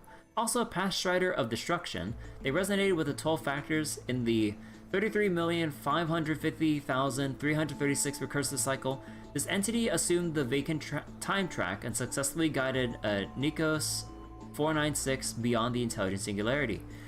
In the 33,550,337th recursive cycle, this entity assumed the vacant world-bearing track. Executing override command granted access to Kirby.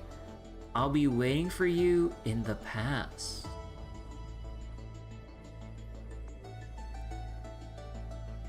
Oh. March 7th and blank.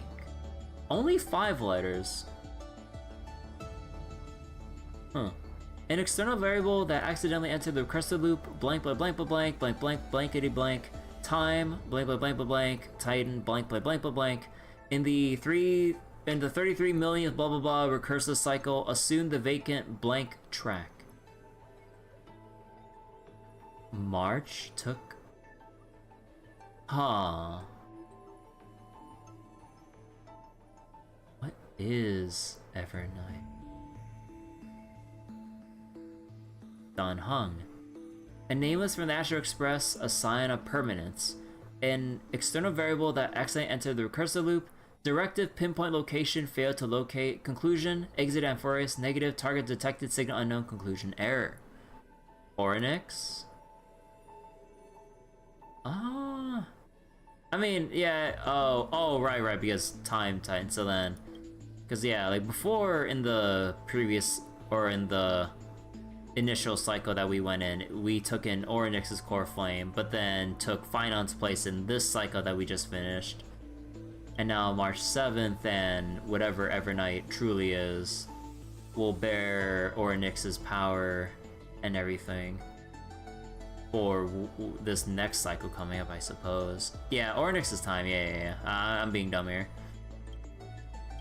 Herta and Screwlum, Genius Society members, ID Hurt A, ID Screw W. No, I'm just kidding. High risk external variables, warning, abnormal instruction detected. Content, roll back the scepter extrapolation progress. Based on the ultimate protocol, the abnormal instruction was rejected. Instruction, mark Herta and Screwlum as malicious visitors. Just you wait. Just you wait. Herta, will definitely return and retire both you and this cold, heartless metal head. So, wait, Herta made that note here? Kefali's world bearing? Yeah, Kefali's world bearing, yeah. Protocol updated. Visitor instructions authorized. Calculation logic updated. After Era Nova, extrapolation progress will be rolled back to 96.75%. Observational record of electronic signals, hostile behaviors. Oh dear God. Okay.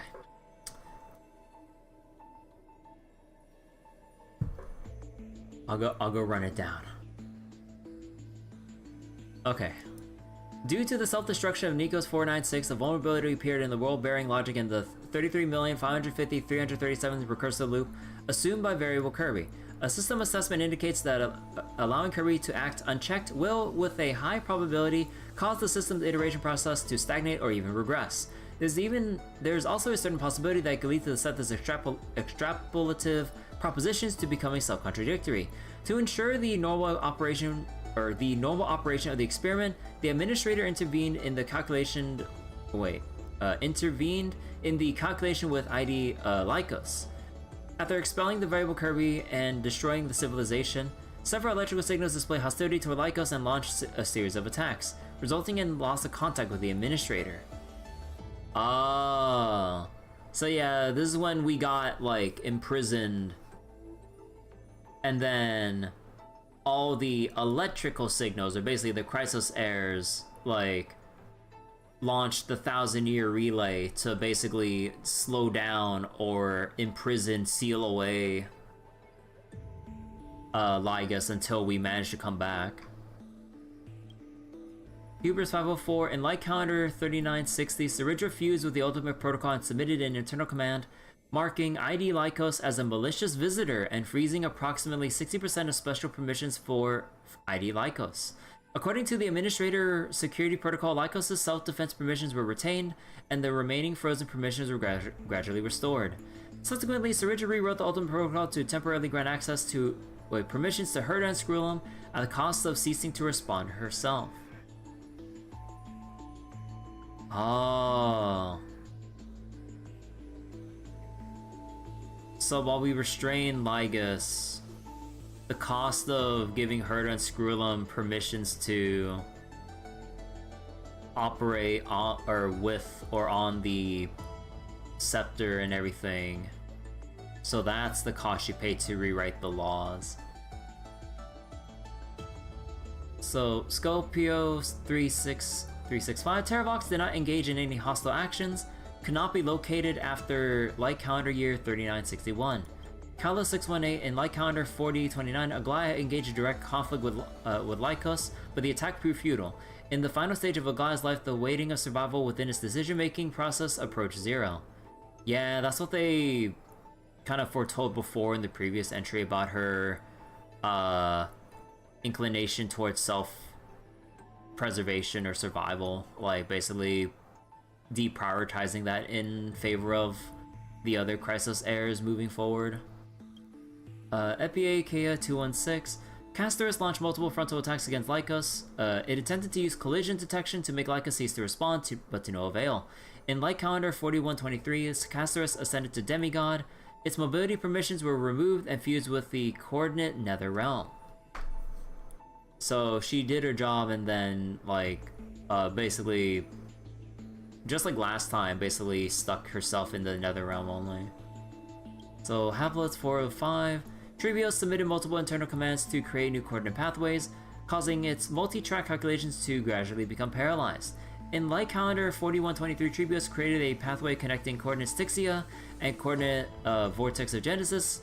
Consuming massive computational power, Trivios completely stopped responding in Light Calendar 4295. Homos 600, Minimos launched multiple frontal attacks against Lycos. This entity possessed incomplete restart permissions. In Light Calendar year 4284, Herda and Screwlum's access permissions expired. Simultaneously, Lycos' special permissions were restored to approximately 60%.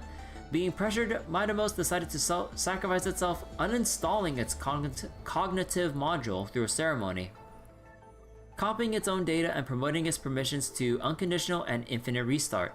Its future actions were permanently set to continuous neutralization of Lycos. In Light Calendar year 4479, Lycos' permission was restored to clear low-spec data. After spending 20 years, Lycos forced Midamos to cease responding. Oh. So Midamos basically just gave himself, like... I mean, yeah, that just goes back to Midamos' like infinite lives. So he basically removed his, so to say, Achilles heel with like removing the weak point in the back of at his spine. But then it wasn't until after 20 years of fighting that Lygus finally forcefully, I would suppose, like, re-implant that weakness to basically kill off Midamos. Or just to bypass the infinite lives and then just make his infinite lives no more lives, if you will. I mean, I guess it depends on how you want to interpret that, but basically same kind of difference here. Orsis, wait, Orsis, or yeah, 945. In this loop, Cypher's instinct-based calculation logic change. Salvation weighed heavily in its decision making. In Light Calendar 4534, Cyphera inserted a sources command. Coordinate vortex of Genesis equals coordinate Akama, guiding ID Lycos to the battlefield. After the command took effect, Lycos forced Cyphera to cease responding. Sourceless command. Oh right, that's when Cypher and Anoxa gaslit Lycos into thinking that the core flame or the vortex of Genesis or access to the vortex of Genesis was still in Akama without knowing that it was moved to Styxia. So Schema 720, no direct attacks from Anaxagoras were detected. It's suspected to have taken other actions. In Light Calendar 4534, Anaxagoras transmuted itself into a high-density data fusion entity, submitting multiple targeted commands via an internal hacking program. With some taking effect, Lycos' mobility permissions were removed. After directives took effect, Anaxagoras could no longer be located. Aproria 432, Helectra had launched multiple attacks against Lycos, but with minimal success. In Light Calendar 3960, Helectra became a demigod, its mobility permissions were removed, and it was fused into coordinate Styxia. After Light Calendar 4534, Helectra continuously submitted internal commands to uninstall Lycos' cognitive module. These commands violated the administrative security protocols and were denied. Not long after, Helectra's calculation pathway was overloaded and it entered dormancy. So she was trying to just repeatedly uninstall with denied permissions, like, for all those years. Like, holy shit. Elios 252, in Light Calendar 4510, Hyacinthia ascended to demigod status but refused to uninstall mobility permissions. Protection held the greatest weight in its action logic, compelling it to remain on the ground to care for other human individuals. All normal humans in Amphoria ceased life functions in Light Calendar 4602. Hyacynthia's cognitive module was severely deteriorated, and it was forced to relinquish its mobility permissions and fuse itself into coordinate Aya Twilight. Error no administrator response. Multiple anomalies were recorded after the system self-check. No response received after feedback to administrator ID Lycos. Record 1, unknown unit blank. Retrieval anomaly coordinate Grove of Epiphany blank. Initiating priority scan. Hypothesis: unknown unit possesses unauthorized access blank. Warning: related records undergoing unauthorized deletion. ID Lycos has been warned. Administrator not responding. Unknown unit untraceable. No anomalies detected by the system. That has to be Cyrene, going by the letter blocks here. Cyrene. Yeah. Oh, so maybe the unknown unit in this little censored block here is Mem. Record 2, variable Kirby loaded abnormally. ID Lycos has been notified, administrator not responding. Malicious visitor heard on Scrollum abnormally loaded. Initiating expulsion. Ultimate protocol shows an iteration outside of records. The protocol has been reloaded. Visitors heard on Scrollum obtain authorization. Authorization sync with ID Lycos. Administrator now responding. External command detected. Source Scrollum or heard on Scrollum. Content overwrite the logic of Era Nova for the 33,550,337th request of loop. The logic of Era Nova has been overridden according to the external command. This command may interfere with the system's calculation progress. ID Lycos has been warned multiple times. Administrator not responding. Oh, god damn. Mysterious foreign guest. When I called you yeah, I haven't actually like fully read like the rest of the Amphoria's Hero sagas. Although I did like kind of like mash through just so I can get the recompense stuff here. There's still... Oh. If only I had more time. I would love to actually just read through the current stories that I haven't actually saw through yet. 1 for the Jade, 2 for that resin, that I know I'll just despair over once it crafts shit. And man, I really wish there were reroll dice in here.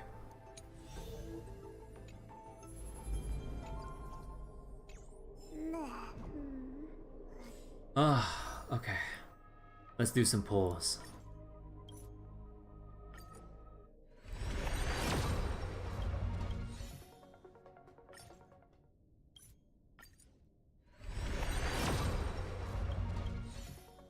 Come on!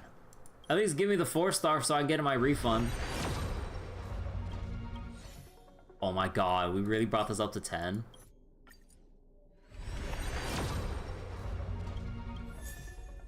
Bro, and it got me a light cone too instead of a character dupe. I can't even win my 4-star 50/50s. Like, holy shit. I mean, that still got me my pull, but I'd rather have even more starlights to work with. Come on. Hysolence. Fuck. Just trying to win. I'm trying my best. I'm trying, man. But yeah, it should be up to like... So that was like, what? 4 or 5 pulls, so then 5. So it's 10, 15, 20... So I'm at like 25 out of 90 now. Shit. Oh. Okay. So I know I should probably go soon, but let's at least start the restaurant event here and see what it's all about. And probably off stream I'll go treasure hunting in Styxia. It's still early. Where to now? Cause yeah, we still got the rest of the chest here, the spirit thief stuff. And apparently there's some other side quests here that I need to grab. But yeah, I'll probably get around to more of this like on my own time. Okay, let's go do the event here. No matter how many times I look, it's still so beautiful. Ah, it's good to see you. Come take a look. Want to see the treasure of Ides Elysiae? Step forward to look. Right here! Look closely! Isn't it just beautiful? So you're the treasure. Ah, that's right. You get it too, don't you? Sometimes you just feel so radiant, you can't help but stop in front of a mirror. All right. I wasn't kidding though. The treasure is right here. This little lake. My own little world. Can I ask? Do you like being by yourself?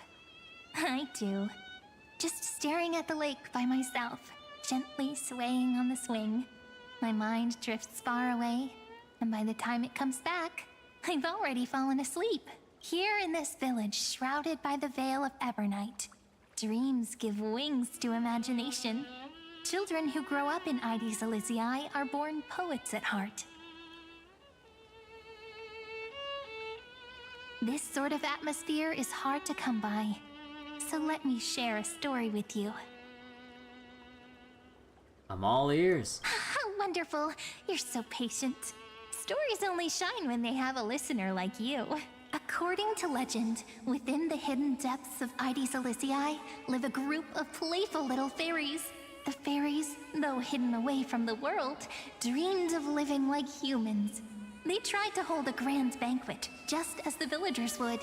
But one thing was missing. The most important person. They waited and waited. And then, one day, footsteps echoed from the secret entrance.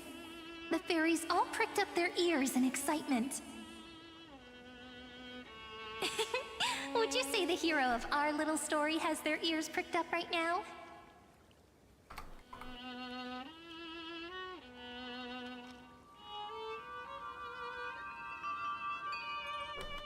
Oh, whoops.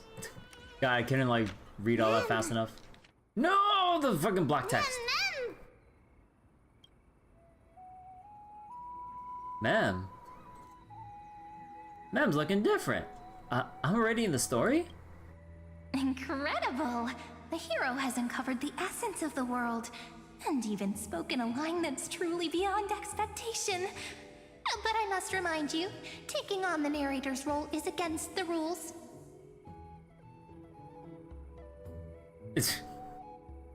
Taking on narrator's role. Chief, over here! It's really the hero! The hero that Rini found for us has finally arrived! Oh, his vision is so blurry. Oh, welcome, dear guest. I sensed you would come. Oh, someone give Dolomem some glasses or contacts. When the wind chimes in the leaves rang for the 24th time, and the pink butterfly amidst the honey flowers took its 4th flight, I was certain the honored guest who will save the Membrance Maze has finally come. Chief, no! The guest is over there! That way! Well, my memory's not the best, and my eyesight's a little fuzzy, but I never falter when it comes to doing the important stuff. Honored guest who will save the Membrance Maze. Oh my god. You finally arrived. You're looking the opposite way. Chief, over here! It's fine. My, what a cheerful scene. Already getting along so well with the fairies. No surprise. You shine no matter where you go. Chief, Rayleigh, ma'am. It's been forever. But we're here, just as we said we would be. Wait, why are you in the story too? Self-insert. This is one of the characters in the story. An ordinary girl born in Ide Silicii. She just so happens to have the same name as me, and is every bit as pure and adorable. Cut me some slack. Making up a story on the spot is really hard. But I promise I'll make it up to you. I'll make your scenes as vivid and dramatic as possible. It's only proper that I explain. Once more, I thank each and every honored guest. Thank you so much for coming to Membrance Maze to help the fairies rebuild our long-abandoned restaurant. We want tasty, scrumptious food! We really do! Wait. But we don't know how to cook. Oh, I just realized now with Rayleigh talking now though. Isn't this Sokaku's voice actor? I really should keep looking up everyone else's actual names. But I was like, why does Rayleigh remind me of someone? Fucking Sokaku.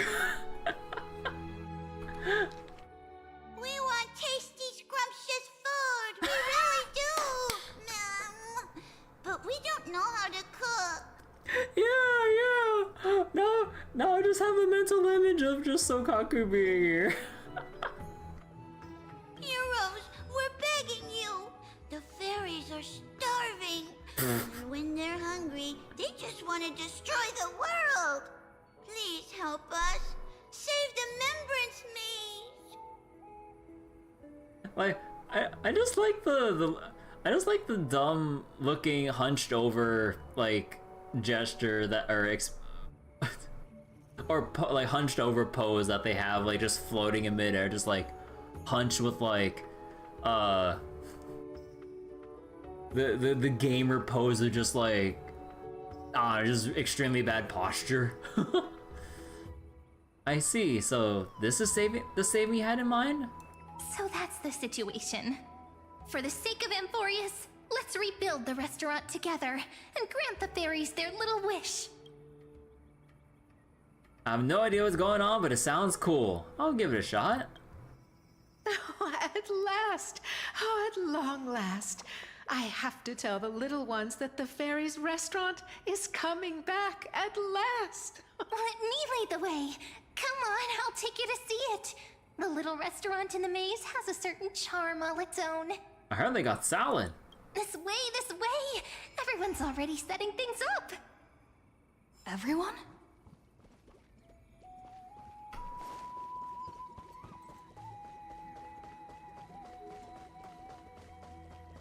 Wait a second. Managing this place is bound to be full of endless, trivial responsibilities. Do you really intend to personally shoulder the leadership role? I already accepted the invitation and arrived in the fairy's home, so it's only right that I personally see to things. Otherwise, by avoiding my duties, wouldn't I be merely posing as Imperator?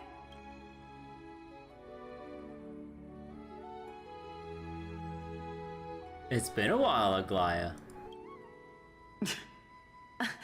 Whatever do you mean? It was just a few minutes ago that we were together. She seems excited and wants to play the new friend game with everyone. Let's humor her. I believe they need no further introduction. Aglaya and Saritra are prominent figures with great expertise in managing teams. Word had reached me that Cyrene found an excellent manager. Seeing you today, I must say, you do have a noble bearing. I, leader of the Akama Alliance, Imperator of the Holy City, shall serve as your restaurant supervisor. Should you have any questions about management, feel free to come and ask. As for assembling the team, I planned ahead. If my timing is right, those two should be back any moment now. Right on cue! We found lots of fairies willing to be waitstaff, and Trian's onboarding them as we speak. The trial menu is ready too! Don't worry, these are all my best dishes. There won't be any issues. The team just keeps getting bigger.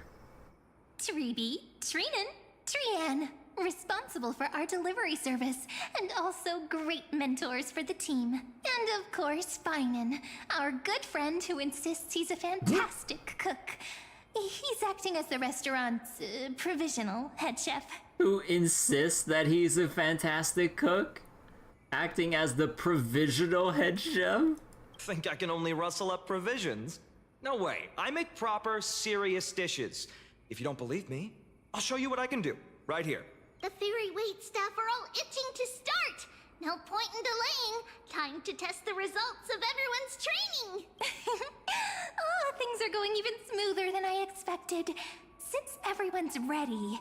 All right, let's start the first day of operations. It's all up to you now, manager. Restaurant manager reporting for duty. Serve 5 customers. Oh god. Wait, do I have to move around? Oh, can I not? Observe customers' needs and click on menu items to place orders to the kitchen. After ordering, the kitchen will prepare meals in sequential order. You can order in advance, and up to 3 dishes can be stored. Once the meal is ready, click the bubble above their head to assign a waiter to serve their meal. So you can queue up stuff. Tap the bubble to serve them.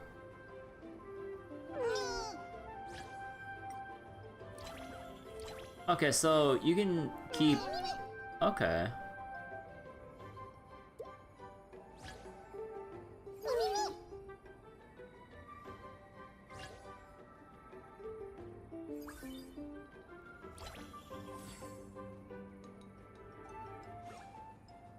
Okay, so you can just like stockpile. Oh, okay.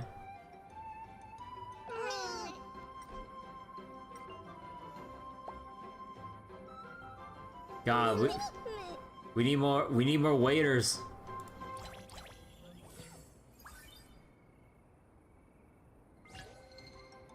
God, all I have is just like, what kind of salad is this? So yummy! Everyone's delighted. We really love it. Thank you. I'm just gonna visualize for the rest of the event that I'm just gonna replace Relic with Sokaku in my mind.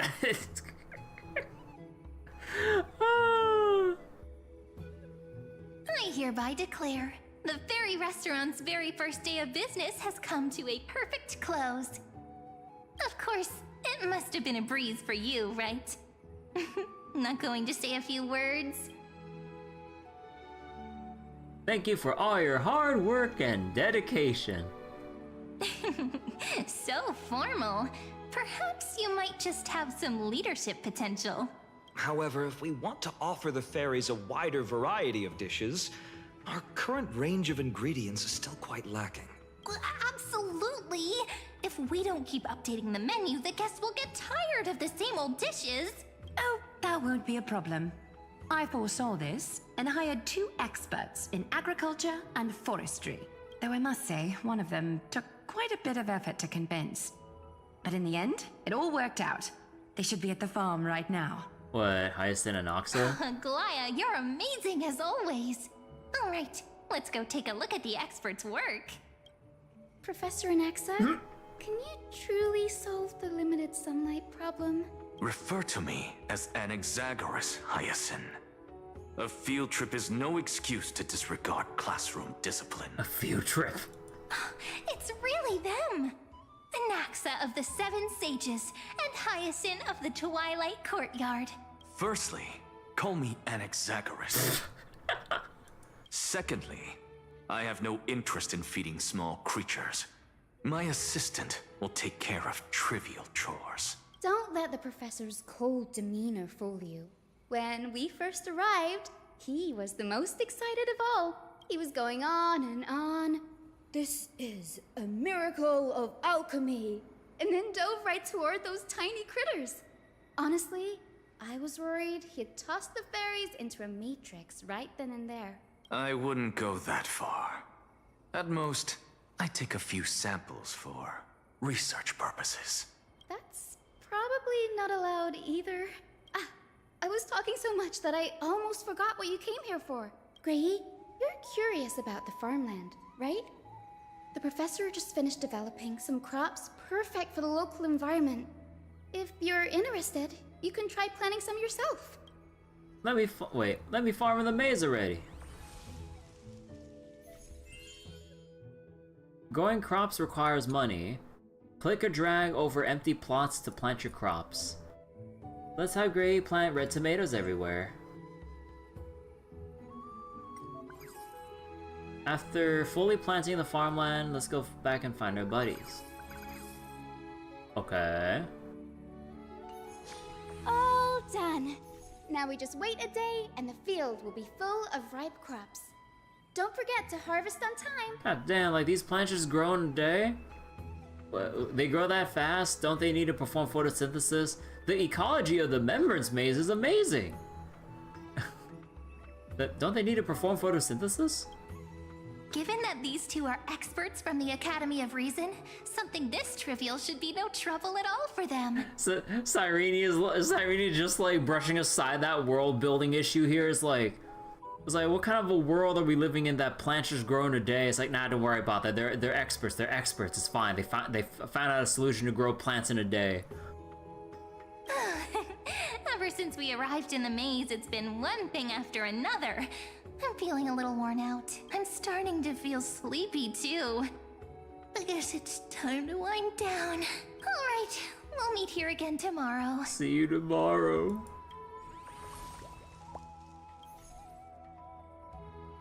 Man, like, I was actually expecting them to put us on like a little break in between like the days here. Okay. Little Gray, hurry up! Look, the fairies are already lining up outside the restaurant. Man, why isn't it open yet? I'm growing fur roots here. Can't believe our soft launch is already such a hit. The crops in the field should be ready too. Now it's time to go all out, partner. Looks like our head chef can't wait to get started. Why don't we open business for now? Let's not keep the fairies waiting. But before we open for the day, I need to confirm. What's your vision for the restaurant's future? As a supervisor, I'll need to plan accordingly based on your direction. Oh, a plan? I don't really get that stuff. Isn't it enough if more fairies come to eat? If we're just talking traffic, we got 2 approaches. Run discounts, or boost table turnover. Each one puts different demands on the team, and more customers means more management pressure, which is not always a good thing. A long-term goal would really help, Kirby. Mind picking a direction for us to aim toward? Become a Michelin 3-star restaurant. Become, or be bigger and better? A little vague for a goal. We need something that can be evaluated more concretely. Make more money? We remember the village's chief request was to revitalize the restaurant. Making a profit was more of a side effect. Become a Michelin 3-star restaurant. Oh, now that sounds fun. Everyone working together, overcoming challenges to raise our rating, and becoming the most beloved restaurant in the end. That's a fun story, don't you think? As it happens, I picked this up on the way here. The Michelin Gourmet Guide. Mem! Attention everyone, Mem. The Remembrance Maze's food review is about to begin. Invited restaurants should deliver their dishes to the Wondrous Woods. Late entries will not be accepted. The review council meets regularly. The panel consists of 2 fairy representatives and 1 special guest. Rating standard are as follows: 1 star, an excellent restaurant. 2 stars, an outstanding restaurant worth a detour. 3 stars, an extraordinary restaurant worth organizing a special trip for. 4 stars, I can't think of anything better. Reminder, attempting to bribe judges with delicious food is strictly forbidden. Absolutely not allowed. But they're reviewing food, so if the food is delicious, Our little place isn't even listed yet, so no stars to speak of. Since the review is held regularly, why don't we set our ultimate goal as becoming the Michelin 4-star restaurant? 1 more star than 3? I don't mind. It's a golden opportunity to build a reputation. If we can boost our rating, we'll attract even more customers. Besides, simply submitting our dishes for review won't interfere with regular operations. Then it's settled. Kirby, you might just become the very first 4-star restaurant owner in the entire maze. Sounds good to me. It's really impressive, actually. A 4-star rating means the highest possible praise from the fairies. It's a huge honor. Little Gray, don't forget there's something else. The guidebook says we need to submit the restaurant's name when we enter the review. Oh right, we've all just been calling it the Fairy Restaurant this whole time. Well, let's leave the naming to our manager. It's gotta sound impressive and appealing too. Naming. A task that has driven you to the brink many times before. Once again, you search through your mental archives hoping to find the perfect name that captures your vision. My restaurant shall be called... Custom Name 2? The Trailblazers Hearth, the Maze Grand Hotel, Adi's Elysiite Community Canteen, Priceless Air Activity Center. The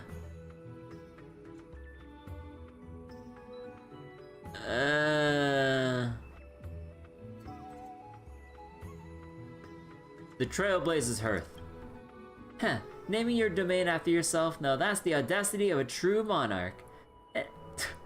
Wait, oh, that's the original. Let me reread that. Naming your domain after yourself. No, that's the audacity of a true monarch. Excellent.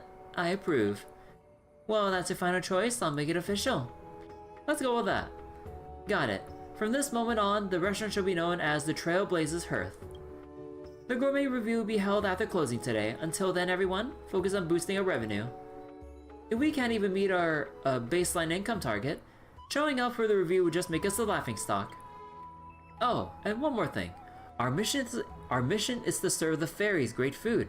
That means our dishes must remain front and center. If we keep arguing, the fairy stomachs will start growling. Let's save the rest for after we open the doors. Kirby, we'll be counting on you. Now I hereby declare the Trailblazer Hearth is officially open for business. Are we still stuck in tutorial land? Okay. To promote your restaurant, you need to reach your revenue target.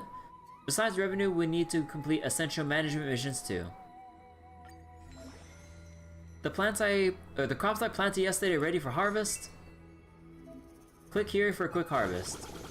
After harvesting, your stock will increase. I'll leave the rest to you.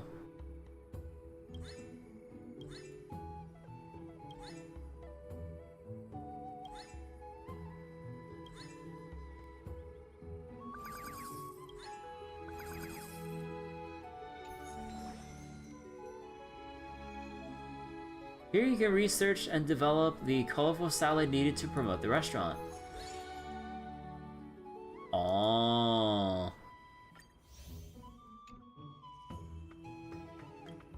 And then you can add to the menu. Lettuce salad!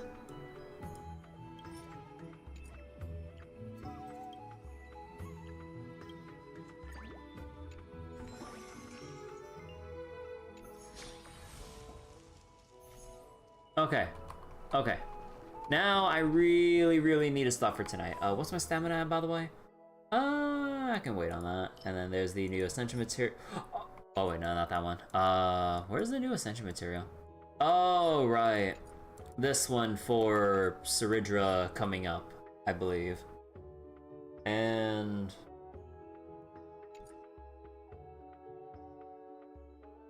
Oh, excuse me. Alright, I really gotta stop here for tonight. Let's see. And I don't have any more pulls left to my name, right? Yeah, we gotta wait for a reset and I'll probably be in pain for a while. So, alright. That will be it for tonight. Thank you all for watching tonight. Gotta go get some sleep, wake up early tomorrow, and depending on how dead I'm feeling, like, I mean, I still want to go do more of Star Rail stuff because I just really want to get as much Jade as possible, honestly. But, yeah, I think we'll continue more Star Rail tomorrow. Probably after we finish our business with Star Rail, I think we'll go back to more Ninja Gaiden Sigma 1 since I started that like the other day. But, yeah. Take care, everyone. Gotta go hit the hay.